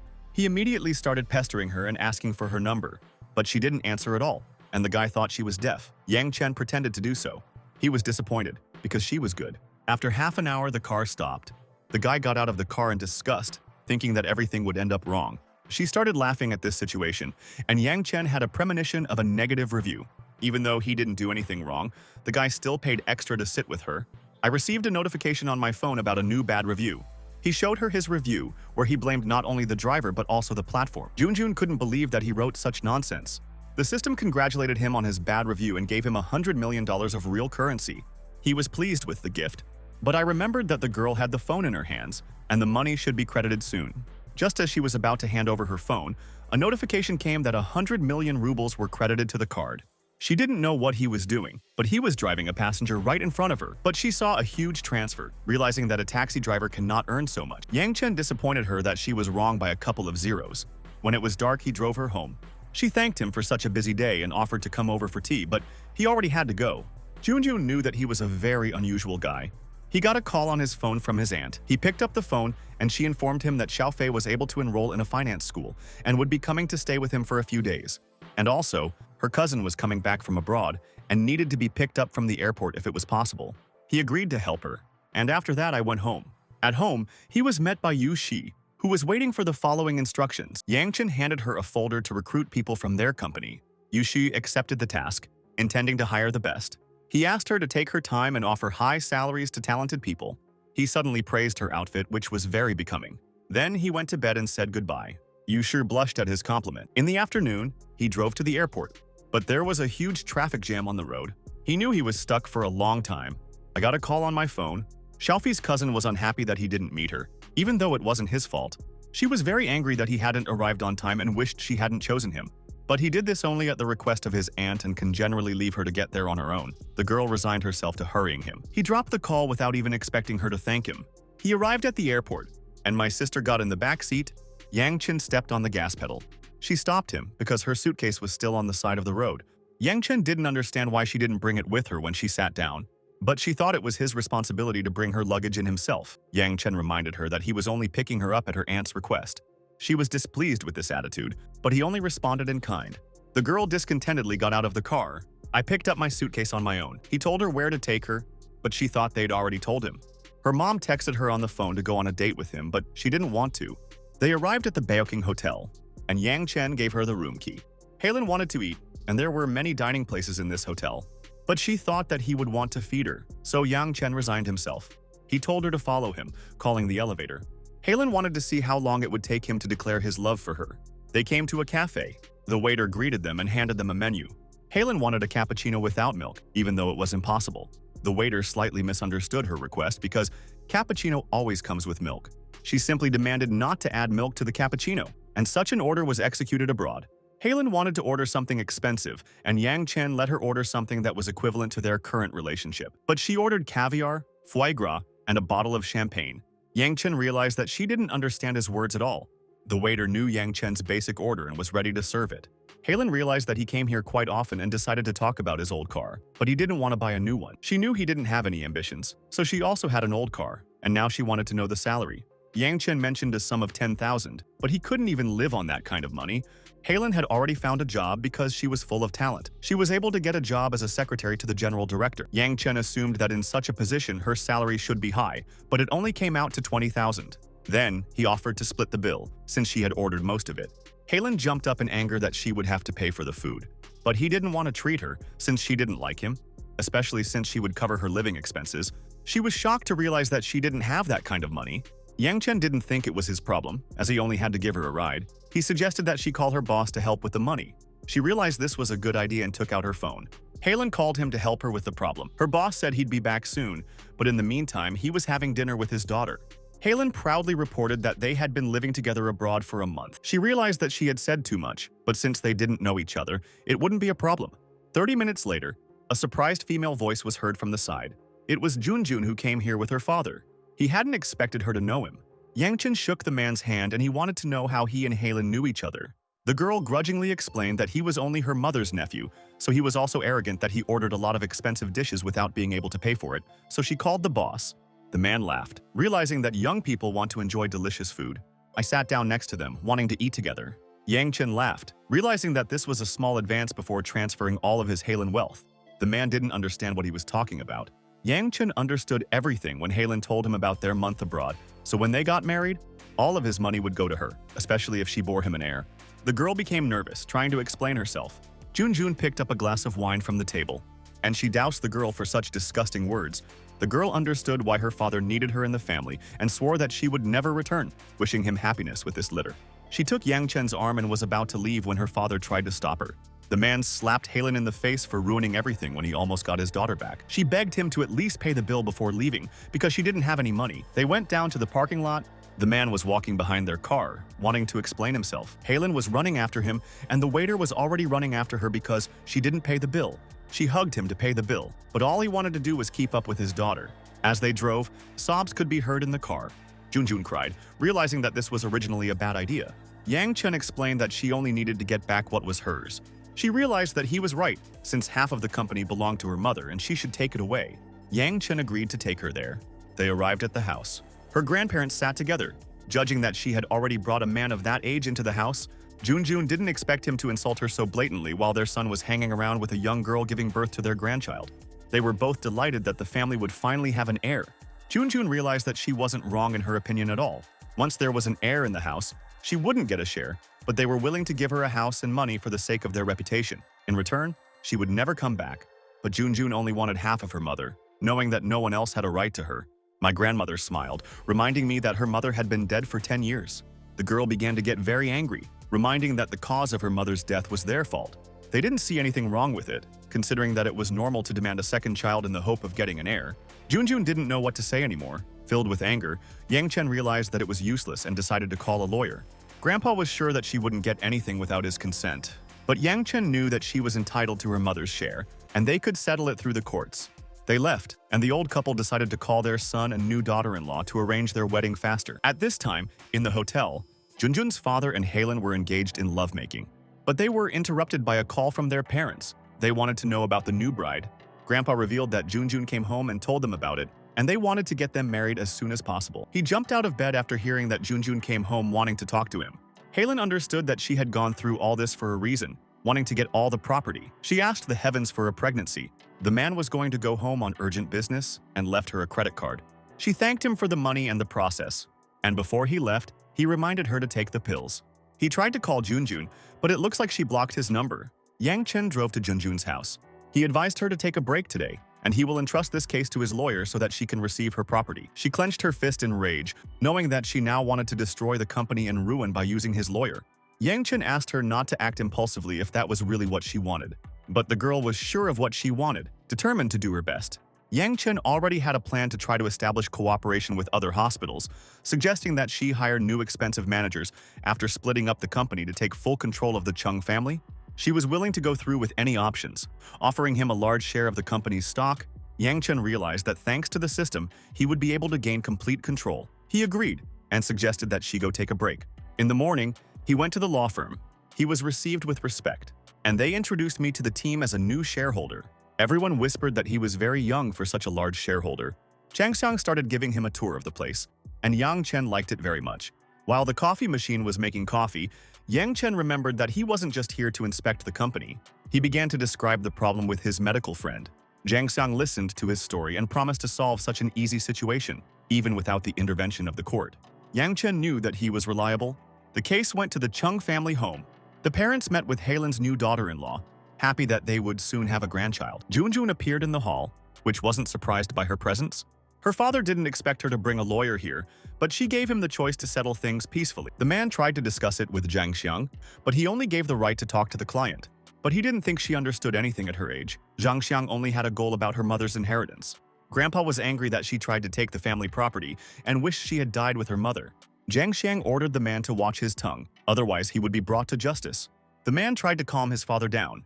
Halen burst into tears, realizing that it was all her fault, and suggested that he just pay child support. But she was asked not to say so, because now she was a member of the family, and her future son would receive all the property. Zhang Xiang announced that they needed to sign the agreement to the client's terms, otherwise he would have to go to court.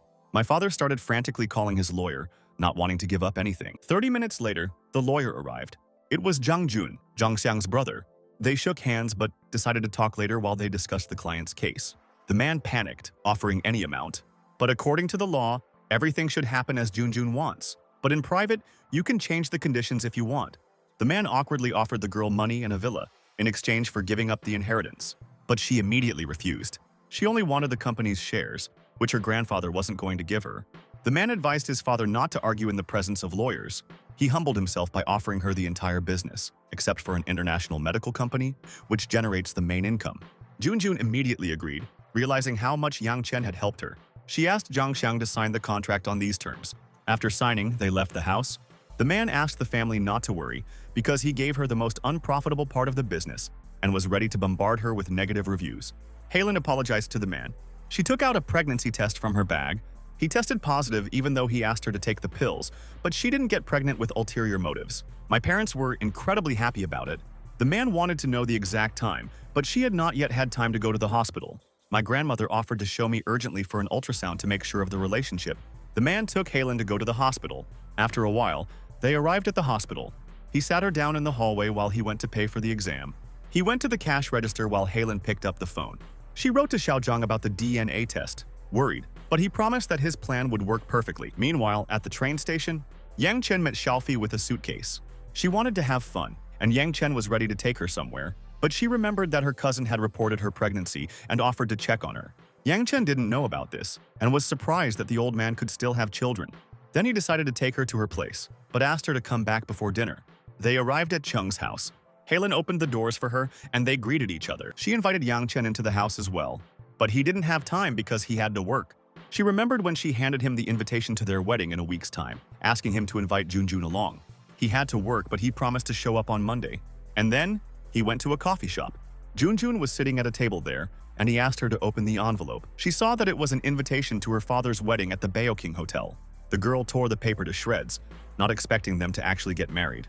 But Yang Chen thought this was good news, since they wouldn't be able to interfere with her, and Halen would always be busy with household chores under the pressure of her parents. She relaxed a little at his words and decided to order some food already. On their wedding day, they went to the BILLIONAIRE Hotel. Junjun was walking on Yang Chen's arm. Everyone was discussing the age of Mr. Cheng's new fiancée, who was as old as his daughter. She was very angry about it, but Yang Chen tried to calm her down. The host announced the exit of the bride and groom. The man walked out on Halen's arm. Mr. Cheng made a speech, wanting to become a united family. Halen asked Junjun to bless her father. The host supported her idea and wanted to see Miss Cheng on stage. Yang Chen advised to just do what is asked. She stood up, starting to walk up the stage. The host praised her appearance, assuring that they will get along with the new bride, and asked her opinion about their couple. She was just glad that someone had been found to take care of his old parents and the household. Halen was sure that she could just hire a babysitter or ask Junjun for help, but she refused, not wanting to waste years of her life taking care of someone else's child. Junjun asked her grandparents for their opinion. The man was still glad that she had come to his wedding. Everyone noticed that there was a hostile aura between them. Yang Chen praised her performance, wanting to continue enjoying this show. Xiaofi appeared on the horizon. He introduced Junjun to her, and his cousin in return. Xiaofi admitted that their family also disapproved of their marriage, but because of the pregnancy, it couldn't be helped. Junjun understood everything. Xiaofi remembered that her aunt had once again found Yang Chen a girl for a blind date, but he had asked her not to. But she dragged him along to tell him in person, because his aunt has an insatiable desire to find him a wife. She led Yang Chen to the aunt sitting at the table. The woman greeted Yang Chen. She introduced Halen's parents to them. His aunt introduced him to them, but they only remembered how he didn't pay for the meals on their date with Halen. But Yang Chen clarified that their meals were in different receipts, and he didn't have to pay for it. Halen's mom was sure that he was obligated to pay on a blind date. My aunt explained that he was just too direct. Halen's father was pleased that he did this, because otherwise, she wouldn't have been able to find a good man. Yang Chen understood why Halen was like this. Her parents were no better. And then, he revealed her secret that Halen had been dating Mr. Cheng for a long time. My father jumped in anger. Halen noticed the quarrel and thought that his daughter had come to make a fuss again. But the man knew that she couldn't ruin his wedding. Mr. Cheng warned Yang Chen not to ruin their important day. Yang Chen didn't do anything illegal, so there shouldn't be any problems. He just wanted to have fun. Halen couldn't understand what he was talking about. The doors to the hall opened, and Manager Chen and his security gang came in from there. Yang Chen officially declared the end of his holiday, going to watch the proceedings. Junjun didn't understand why her father reacted like this. Yang Chen knew that he was obligated to pay a huge amount of compensation. Junjun understood and became nervous. Lawyer Zhang, the manager of the BILLIONAIRE Hotel, and Chairman Sen Miao appeared in the courtroom.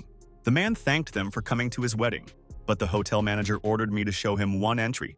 They pressed a button on the remote. It was a video of Halen ordering expensive dishes in a restaurant, throwing the responsibility onto Yang Chen. Yang Chen praised them for their good work. Xiaofi noticed how powerful Yang Chen had become to be listened to by so many people. The chairman of the international hospital reminded about the clause in the contract, where termination is required to pay a three-dimensional compensation. The man couldn't understand what was going on, but they found violations on their part and terminated the contract. Chang Sang had already reviewed the papers and reported that the amount really wasn't small. There were tears in the man's eyes that they were doing this right on his wedding day. Jiang Sang offered to tell everyone present about his crimes, and if he didn't start negotiations within 3 minutes, they would have to go to the police station. Chairman Sen Miao shook Yang Chen's hands in gratitude. He felt uneasy that he wouldn't have discovered this problem without his help, and promised to be more careful. Jiang Sang took full responsibility for the case so that Yang Chen wouldn't waste his time on it. I decided to leave it up to him as I left with a sad Junjun. The man was outraged that his own daughter was ready to put him behind bars, but she considered it only his responsibility for his crimes. The man didn't understand such cruelty, but the girl had endured injustice since childhood. All the guests discussed their conversation, not expecting Miss Cheng to live in such terrible conditions. Halen was extremely angry that she had lost everything she had fought for because no one dared to take away her chance at wealth. She started to cry, worried that they wouldn't have enough money for their son, but Mr. Chung was powerless. Halen noticed that Yang Chen had something going on with his daughter, and she might be able to solve the problem through her. The grandparents began to apologize to their granddaughter. if only she would save her father. But she pushed their hands away. No one helped her when she asked, and he and Yang Chenos turned around to leave the wedding. Grandma got down on her knees, apologizing to her for everything, but she wasn't interested. Halen cried while being comforted, but she was only interested in money. She knew that if she married him, she would be in deep debt. My parents agreed that they didn't want any wedding without benefits. She cried as she realized that their marriage was already registered. Halen cried with her mother, regretting that there was no escape for them now. My aunt knew that crying wouldn't help matters, so she suggested that we think about a solution. Halen asked her aunt to contact Yang Chen, who was her nephew. The whole family supported her idea. Xiaofei asked to leave her mother alone as she can't influence the international hospital's decision, but Mr. Chung noticed their polite communication with Yang Chen. My aunt decided and agreed to talk to him. Xiaofei took her arm and led her away from the wedding. The man awkwardly apologized to the guests for canceling the wedding, saying that he would return all the gifts. As everyone was leaving, he realized that Yang Chen had ruined his entire life, so he needed to deal with him. Meanwhile, in the parking lot, he asked Junjun not to participate any further and asked her to turn off her phone until the next day. Yang Chen took the call from his aunt, knowing in advance what she would say, but he couldn't do anything to help the amount of several billion. My aunt was shocked by the numbers. Yang Chen agreed with her, proving the seriousness of the problem. She understood, but she wanted to spend the night at his place. Yang Chen stepped on the gas pedal, announcing that he had booked Junjun a hotel room because he can't accompany her in the evening because of his aunt and sister. In the evening, he arrived home. Yang Chen knew that they didn't have the chance to eat properly, so he prepared a few dishes. Her sister's eyes sparkled at the food. The girl clarified how bad things were for Halen, but Yang Chen only considered it her problem. Even though Halen was only looking for an older man for the sake of money, she still felt regret for her. Her aunt gave her an example of what would happen if they were chasing money. But the sister knew that she would come to Yang Chen if she had money problems. The aunt interrupted their conversation so that the girl would not forget about tomorrow's school. But Yang Chen asked them to take their time, and he wanted to drive her in the morning, knowing the way. In the morning, they drove to the university. When they pulled in, Yang Chen greeted the security guard, Mr. Zhang. He realized that Yang Chen was able to open a certain business and assumed that he was giving someone a ride. Yang Chen introduced his cousin to the man. He greeted her. They drove on, closer to the dorm.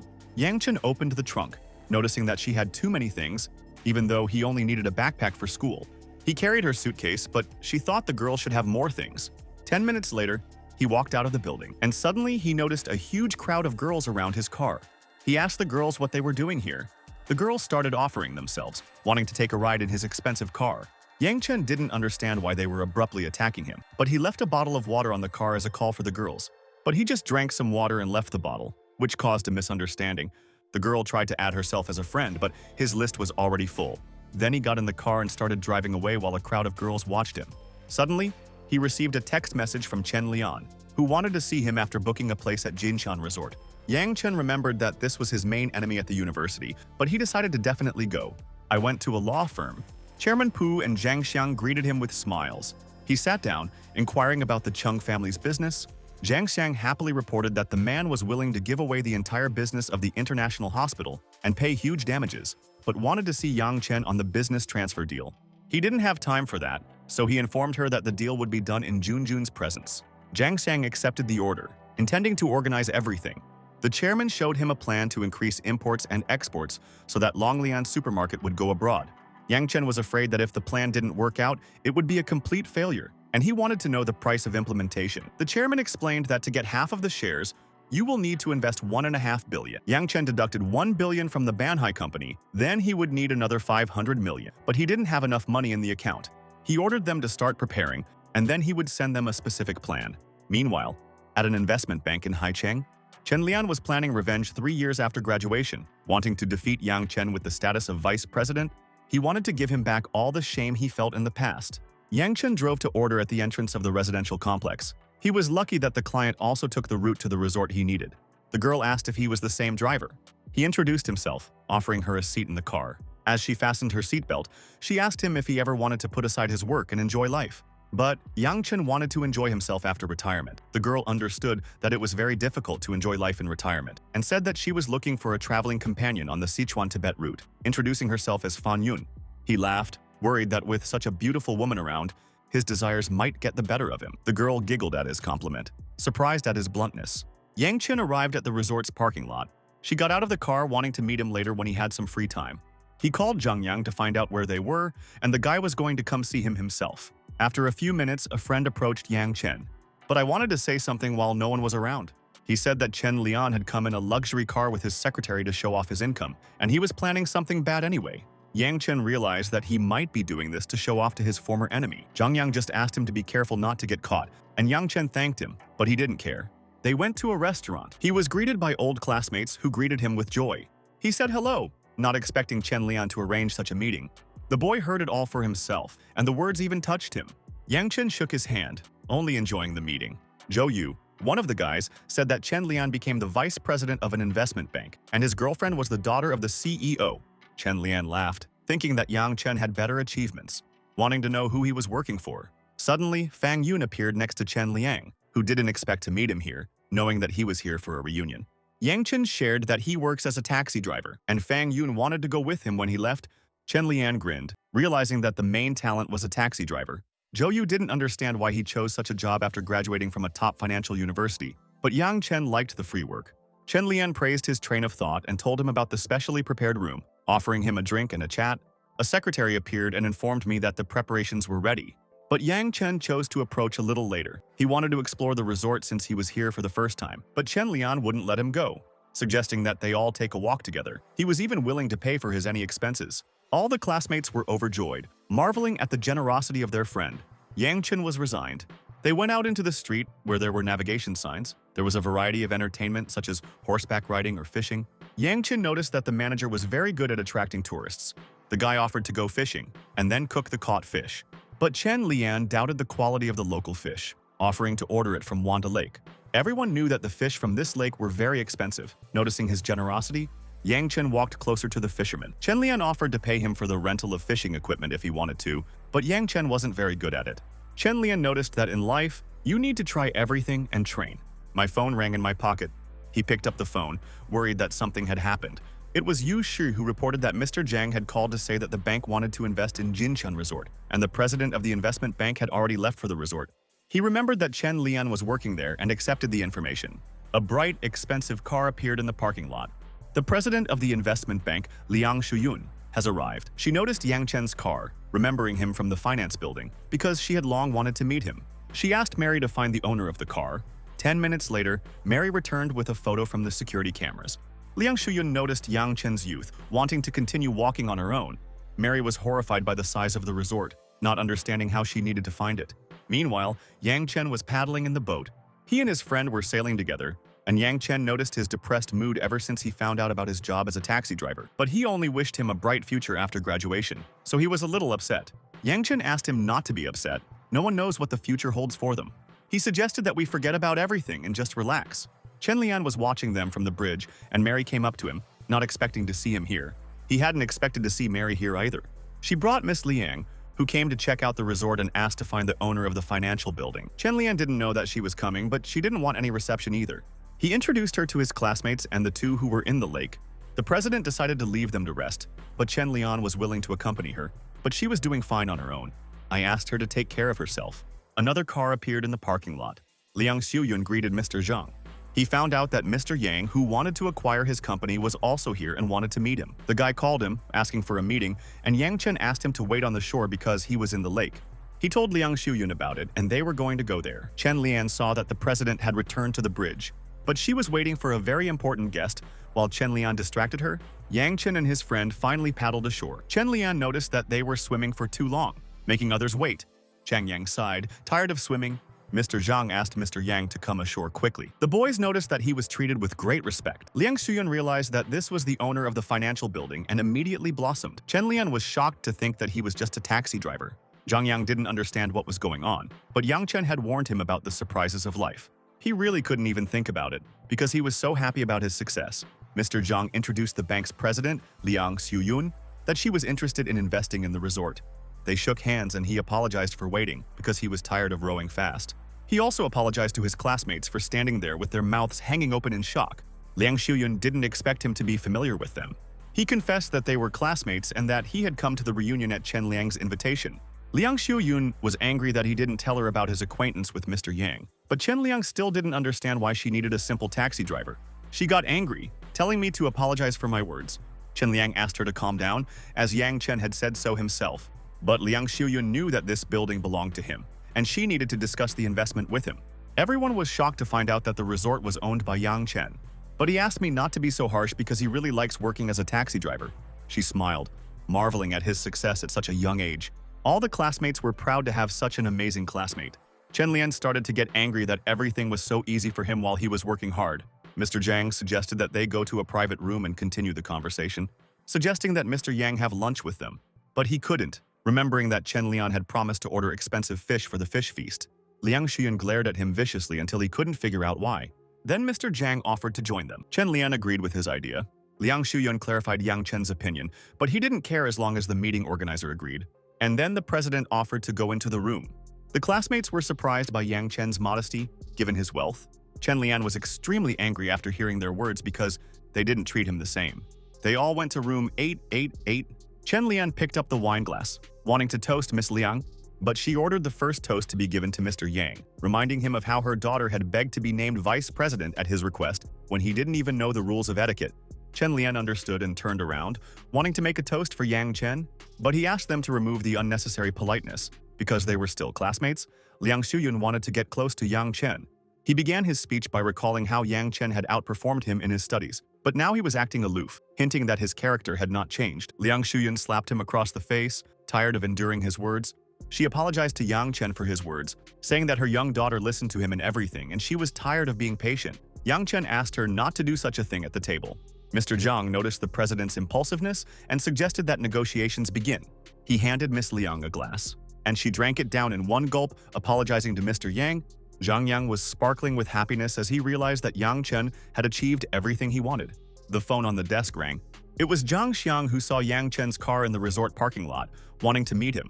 Yang Chen didn't know that he was also here, but he was here to discuss a business with clients, and he noticed the president's car, which they are also discussing cooperation with. Yang Chen said that Miss Liang was right next to him and he could come to room 888. He ran, intending to come quickly. After a couple of minutes, the door to the room opened. Liang Shuyun didn't expect to see Lawyer Zhang. He said that he noticed their two cars and did not expect to see them together. Also, she didn't expect him to be familiar with Mr. Yang. Zhang Song confirmed her words, as Mr. Yang was one of the main shareholders of their company. She hadn't expected him to be so influential, but that couldn't be achieved with money alone. I glared at Chen Liang for not inviting Yang Chen to join us yet. He didn't understand the hint in her eyes. Yang Chen asked for another seat to be added to the table. Chen Lian asked the waiter to bring another chair. Liang Shuyun suggested to continue with the words of Lawyer Zhang.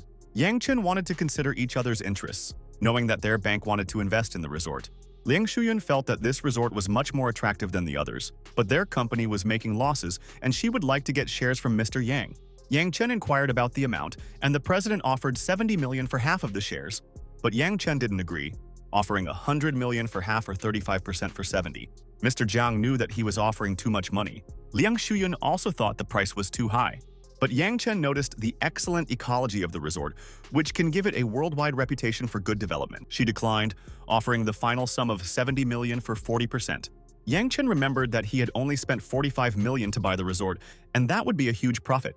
But he offered to discuss it with her in private a little later. Then the girl decided to raise a toast to him. After 2 hours, they drank and ate. Liang Shuyun was already drunk enough trying to persuade him to agree to the offer, so Yang Chen was embarrassed to refuse. There were tears in her eyes. She knew how important it was. Otherwise, she might lose her position. Yang Chen led her outside, asking her to calm down. She was incredibly happy that he agreed and was going to immediately issue a contract. They arrived at the parking lot. She said that he would be contacted tomorrow to discuss the details, and he said goodbye to her. At the car, they met up with Fong Yun, but he suggested that she wait for a taxi because he couldn't drive. She reminded him of their agreement to take the Sichuan-Tibet route so that he could maintain his protective gear. Yang Chen had convinced her that she would be completely safe. Meanwhile, in the office of the investment bank, Mary asked Miss Liang to choose one of the gifts. She asked to send this phone number to Mr. Yang in order to maintain a good relationship. The girl was going to do it right now, but the president stopped her. She asked him to take all the boxes so that he could choose for himself. Mary accepted the order and left the office. She called Yang Chen and announced the cooperation reward in the form of a latest model phone and a gift to choose from, so they need to meet. He said that he was going to Dongcheng district to return the phone to the passenger, and it was possible to meet there. Yang Chen drove to the district. I called the client to come down and get my phone, but he was playing mahjong, and he asked me to bring the phone to the apartment. Yang Chen immediately refused, giving him 5 minutes, otherwise the phone will go to the police station. The client started saying different things. threatening a complaint and a bad review, so they dropped the call. He was very angry that the taxi driver didn't listen to him and decided to use his million subscribers. The guy called friends to teach him a lesson, and he was offered to start broadcasting. He turned on the stream so that all the viewers could watch it. The guy told everyone about the driver, that he did not want to return his phone to him, and how he was going to find it.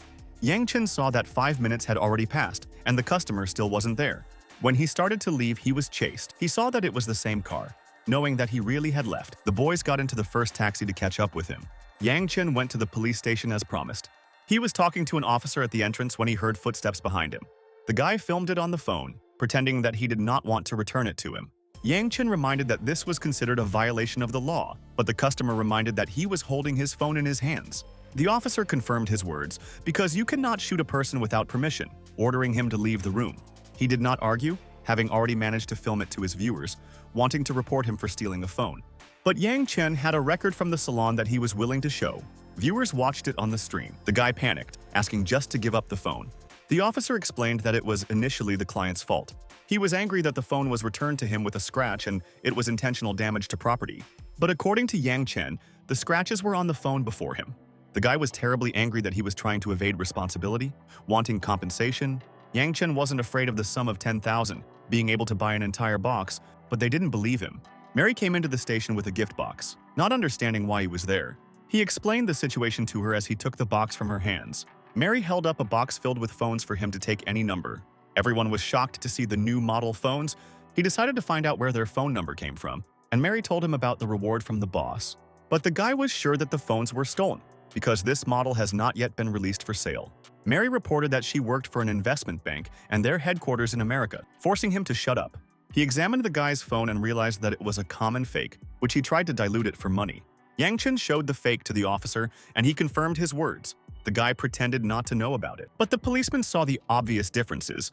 His friends were also surprised, realizing that they could get into trouble, and decided to leave. He tried to stop them, but they ran away. The guy started apologizing awkwardly to make Yang Chen forget about the situation.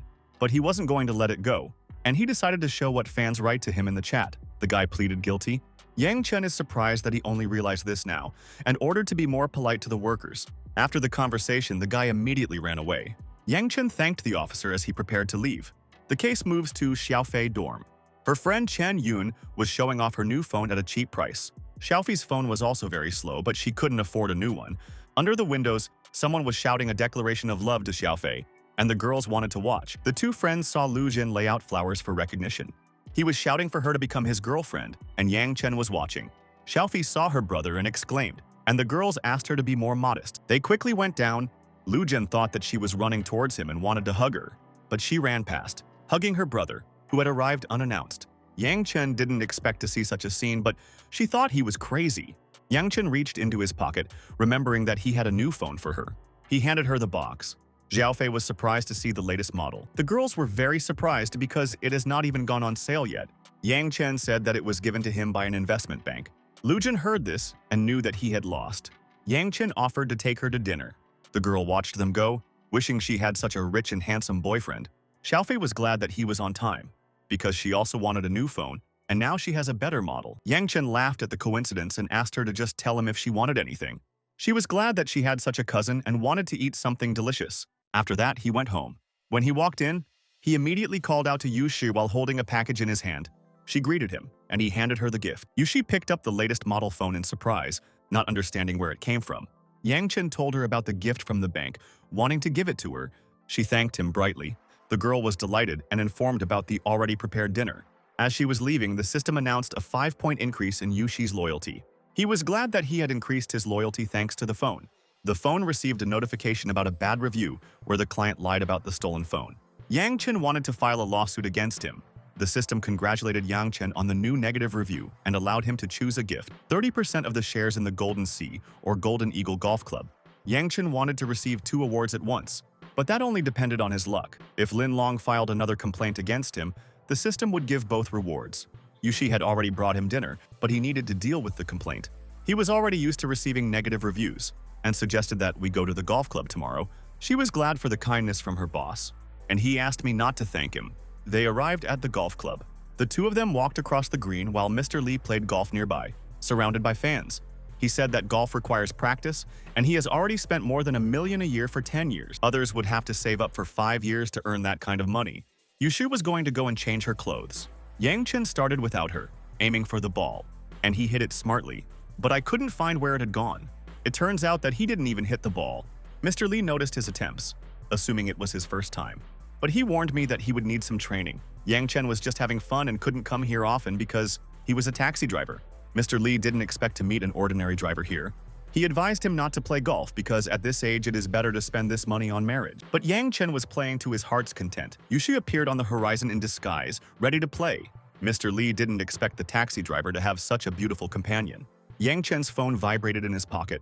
Support called, offering to remove the last bad review because the passenger threatened to file another complaint if they didn't apologize. Yang Chen asked her not to delete it, as this was what he had been waiting for. He was pleased with his luck.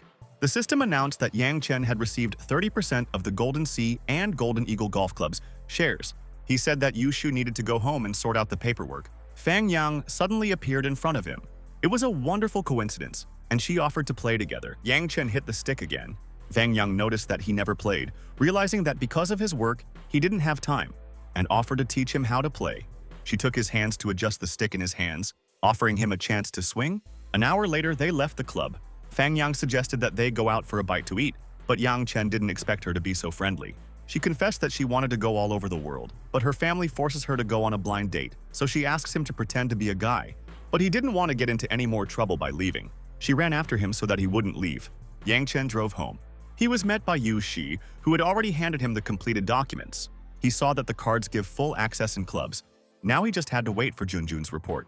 Yang Chen told her to handle the transfer procedure. Yushu once again noticed what an unusual person Yang Chen was. Later, he again went to order in a residential area. A gorgeous girl appeared in front of the car. Yang Chen realized that this was his passenger. She sat in the back seat, complaining of a toothache and looking for water. Yang Chen saw the destination, doubting that she had placed it correctly, but she was actually heading to the funeral home. He was frightened, explaining that it was just a bad tooth and there was no need to be so desperate. The girl laughed, saying that her friend had an accident and she was going to see him. Yang Chen realized his stupidity. She was glad that there was a driver who would take the order so late and asked to wait. He agreed but asked her to be careful. Yang Chen drove up to the building, intending to wait for her here. 5 minutes later, the girl was already back. In fact, they weren't that close with her friend.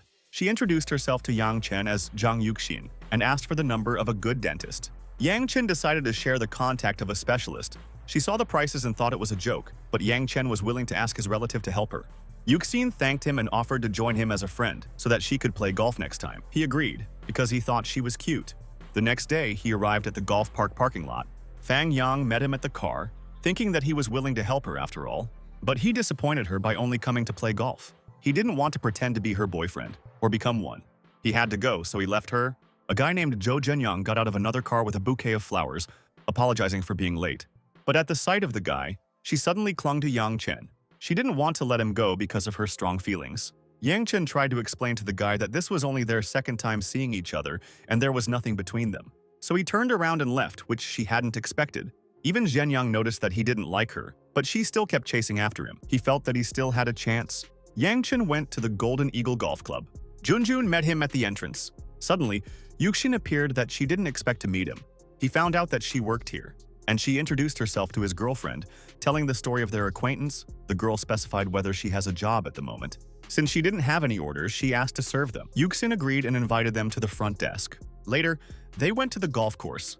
Junjun asked them to teach them how to play golf. She picked up the stick, teaching it how to position it in her hand. Fang Yang also appeared on the course with Zhenyang, who was chatting about his golf skills. I offered to play, but she didn't know how. He didn't understand why she was so critical of him. But she wasn't interested in him at all, so she asked him to back off. She approached Yang Chen, wanting to join their game by canceling her date. But Zhenyang's face didn't show that he accepted her refusal. The girls allowed her to join in, so that it would be more fun for everyone together. Yang Chen humbled himself and agreed. The girls started teaching Yang Chen different techniques. Zhenyang watched this, noticing that he was getting too much attention. While he was angry, a man's voice spoke to him. It was the field manager, Chen Shun, who was interested in his affairs.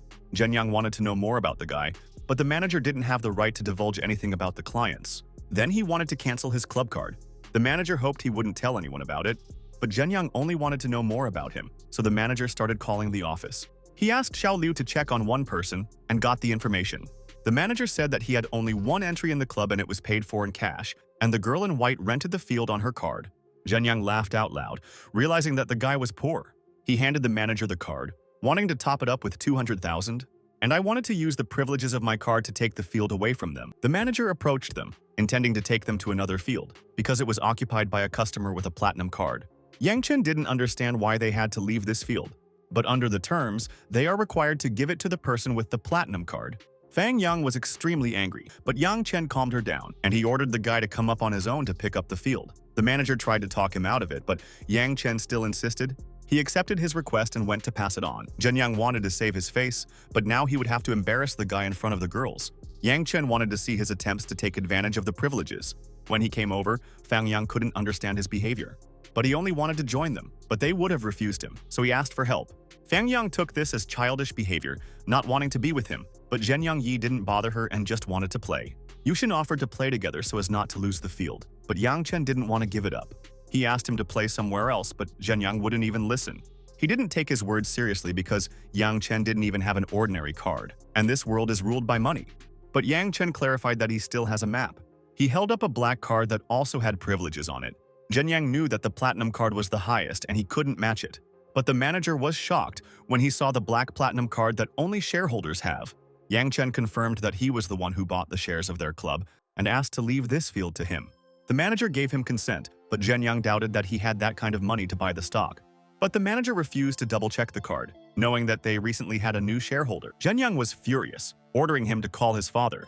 The manager asked Yang Chen for help, and he asked him to just call the boss. 10 minutes later, footsteps were heard on the grass. It was the club's chairman, Chen Jining, who wanted to show him the club in person if she knew about his visit. But first he wanted to play with his friends, not expecting that the field would be taken away from him. The girl confirmed that Yang Chen was their shareholder and offered him another field. But Zhen Yang was terribly offended and ordered to cancel his card so that he went to another club. He was going to put up an offensive poster to let everyone know about the bullying of platinum card holders. Fang Yang once again blamed it on his childish behavior, but he wanted to have a choice as a customer. But Yang Chen disappointed him by showing him a second shareholder card from a nearby club. He didn't really have a choice now. Everyone was shocked to see this. The chairman wanted to see the second card, so he let her see it. She didn't expect him to buy shares in 2 clubs at once. It wasn't much of a price for him, but the chairman noticed how young and rich he was. Zhen Yang didn't understand why to do this if the 2 clubs were rivals. But Yang Chen did not influence the choice of clubs, so he gave him the choice to go to another field or leave the club. Fang Yang advised him to stop acting like a fool. Zhen Yang immediately apologized to Yang Chen, unaware of his status. Yang Chen let him go and play on another field and he immediately ran away. The chairman was surprised by the result that he was able to resolve the conflict and keep their client. He doubted that Zhen Yang would want to leave this club. But I noticed that I would not like to keep this manager in his position. The chairwoman didn't understand him, but he understood that the manager was giving out information about clients outside of their permission, which was a violation. She understood everything and was going to fire him immediately, but then an employee came running and reported another fight with the staff of a nearby club. The chairman had to move away immediately, but Yang Chen also wanted to see what was happening. Yuxin admired Yang Chen and revealed the secret that the staff of both clubs wanted to cooperate so he could conduct a merger. But they doubted that the boss and her brother would be able to put down their grievances. Yang Chen believed that this time would come one day. The boss didn't even have a husband because she devoted all her time to the club. A variety of guns lay on the ground, from bricks to bats. Injured employees were sitting nearby, which made the chairwoman furious. She ordered a call to the boss of another club, but they didn't see it as a problem, taking it as self-defense. The woman took out her phone to call their boss. She yelled at him to come immediately to solve the problem. The man was very busy and could not come, but this was not the first time. Yang Chen asked for her phone number. He greeted the man who recognized him immediately. Then he asked him to come to solve the problem, and he immediately agreed. In 10 minutes, the man arrived without understanding the reason for the next fight. But, according to them, the fight was started by employees of another club and it was self-defense. Employees of the other side repeated about provocation on their part, which led to violence. Both sides continued to argue until Yang Chen silenced them. The man suggested that Mr. Yang go to the office and talk to him. But he understood how negatively this would affect both clubs, not wanting to see it happen after buying their shares. The man asked him not to interfere because he didn't understand their competition, but Yang Chen didn't want to suffer losses that he could hold them accountable for. They were approached by a disgruntled customer who was tired of their arguments. All the customers are tired of playing in their clubs because they are tired of listening to constant fights and arguments. Both bosses apologized for their behavior to the guests. Yang Chen wanted to hold a meeting with the two of them to solve a recurring problem. At 12 o'clock in the afternoon, they arrived at Beijing Hotel. There were powerful people sitting at the big table, and Yang Chen wanted to discuss merging companies to become a better golf club. He wanted to see them develop after buying the shares. The man absolutely disagreed, wanting to fight to the end. The woman also disagreed and wanted him dead so that he could apologize to his parents. The man stood up abruptly, not understanding why he should apologize, because there are many people fighting for the inheritance in the world. But only she took care of her sick parents, and after their death, he wanted to take the inheritance. They argued as Yang Chen grew impatient. After an hour, he was tired of listening to them, not understanding how they could fight for 10 years. But they couldn't work together. Yang Chen knew that if this continued, their golf clubs would be lost, and he wanted to be compensated. All the shareholders agreed with him, knowing that they did not want to lose a lot of their money. They began to discuss the division of shares, wanting to get more than the other. Yang Chen knew that they would be unhappy in any case, and suggested that they become the main shareholders so that they would get everything equally. They agreed only for the sake of their parents, who tried for them. Yang Chen held their hands. He put them together, asking them to shake hands. He wanted to give Yu Shi an order to find someone to guide the company. The next day came. He went to order and has already arrived to the client. The girl sat in the back seat with her dog, but he warned her not to go with animals. But she promised that the dog would not damage his car. Yang Chen was only worried that the next passenger might be allergic to dogs, so he would have to cancel the order. She began to threaten a bad review, because other drivers always did not care about the dog. He didn't care, so he canceled the trip. She got out of the car to get her revenge. Yang Chen went to the airport for the next order. A girl came up to the car. She sat in the back seat and decided to take a nap. The girl lay down to sleep, but suddenly, she jumped up from a terrible itch in her arm. Yang Chen realized that she might be allergic to dogs and was shocked. It was covered in spots, confirming the presence of allergies. Yang Chen immediately stopped the car. He apologized to her and was about to take her to the hospital. I immediately stepped on the gas to get there faster. Her whole body itched as he begged her to be patient. He came to the hospital. The girl asked to go to another hospital because this one had too high prices. He realized that she was a pretty good person who didn't use him for money, but he promised to pay all her expenses. They went to check-in and asked for her ID card. The nurse asked her to come upstairs for treatment, and she noticed first-class service, as expected. They came to the consultation room. The doctor reported an allergy to dog hair and prescribed her medication, and there was nothing serious about it. Yang Chen thanked the doctor, and he didn't expect this from Mr. Yang. The nurse asked me to wait in the lobby while she brought them the medicine they needed. She didn't understand why they were being so polite to him, but he said that he had already been here for treatment. She didn't expect the drivers to have a high enough salary to go to this hospital, but he just didn't skimp on personal expenses. The girl calmed down and introduced herself as Lin Yiren, and Yang Chen offered to add her as a friend so that she could contact him. Night fell. Yang Chen thought that he could finish his work for today. He received a call from Lin Yiren, who reported that the situation was getting worse and wanted to go to the hospital because the medication didn't work. He was going to bring a doctor to her house, and he came to the apartment complex. Yang Chen took Dr. Chen with him to examine her. They went up to the right apartment and knocked on the door. Irene opened it, apologizing for bothering her at such a time, but her entire body was covered in blisters. Dr. Chen asked not to worry about the individual reaction of the body and wanted to conduct a thorough examination. He figured it was fine, just needed to wait for the medicine to work, but she wanted to stop the itch. The doctor asked her not to scratch herself so that it wouldn't get worse. Yang Chen noticed that she lived alone, but she used to live with a colleague. Then he prepared to leave, waiting for a call if he needed anything. As he was leaving, a girl appeared in the doorway. It was her co-worker with a boyfriend who mistook Yang Chen for a friend's boyfriend. But Irene denied everything, explaining that he was just a driver. Yang Chen left and they said their goodbyes. Irene invited her into the house, thinking that she had come to collect her things. But she kept going on about Yang Chen, thinking that he was just a taxi driver who couldn't make much money. Irene tried to explain to her that she just got an allergy in his car and he was helping her. The friend was furious that she was so polite after such a situation when it was necessary to leave a bad review, because allergies are not a joke. But after the incident, he took her to the hospital and paid for her treatment, so she didn't want to leave a bad review. Her friend took the phone out of her hand, wanting to do everything herself. Irene had asked her not to do it, so that she wouldn't have to explain herself later, but her friend was worried that he might have done it on purpose, and she asked me not to indulge the cute guys by handing the phone back. She wrote Yang Chen that a friend had left a bad review for her. Yang Chen was driving home when he was congratulated on receiving a new bad review by gifting 28% of Donglong Airlines' shares. He didn't understand why her friend felt this way if Irene wasn't angry. Yang Chen wrote to tell her not to worry about a bad review. The girl was sitting on the couch and crying. As her friend drove home, she chatted on the phone, telling all the secrets of Irene and how she caught her with a guy who had the only drawback in his profession as a taxi driver. Lee Ju-yi, the chief steward of Donglong Airlines, was horrified that she ignored his advances and chose a taxi driver. The girl was proud that she left a bad review from her phone to cause a conflict between them. The girl's boyfriend didn't understand why Ju-yi didn't come up with a plan to charm Irene, but their fathers were classmates, so he's afraid. In the morning, at the airline, Ju-yi caught up with Irene after hearing about her allergies. She refused because she had already received medication from the doctor. The guy asked her to have dinner at a new French restaurant, but she was in poor condition for partying, so she wanted to take a vacation.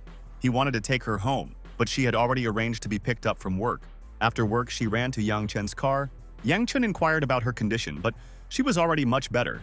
She admitted that she only wanted to discuss the bad review, but he wasn't worried about it. Irene offered to buy him a drink, to which he agreed. They drove off, and a disgruntled Ju-yi watched them all for recognizing the taxi driver, not intending to hand Irene over to him. After a while, they arrived at a French restaurant. They got out of the car, and Yang Chen saw a bill on the curb. Yang Chen took it, and Irene noticed his good fortune. He knew that he had to spend the money he found quickly to buy a lottery ticket. Yang Chen decided to buy 2 lottery tickets, and they needed to choose a number. He asked Irene for any 4 digits, and she chose 3, 5, 7, 6. He asked the girl to write down their numbers. Yang Chen promised to treat her anywhere if they won anything. The girl took a picture of the ticket, considering it fate if it turns out to be a victory. The next day came. Yang Chen took a shower and received a call from a happy Irene. She was elated that their ticket was a winner, and they received 5 million yuan. He couldn't believe it himself, so she invited him to her house to buy him a drink. Irene was jumping with happiness.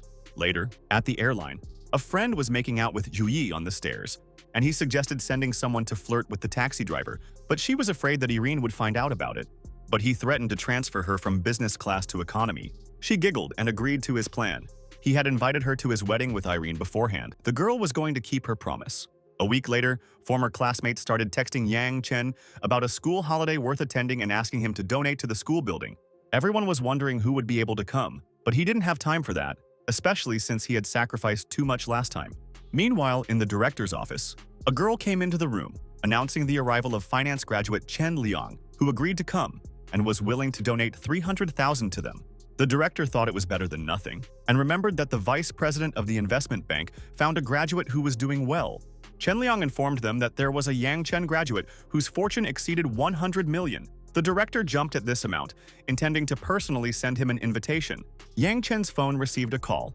He received a call from Zhao Ying, who wanted to send him an invitation. But he repeated that he didn't have time for that. The girl only wanted to fulfill her errand, otherwise she might have problems. He said that he was approaching Binhai Gate, and we could meet there. After a while, he arrived at the gate, but I arrived early, and noticed something strange on the road. On the road was a grandmother who was wearing sunglasses. Yang Chen was afraid that she would cross the street. A blue car pulled up beside her, and she noticed it as she passed. And the car door opened, slapping Granny on the back. She fell, screaming in pain. The girl got out of the car, trying to check on her grandmother's condition. The guy got out of the next car, trying to figure out what had happened to his mother. He yelled at the girl that she didn't look at the road before opening the door and demanded payment for treatment, but she didn't have any money because she was just a student. Yang Chen guessed that she was the one who should have passed on the invitation. The phone in her purse rang. She picked up the phone from Yang Chen and asked for his help, but he already saw what happened, especially since he recorded it on the DVR. He got out of the car, introducing himself to the girl. Zhao Huang explained the situation, not knowing where to get the money to pay for the treatment, but he promised to deal with it. The victim's son decided to ask about the solution method. Yang Chen understood what they were trying to do and had no intention of doing anything. He said that everything was recorded on a video recorder. The grandmother was glad of this because the evidence of her stroke was removed. The guy confirmed her words and demanded money. Yang Chen specified the price, and they demanded 700,000. Zhao Ying suggested that they just go rob a bank if they wanted such a large sum, but the guy noticed that the jade bracelet on his mom's arm was broken, so they would have to add another 500,000. The woman began to cry, explaining that the bracelet had been with her all her life, and the money would not return her attachment to the thing. Yang Chen didn't know if they really believed it would work. He took out his phone from his pocket, asking for the transfer account number.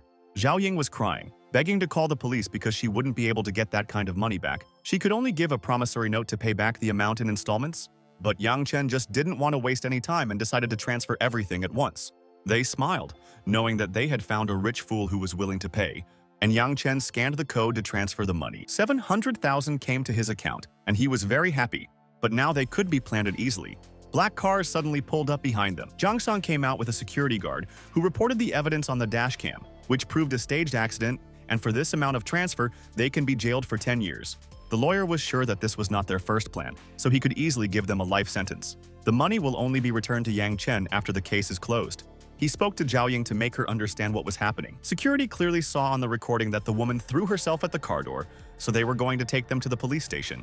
Zhang Shang introduced himself as Zhao Ying's lawyer, intending to handle the case. The guy offered to simply return the money to him, but it was too large a sum for extortion, so they could face life in prison. He considered it delusional and intimidating, but Zhang Shang claimed to be a professional lawyer. He thought this was Yang Chen's original plan, but he was giving them a choice. They were captured, and the guy tried to persuade him to return the money, but they will not be released. Zhao Ying thanked Yang Chen, but he didn't ask for it. She truly admired him, having heard about his actions from the leaders, considering it the fate of heaven. But Yang Chen thought it was just a coincidence. He thanked her for the invitation and asked her to be careful. He drove off, leaving her on the road. A few days have passed. He was walking around the center with Xiaofei, who noticed a familiar face. She saw that it was his ex-girlfriend standing in front of them. It was Zhao Feifei, but he didn't pay any attention to her. The phone in his pocket rang. He received a call from Chen Lian, asking him to come to the office to discuss an important matter. After a while, he arrived at the office. He came in, apologizing for being late. He was greeted by the headmaster, who greeted him at the school's 60th anniversary celebration. Chen Ming, the vice president of the construction company, and the president of the training institute introduced themselves to him. Yang Chen noticed that this place could really boast of successful graduates. They asked him what kind of business he does in order to cooperate in the future, but he only said that he works as a taxi driver. They were all shocked to know how capable he was, but they didn't use it. The principal said that their school needed help to raise $50 million to buy land, but they didn't give permission, so he asked them to find a solution. He knew that Chen Ming had influence in the construction industry, but he had heard of plans to turn the area into a commercial one, so he was hesitant to sell it. The director asked Yang Chen if he had any ideas. Chen Ming didn't think it was worth asking an ordinary taxi driver, since he couldn't possibly know powerful people. The director gave everyone present a chance to express their thoughts. He knew the son of the owner of this land, and he might have been able to convince him to sell it, but the school was only offering 30 million, and that would be a big loss for them. He knew that the problem was the lack of school money, so he decided to check out how much Yang Chen had donated. But he didn't make any donations. He was angry that Yang Chen was even in the hall. The director explained that he was presented as a person with assets worth $1 billion. Chen Lian told him about it, and he knew that Yang Chen was just being very modest. The guy did not understand where such money would come from an ordinary taxi driver. Yang Chen called Zhou Xiong. He apologized to Yang Chen for his son's past behavior. Yang Chen asked for help, knowing that they had bought up the area next to the school for commercial purposes, but asked to sell it for the sake of expanding the school. Zhou Xiong was willing to help him with all his might and decided to sell the school the zone for 50 million, which was how much he had originally spent on it. Yang Chen found a way to recoup their losses from the 30 million purchase by offering their construction company to build the buildings. He immediately agreed to the terms. Yang Chen announced a solution to the problem, which the director did not expect at all. The director shook his hand that he was able to get the land, so also reduced the price by 20 million, and suggested to name the next building in his honor. Yang Chen didn't expect such respect in a single phone call, reminding him of the feelings of the people who made the donations. The director remembered that they were looking for a vice president and offered him a position, but Yang Chen couldn't agree to it. He offered to appoint Chen Liang as vice president and decided to donate money for repairs, offering to write down all expenses in his name. They bowed to him for his generosity.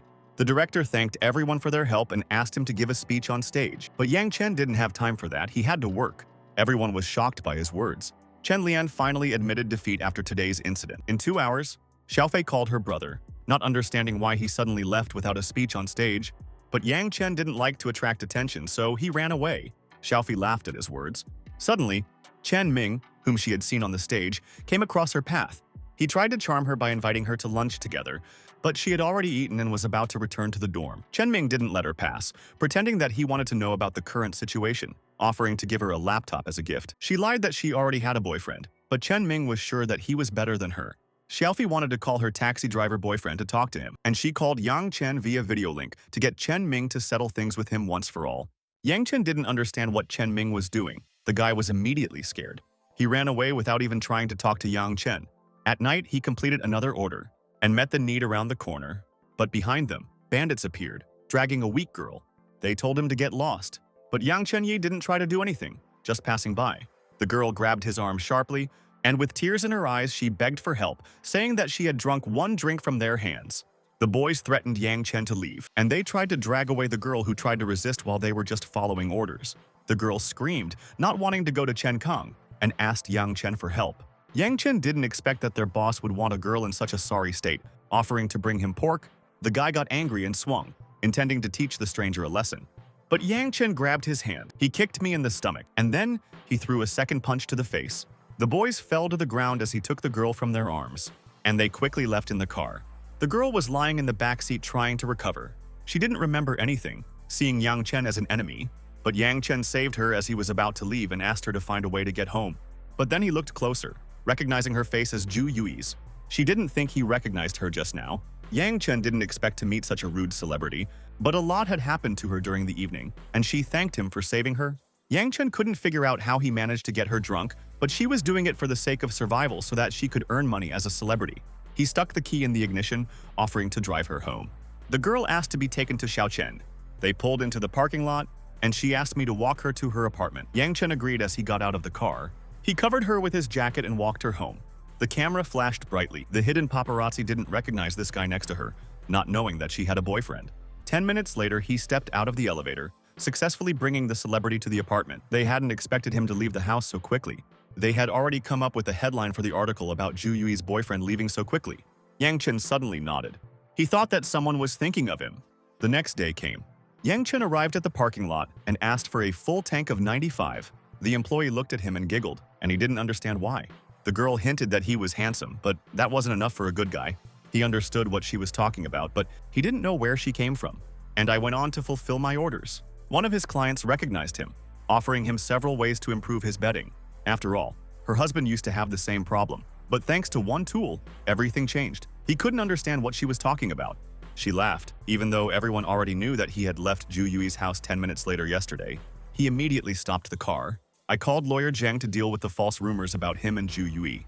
Meanwhile, at Zhu Yui's house, her manager was offering to find a taxi driver and clear up the situation, while Zhu Yui was crying at the news. She didn't have a connection with him, but they couldn't just let it go. It could have a detrimental effect on her reputation. The girl was crying, not wanting any trouble. One of them noticed a new piece of news from a well-known lawyer. He claimed that Mr. Yang only gave Mrs. Zhu Yui a ride home, warning them to remove the false articles or they would go to court. The manager couldn't believe that a taxi driver could afford such a lawyer. Meanwhile, in the media center, the boss was extremely angry that they didn't check the information before publishing it. They were nervous, because their goal was to get dirt on Zhu Yui, but they didn't expect to meet lawyer Zhang. The boss knew that it was impossible to win against him and ordered to close the studio and then open under a different name after a lull. They didn't want to solve problems on their own, but he didn't want to go to jail with them. The boys were crying as they fell to their knees. They were genuinely surprised by the power of lawyer Zhang, who was able to immediately frighten journalists. Zhu Yui called it a short drama about a taxi driver who was able to break the entertainment industry and was able to beat the studio. The manager tried to make sure that they didn't know the taxi driver, but Zhu Yui swore her words. Meanwhile, the general manager of the studio, Chung Kong, wanted to find this taxi driver and take revenge for interfering in his business.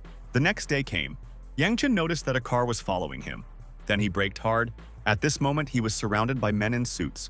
He didn't open the door for them, but they came to teach him a lesson on Boss Kang's orders. Yang Chen got out of the car, recognizing his name. The man took him by the scruff of the neck, intending to take him with them, but he slapped his hand away, reminding him of the law. They didn't care, knowing that the laws didn't work at all. Yang Chen asked to be taken to a meeting with Chen Kong so that the problem could be resolved quickly. Then they asked him to follow their car. While they were driving, Yang Chen texted Xiu Yuhong to send his guards to the building. They drove up to the building. Chen Kong couldn't understand why Yang Chen would meddle in matters that didn't concern him, but he only helped the unconscious girl. The man was angry at him, reminding him of a situation where he shouldn't throw words around like that, and he ordered his guys to deal with him. The boys took out their bats, intending to show him the pain. But the security guards rushed in, along with manager Q. Chung Kong didn't expect to see him here. The manager was afraid for Yang Chen's health, but he made it just in time. He apologized, promising to be faster. Yang Chen wasn't angry and gave him the right to do whatever he wanted with them. After all, they were criminals. He rolled up his sleeves, accepting the order. Yang Chen walked out of the office while Chung Kong's gang was being beaten up by security guards. 20 minutes later, he went to the parking lot. Manager Q reported the completion of the case. Yang Chen praised him and suggested that they call lawyer Zhang if necessary. And after these words, he left. The guy burst into the room where the battered guards were lying. Chen Kong was also beaten up, and he wanted to know who could have raised a hand against him. The man told them about the taxi driver and his security detail and asked them to call Mr. Xu to get revenge. Chen Ming suggested that we just report to the police. but Chung Kong had asked him not to, so he accepted it. He started calling Mr. Shu, but he asked me not to contact him and hung up, as if he was afraid of the taxi driver. Yang Chen pressed the elevator button. He went to pick up Lin Yiren's friend because she invited them to have a drink. He knocked on the door. It was opened by his friend Irene, who greeted him with a smile. She asked me to wait for her while she showered, and then they could go. Yang Chen sat down on the sofa with a glass of water, and the girl went to the bathroom. 10 minutes later, she came out wearing only one towel, but lost another one and asked for help. He stood up and saw the towel that had fallen on the floor. Yang Chen picked up a towel from the floor, and she asked me to bring it to her, and then they could go. She thought he couldn't stand the temptation of a girl standing right in front of him in just a towel. Yang Chen decided to wait for her outside. She was very angry that he didn't do anything and left. After half an hour, she pulled the handle of the car. I sat in the back seat. She asked if Irene had called him. Yang Chen decided to drive her first and then pick up Irene. She thanked me for the free taxi. The girl asked him about his income as a taxi driver. He liked the job and made 500 a day. It wasn't much, but the main thing was that they were able to win the lottery, as Irene had told her. Xiaojing texted Ju Yi that she was going to embarrass Yang Chen that evening, and he promised to keep her in business class if the plan worked. She also offered to come to her place while her boyfriend was away on a business trip. They arrived at a bright night street. A friend said that Irene would get there on her own and she didn't need to be picked up. There was a pile of alcohol on the table. Xiaojing needed to fix her makeup, so she was going to move away. The girl to whom she had signaled walked past her. A girl came up to him and wanted to make a pass at him, and I wanted to join him, but he immediately refused her, because his girlfriend will soon arrive. She sat down next to him anyway, inquiring about the details of his life, and offered to exchange contacts so that she could bring him the best girls. But he wasn't interested. He missed his girlfriend. She offered to try other girls for a change because any dish gets boring. But for him, it was too scary. I told her to leave before he called the staff. She clicked her tongue and ran away with a grudge. Xiaojing wondered if he didn't like women like this. But she had a plan B, and she signaled the girl to Lil. Lilu walked over to Yang Chen, wanting to sit down next to him. She pretended that she didn't have enough money for a separate table, so she wanted to join him. Yang Chen reported that the place was taken and asked to find another one. She tried to join him as a friend, but he strictly refused her. Lilu felt uneasy, not understanding what was wrong with him. Back then, she gave up, and Xiaojing decided to use her trump card. She winked at the girl behind her. She approached Yang Chen from behind, warning him that the past girls were prepared by someone and he needed to be more careful. Yang Chen panicked, realizing that this might have been a test from Irene. Xiaojing wanted him to drink alcohol, but he still had to drive. Yang Chen noticed that she had been in the toilet for too long, but she didn't answer the question. He knew that she was only pretending to be innocent, suggesting that the three of them go to the hotel together, or that they get Irene drunk so they can go together.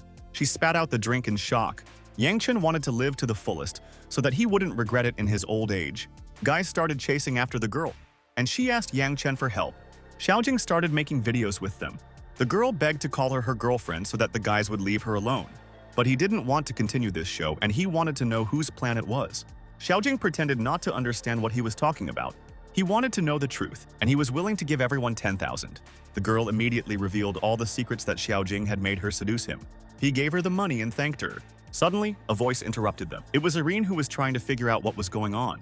Xiaojing started apologizing that their plan was revealed and Yang Chen was really a nice guy. But Irene had no idea what plan she was talking about. The girl chimed in, wanting to explain everything. She told her everything, and Irene didn't understand what her friend had done. The girl was extremely angry that her best friend did such a thing, but Xiaojing had no excuses. She was trying to pretend that Irene had forced her to do this loyalty test. Irene couldn't listen to her lie, because she was immediately against her offer. Irene swore that she hadn't asked anyone to check on her, and she refused. Yang Chen abruptly took her hand and asked her for the truth, whether she knew it or not. She begged me to believe that she didn't know anything about it. Yang Chen recognized the situation where her colleagues were all trying to betray her. This meant that the manager had given them such an order, and assumed that someone from the company liked her. Xiaojing was shocked that he immediately understood everything. She thought it might be their chief captain, whose hints she hadn't been paying attention to. Yang Chen ordered Xiaojing to call this captain to apologize, otherwise he would be fired from the company. She didn't believe it, because he was just an ordinary taxi driver. Irene took this as an admission of an order from the captain, and Xiaojing realized that she had let it slip. Irene picked up her glass from the table and doused the friend who used it. She didn't understand why Irene was pretending to be innocent and avoiding courtship. Irene took her phone out of her pocket. I decided to call him myself. Xiaojing was shocked, afraid that she might lose her job. Irene didn't care at all. She started yelling at him through the phone so that he wouldn't even dream of a relationship with her anymore. Yang Chen asked for her phone number. He introduced himself as Irene's boyfriend. The guy threatened to fire her if she didn't become his girlfriend, because his father is the main captain. Yang Chen wanted to watch their attempts and dropped the call. He hugged Irene as he prepared to drive her home. Xiaojing tried to dissuade her from making such mistakes, but she was willing to give up her job for a good guy. They went down to the parking lot. She was afraid that he would be angry with her, but he believed her words. They kissed softly on the lips. In the morning, they went to the company. Yang Chen gave Irene a ride. She wondered where she could go after being fired, thinking about working as a taxi driver, but he wasn't going to let her leave her job. Irene did not want to stay in a company that was willing to sacrifice everything for profit and wanted to apply to other airlines. Yang Chen felt that she was stronger than most girls and promised to buy whatever she liked in the evening. Jui, who was dissatisfied with the wrong parking, came up to the car. Irene got out of the car so that he would stop shouting. But even temporary parking was forbidden here, and the second shareholder will arrive soon. Irene asked him not to pick her up if he was busy. Yang Chen got out of the car. He was going to pick her up because he came to the meeting. Irene couldn't understand what he was talking about or what kind of meeting he might have at the airline. Yang Chen pointed to the corridor of people who were waiting for the second shareholder with a placard. Jui laughed at his pretense, realizing that he couldn't possibly be a shareholder. He ordered him to leave, otherwise he would call security. But he got hit on the back of the head for talking to Mr. Yang like that. Chairman Junhao ordered him to apologize. Jui couldn't believe that the chairman was here. He sincerely apologized to Yang Chen for his employee and introduced himself to him. Yang Chen greeted him, hoping for a smooth meeting.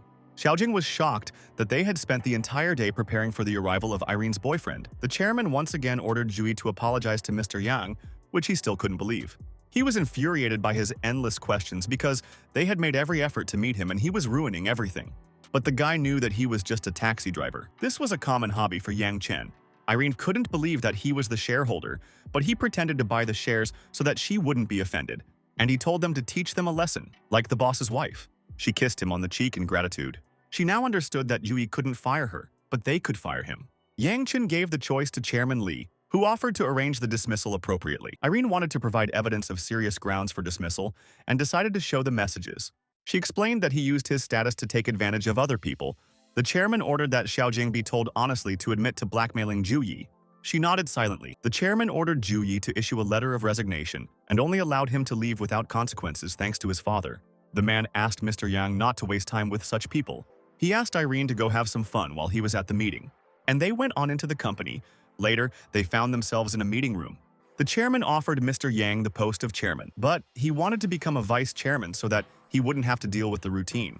The chairman agreed to his proposal, but he would still have to attend meetings and speak. Then he refused him, not wanting to take on such a responsible job. The chairman was very surprised. He considered him a unique person that he refuses a high position.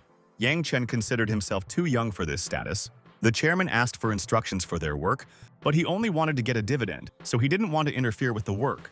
The chairman understood, and the meeting was almost over. But Li Jui's father, Tianyun, appeared in front of him, along with his son. The chairman stiffened when he saw the captain in the room. He wanted to understand the reason for his son's dismissal, but the chairman did not even want to discuss this topic after the decision was made.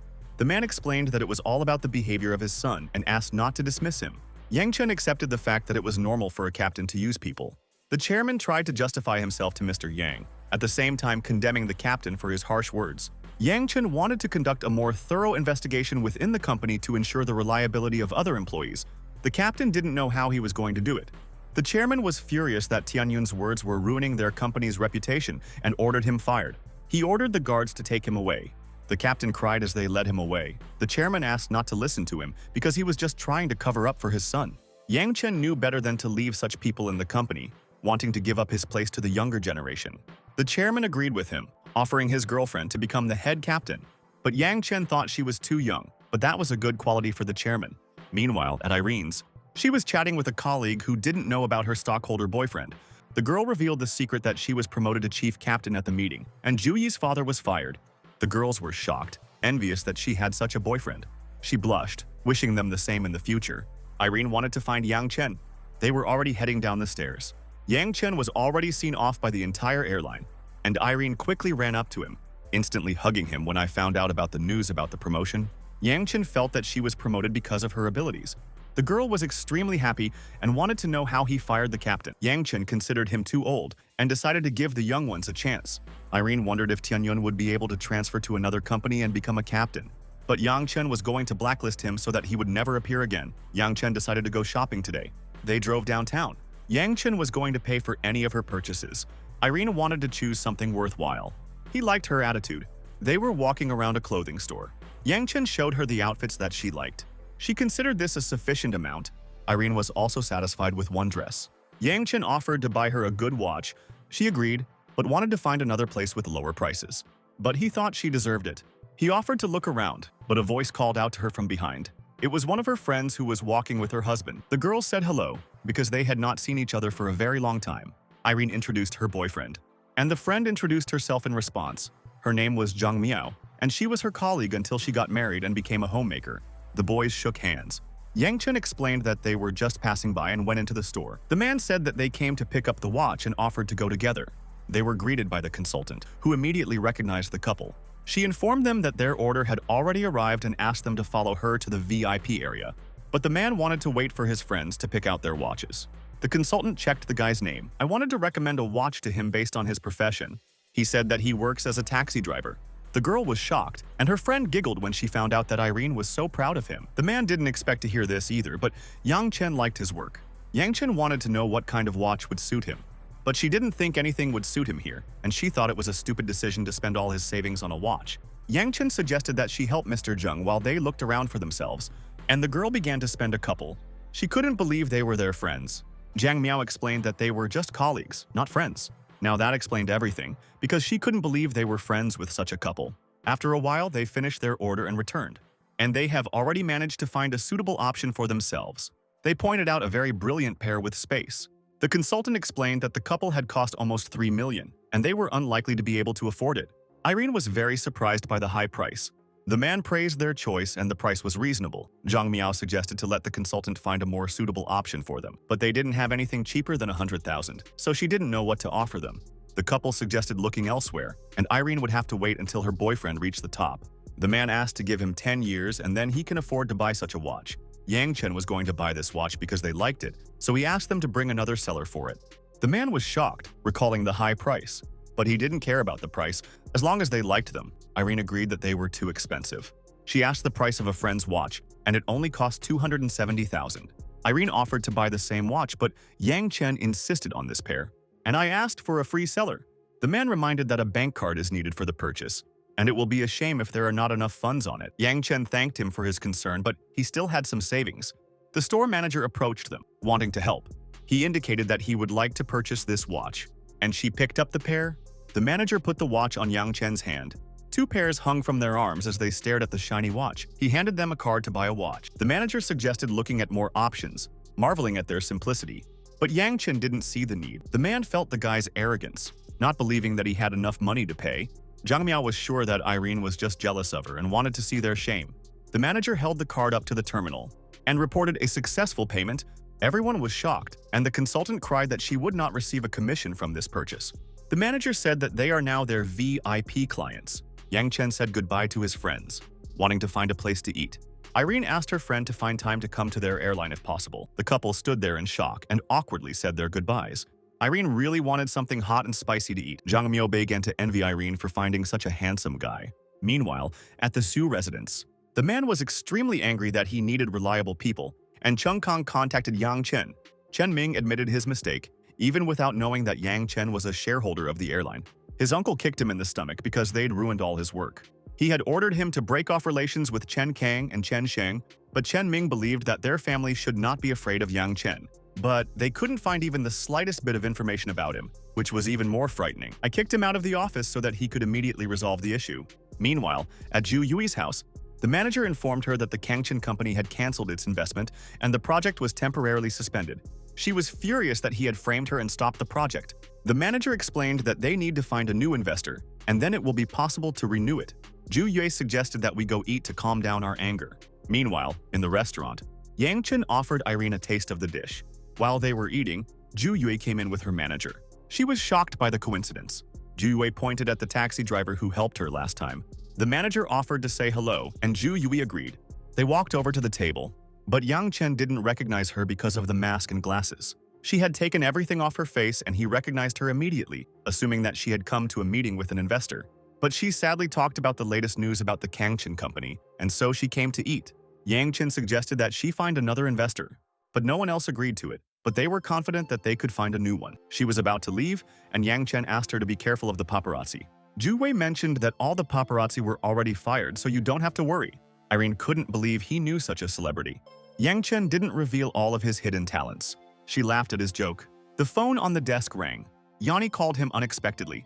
She was in the club in the women's bathroom and she was very dizzy, and she asked to pick her up. He immediately jumped off the table, intending to come pick her up. Yang Chen told Irene about the incident and had to leave. He asked her to go home when she was finished and ran away. Yang Chen arrived at the club. He ran to the women's bathroom, where Yanni's friends were trying to reach her. He moved them, trying to help her, but they thought he was a pervert. Yang Chen started knocking for her to open the door for him, and she immediately opened the stall. Yanni fell right into his arms because she was so dizzy. It turned out that the girls were her classmates, and they asked him who he was. Yanni. The girls were not happy that he broke into the women's bathroom. He identified himself as her brother and began threatening them not to bring her to such places again. He put her on his back. He was going to take her home. The girls were terribly angry that he had taken her. They understood that Mr. Wu wanted Yanni, and they needed to explain everything to him. After a while, they went into the room, trying to explain to Mr. Wu that Yanni had been taken away by his brother. The girl explained that she took all the presents and ran away. Wu Yuan, the movie manager, was sitting in the middle of a group of women who were very angry with them. And now, he didn't know what to do. Everyone else left the room, leaving them alone. He knew that Mr. Wu had taken the pill, so they would have a hard time. Yang Chen arrived at the villa. He was met by Yu Shi, whom he immediately asked for help. He sat Yanni down on the sofa and asked for water. Yanni put her arm around him, but he calmed her down. Yang Chen had warned her not to contact them, but she didn't know that there would be alcohol because they were inviting her to a birthday party. Yang Chen realized that they had tricked her. The girl cried, not expecting such a betrayal from her friends. Yang Chen ordered Yu Shi to register an entertainment company and focus on artists and film investments, and to have Yanni become the first contract. And then, he would like to offer cooperation to Ju Yui, who just doesn't have any investors. He suggested that they work together, and she can become the second heroine. Yanni was surprised to hear the name of the famous Ju Yui. Yang Chen revealed that their project was on hold, and he would ask her to send him the script. She thanked him fiercely. Yang Chen got up and asked Yu Shi to prepare a room for Yanni for the night. The next day, he took her to school, promising to contact her. And they said their goodbyes, and Yanni ran off to school. He received a new order, and he decided to work. He saw a dot on the Hancheng Financial Building that he hadn't been to in a while, and he came to pick up a client. A couple approached the car. They got into the back seat, and the girl told Mr. Liu that he was going to rent an entire floor for a new office. The man was going to buy the entire building if things went well, especially since the building's owner, Yang Chen, was a friend of his, and had to agree to the deal. The girl admired the boss, who was personally acquainted with the owner of the Haicheng building. Yang Chen turned to ask him again about his acquaintance. Mr. Liu said that they were close friends, and Yang Chen asked about their dating history. He started telling them that they were roommates in college, and he helped him with investments, and now he is overseas, and asked the management to accept his friend. Yang Chen naturally didn't believe his lie. They arrived at the Haicheng building. Mr. Liu asked Xiao Wu to sit in the car so as not to order a new taxi. Then he left her there. Yang Chen offered the girl a bottle of water. I asked them what their company was doing. She told about the plans to create a nationwide drinking water network so that each office has its own dispensaries. She even invested the 100 grand that she and her boyfriend were saving to buy a house. Yang Chen hadn't expected such confidence in Mr. Liu, but she thought he was an honest man, especially since she had received a full 10% of the shares. Yang Chen asked her to get out of the car. He suggested that she go to the building to show him what a crook he was. They went into the building, where security immediately greeted him. Xiao Wu was immediately surprised, and Yang Chen suggested that we go to the management office. They went up to the office, and when we got there, Tang Hao, the building manager, was standing there. Mr. Liu was angry that they went into the study. Tang Hao immediately asked him to sit down. Yang Chen inquired about their conversations with Mr. Liu. The manager admitted that he wanted to rent 1 square meter, but asked for a certificate for renting an entire floor, but Tang Hao refused him. Yang Chen asked about his project, which requires such information. Mr. Liu thought that he was an ordinary taxi driver, but Yang Chen reminded them of their dating history, as he taught him about investing in the dorm. Mr. Liu couldn't believe that he was the owner of the building. Tang Hao didn't expect them to be acquainted. He was angry at him for continuing to pretend to be poor as the owner of the building. But Yang Chen was just killing his time. Xiao Wu couldn't understand why he was lying to her about the project and the owner of the building, wanting to get his money back. But he pushed her off the road while trying to escape. Tang Hao closed the door in his face, preventing him from leaving. Yang Chen asked him to call the police. He wanted to stop him from cheating people after he forced the girl to hand over her savings. Mr. Liu didn't think it was cheating after all. She did it on a voluntary basis, and he had a real product. He showed the documents, which proved that there was no fraud. It was true that Xiao Wu had invested the money voluntarily because she had been promised a huge income, but now she realized that she had been cheated. Mr. Liu recalled that the agreement denied a return on investment. Tang Hao reread the contract, confirming his words. Xiao Wu collapsed on the floor in tears, knowing that all was lost. After a while, they were both taken away by the police. Tang Hao couldn't believe that the girl had fallen for such an obvious deception. Yang Chen considered it lucky that she didn't have time to deposit a larger amount, and I decided to check the work of the staff once I arrived at the building, but he was interrupted by a phone call. He received a negative review from Mr. Liu, who was released by the police thanks to official documents. Yang Chen clicked his tongue in anger. The system congratulated him on his bad review and rewarded him with a painting skill. He was teleported to another space. He felt that this skill would help him ease the tension, and made a call. The man picked up the phone, and Yang Chen asked him to find information about one person and evidence of his fraud. The next day came. Yang Chen was painting the paper, and he left his name tag. That was the end of the job. Miss Zhu was knocking on the door with the manager, who wanted to buy Mr. Yang some snacks. Yushi opened the door for them, informing them that Mr. Yang had just finished drawing. Miss Zhu didn't know that he could draw. Yushi had never seen him do it either, but it was a good drawing. She showed them to see for themselves. Miss Zhu was well-versed in painting and calligraphy and truly appreciated the drawing. Yang Chen heard the praise and hurried over, wanting to hear more to their faces. Miss Zhu offered to buy this painting for 5 million, but he understood that his first drawing could not have cost so much and offered to discuss it. They sat down at the table. Miss Zhu prepared some snacks for him and would like to hear his assessment. He tried them and liked them very much. The girl thanked him for the compliment, but still wanted to buy his painting. He hadn't expected her to actually want this, but she was bursting with desire, so she hoped he would agree. Yang Chen agreed, and Miss Yue asked the manager for a checkbook. She started writing out a check to pay for the painting. I gave him $5 million. Suddenly, she started talking about Kang Chen's company. He hadn't expected that for such a price. She would decide to buy his first painting, and not any famous one. Yang Chen remembered what she was talking about as he thought of Sui Jun. He was her cousin, and they had already disbanded the company. Sui's father wanted to replace her with Mingwang Company, and she wanted to know his opinion.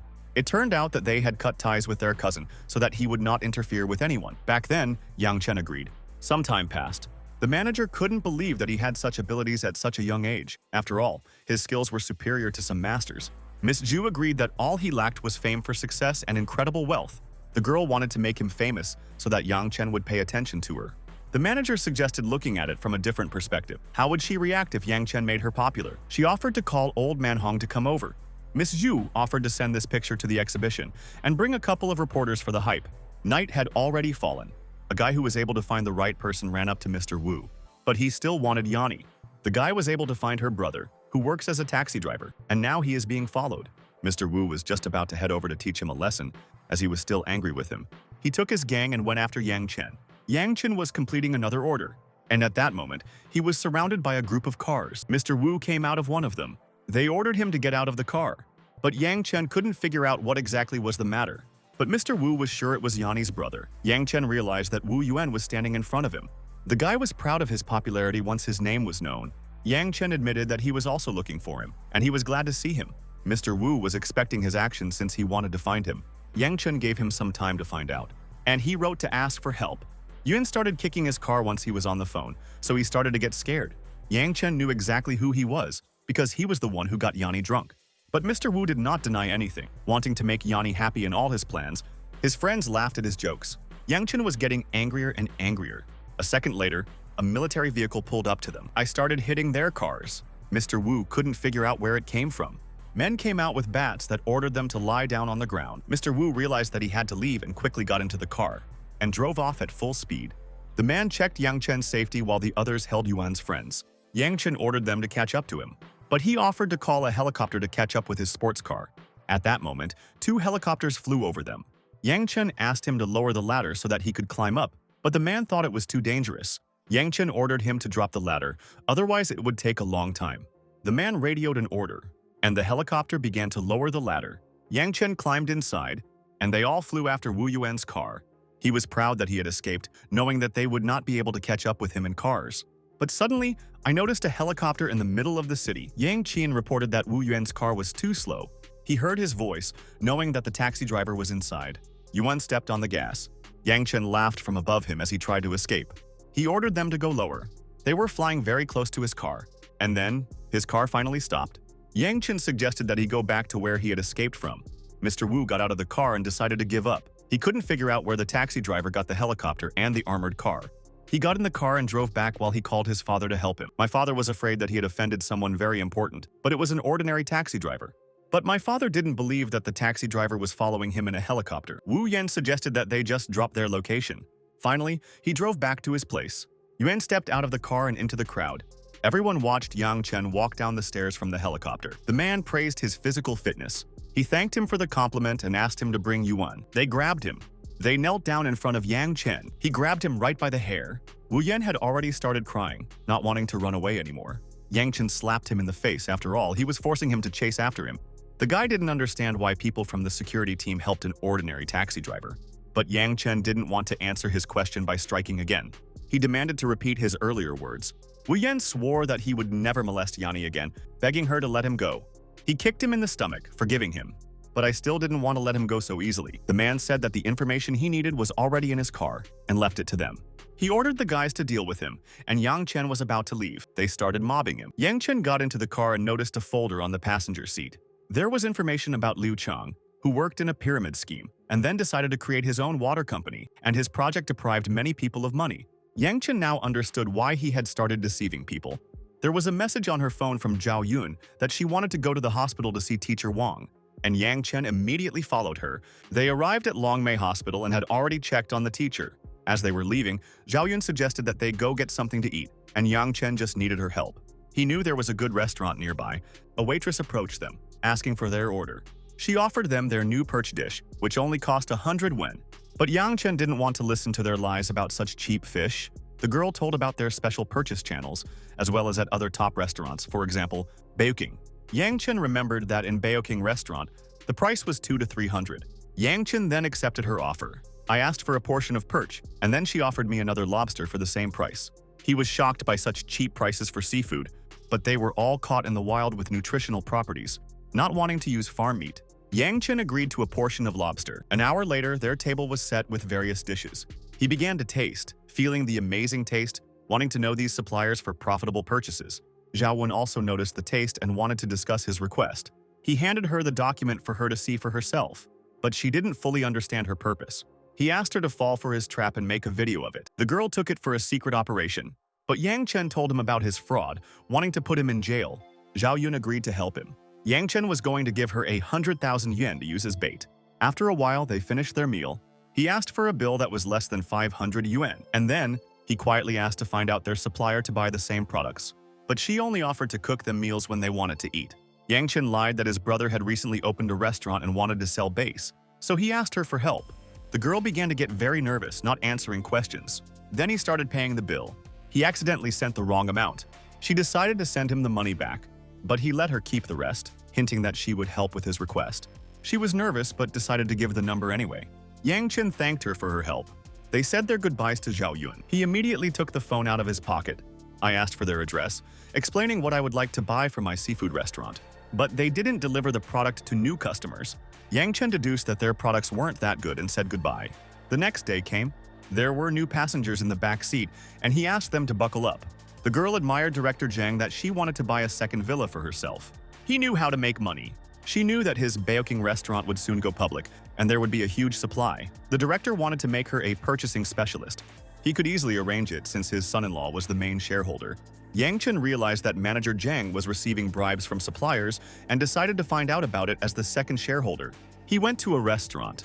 I met Xiaofei there. She had already ordered food, and the waitress suggested base and lobster. Yang Chen was surprised by the coincidence because he just wanted to try them out. He started eating fish, but I noticed that the taste was different from that perch. Yang Chen decided to ask the waitress if their fish was collected from their natural habitat.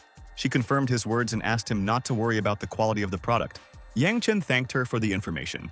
Xiaofei realized that something was wrong, but he already sensed that she was lying.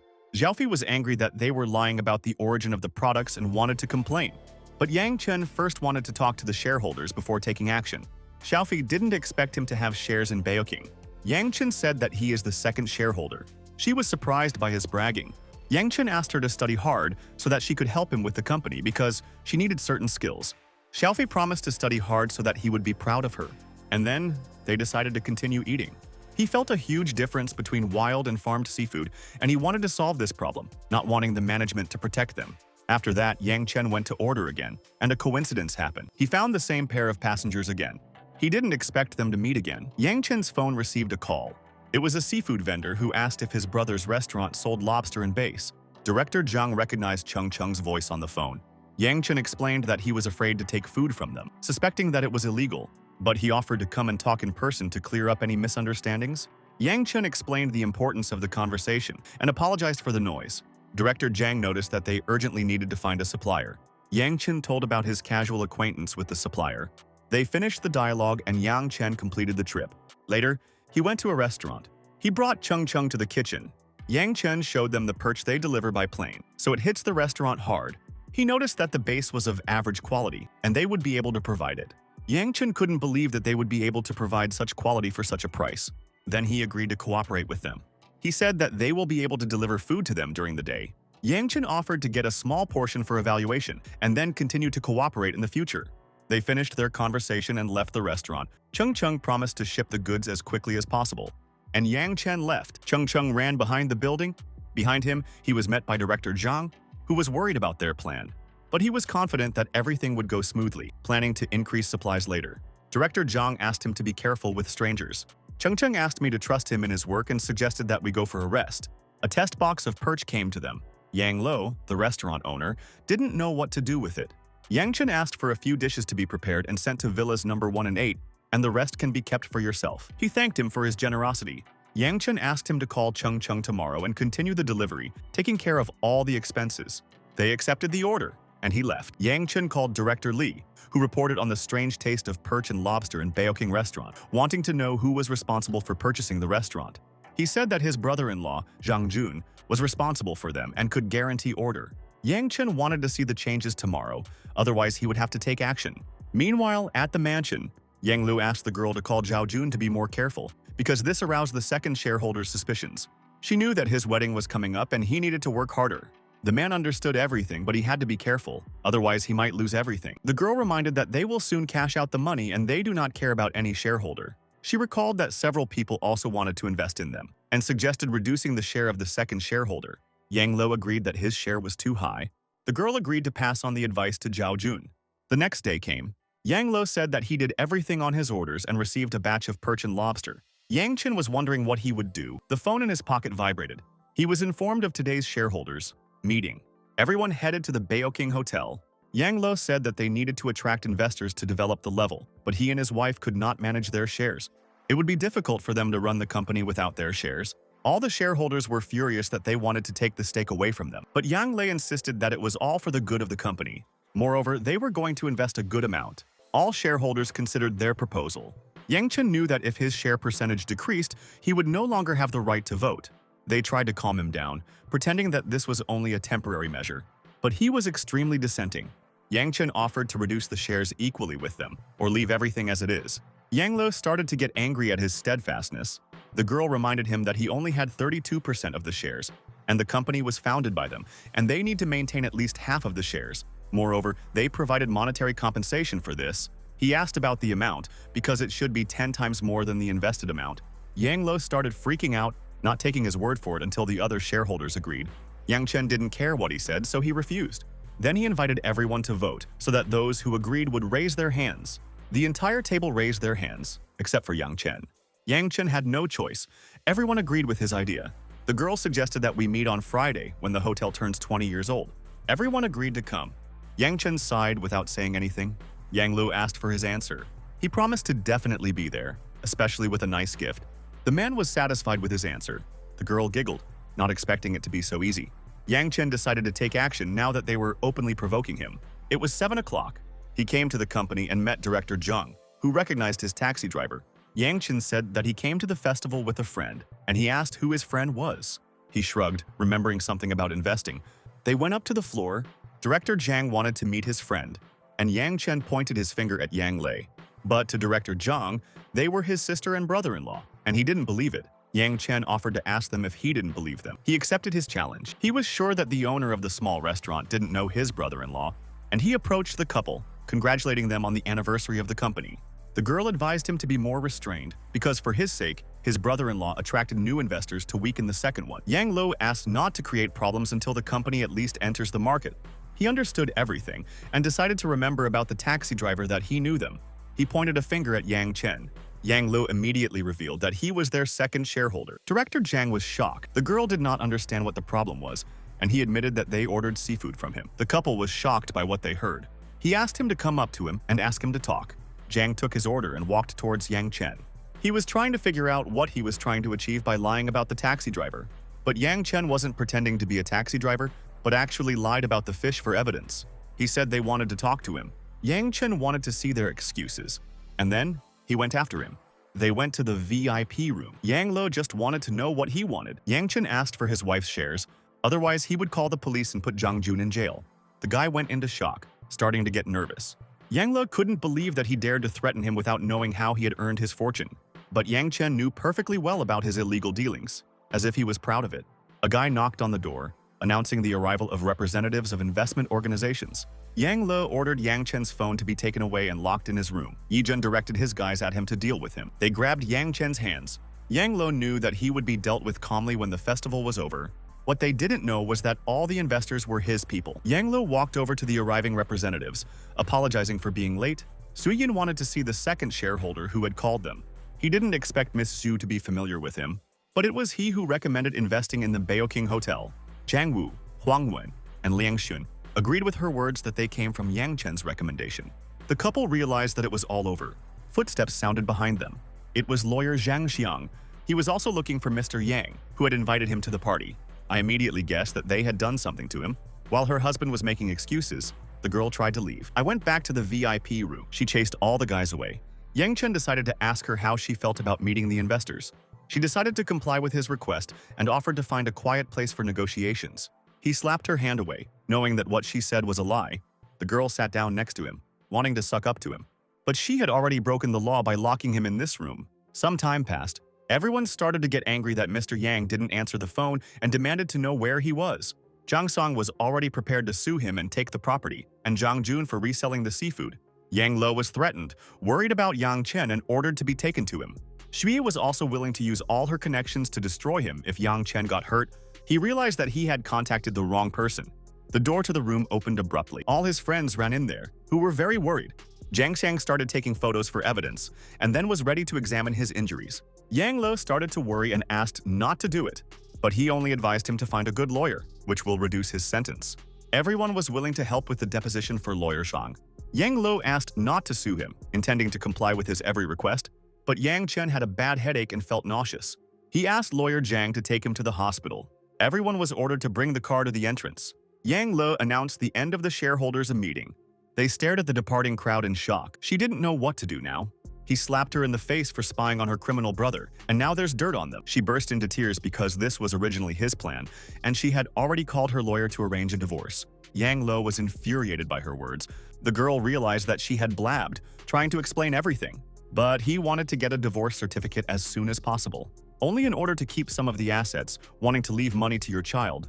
Zhang Jun was panicking, knowing that his parents would go crazy with his arrest, asking for help from his sister. But she could not help him and advised him to surrender in order to receive a less severe punishment.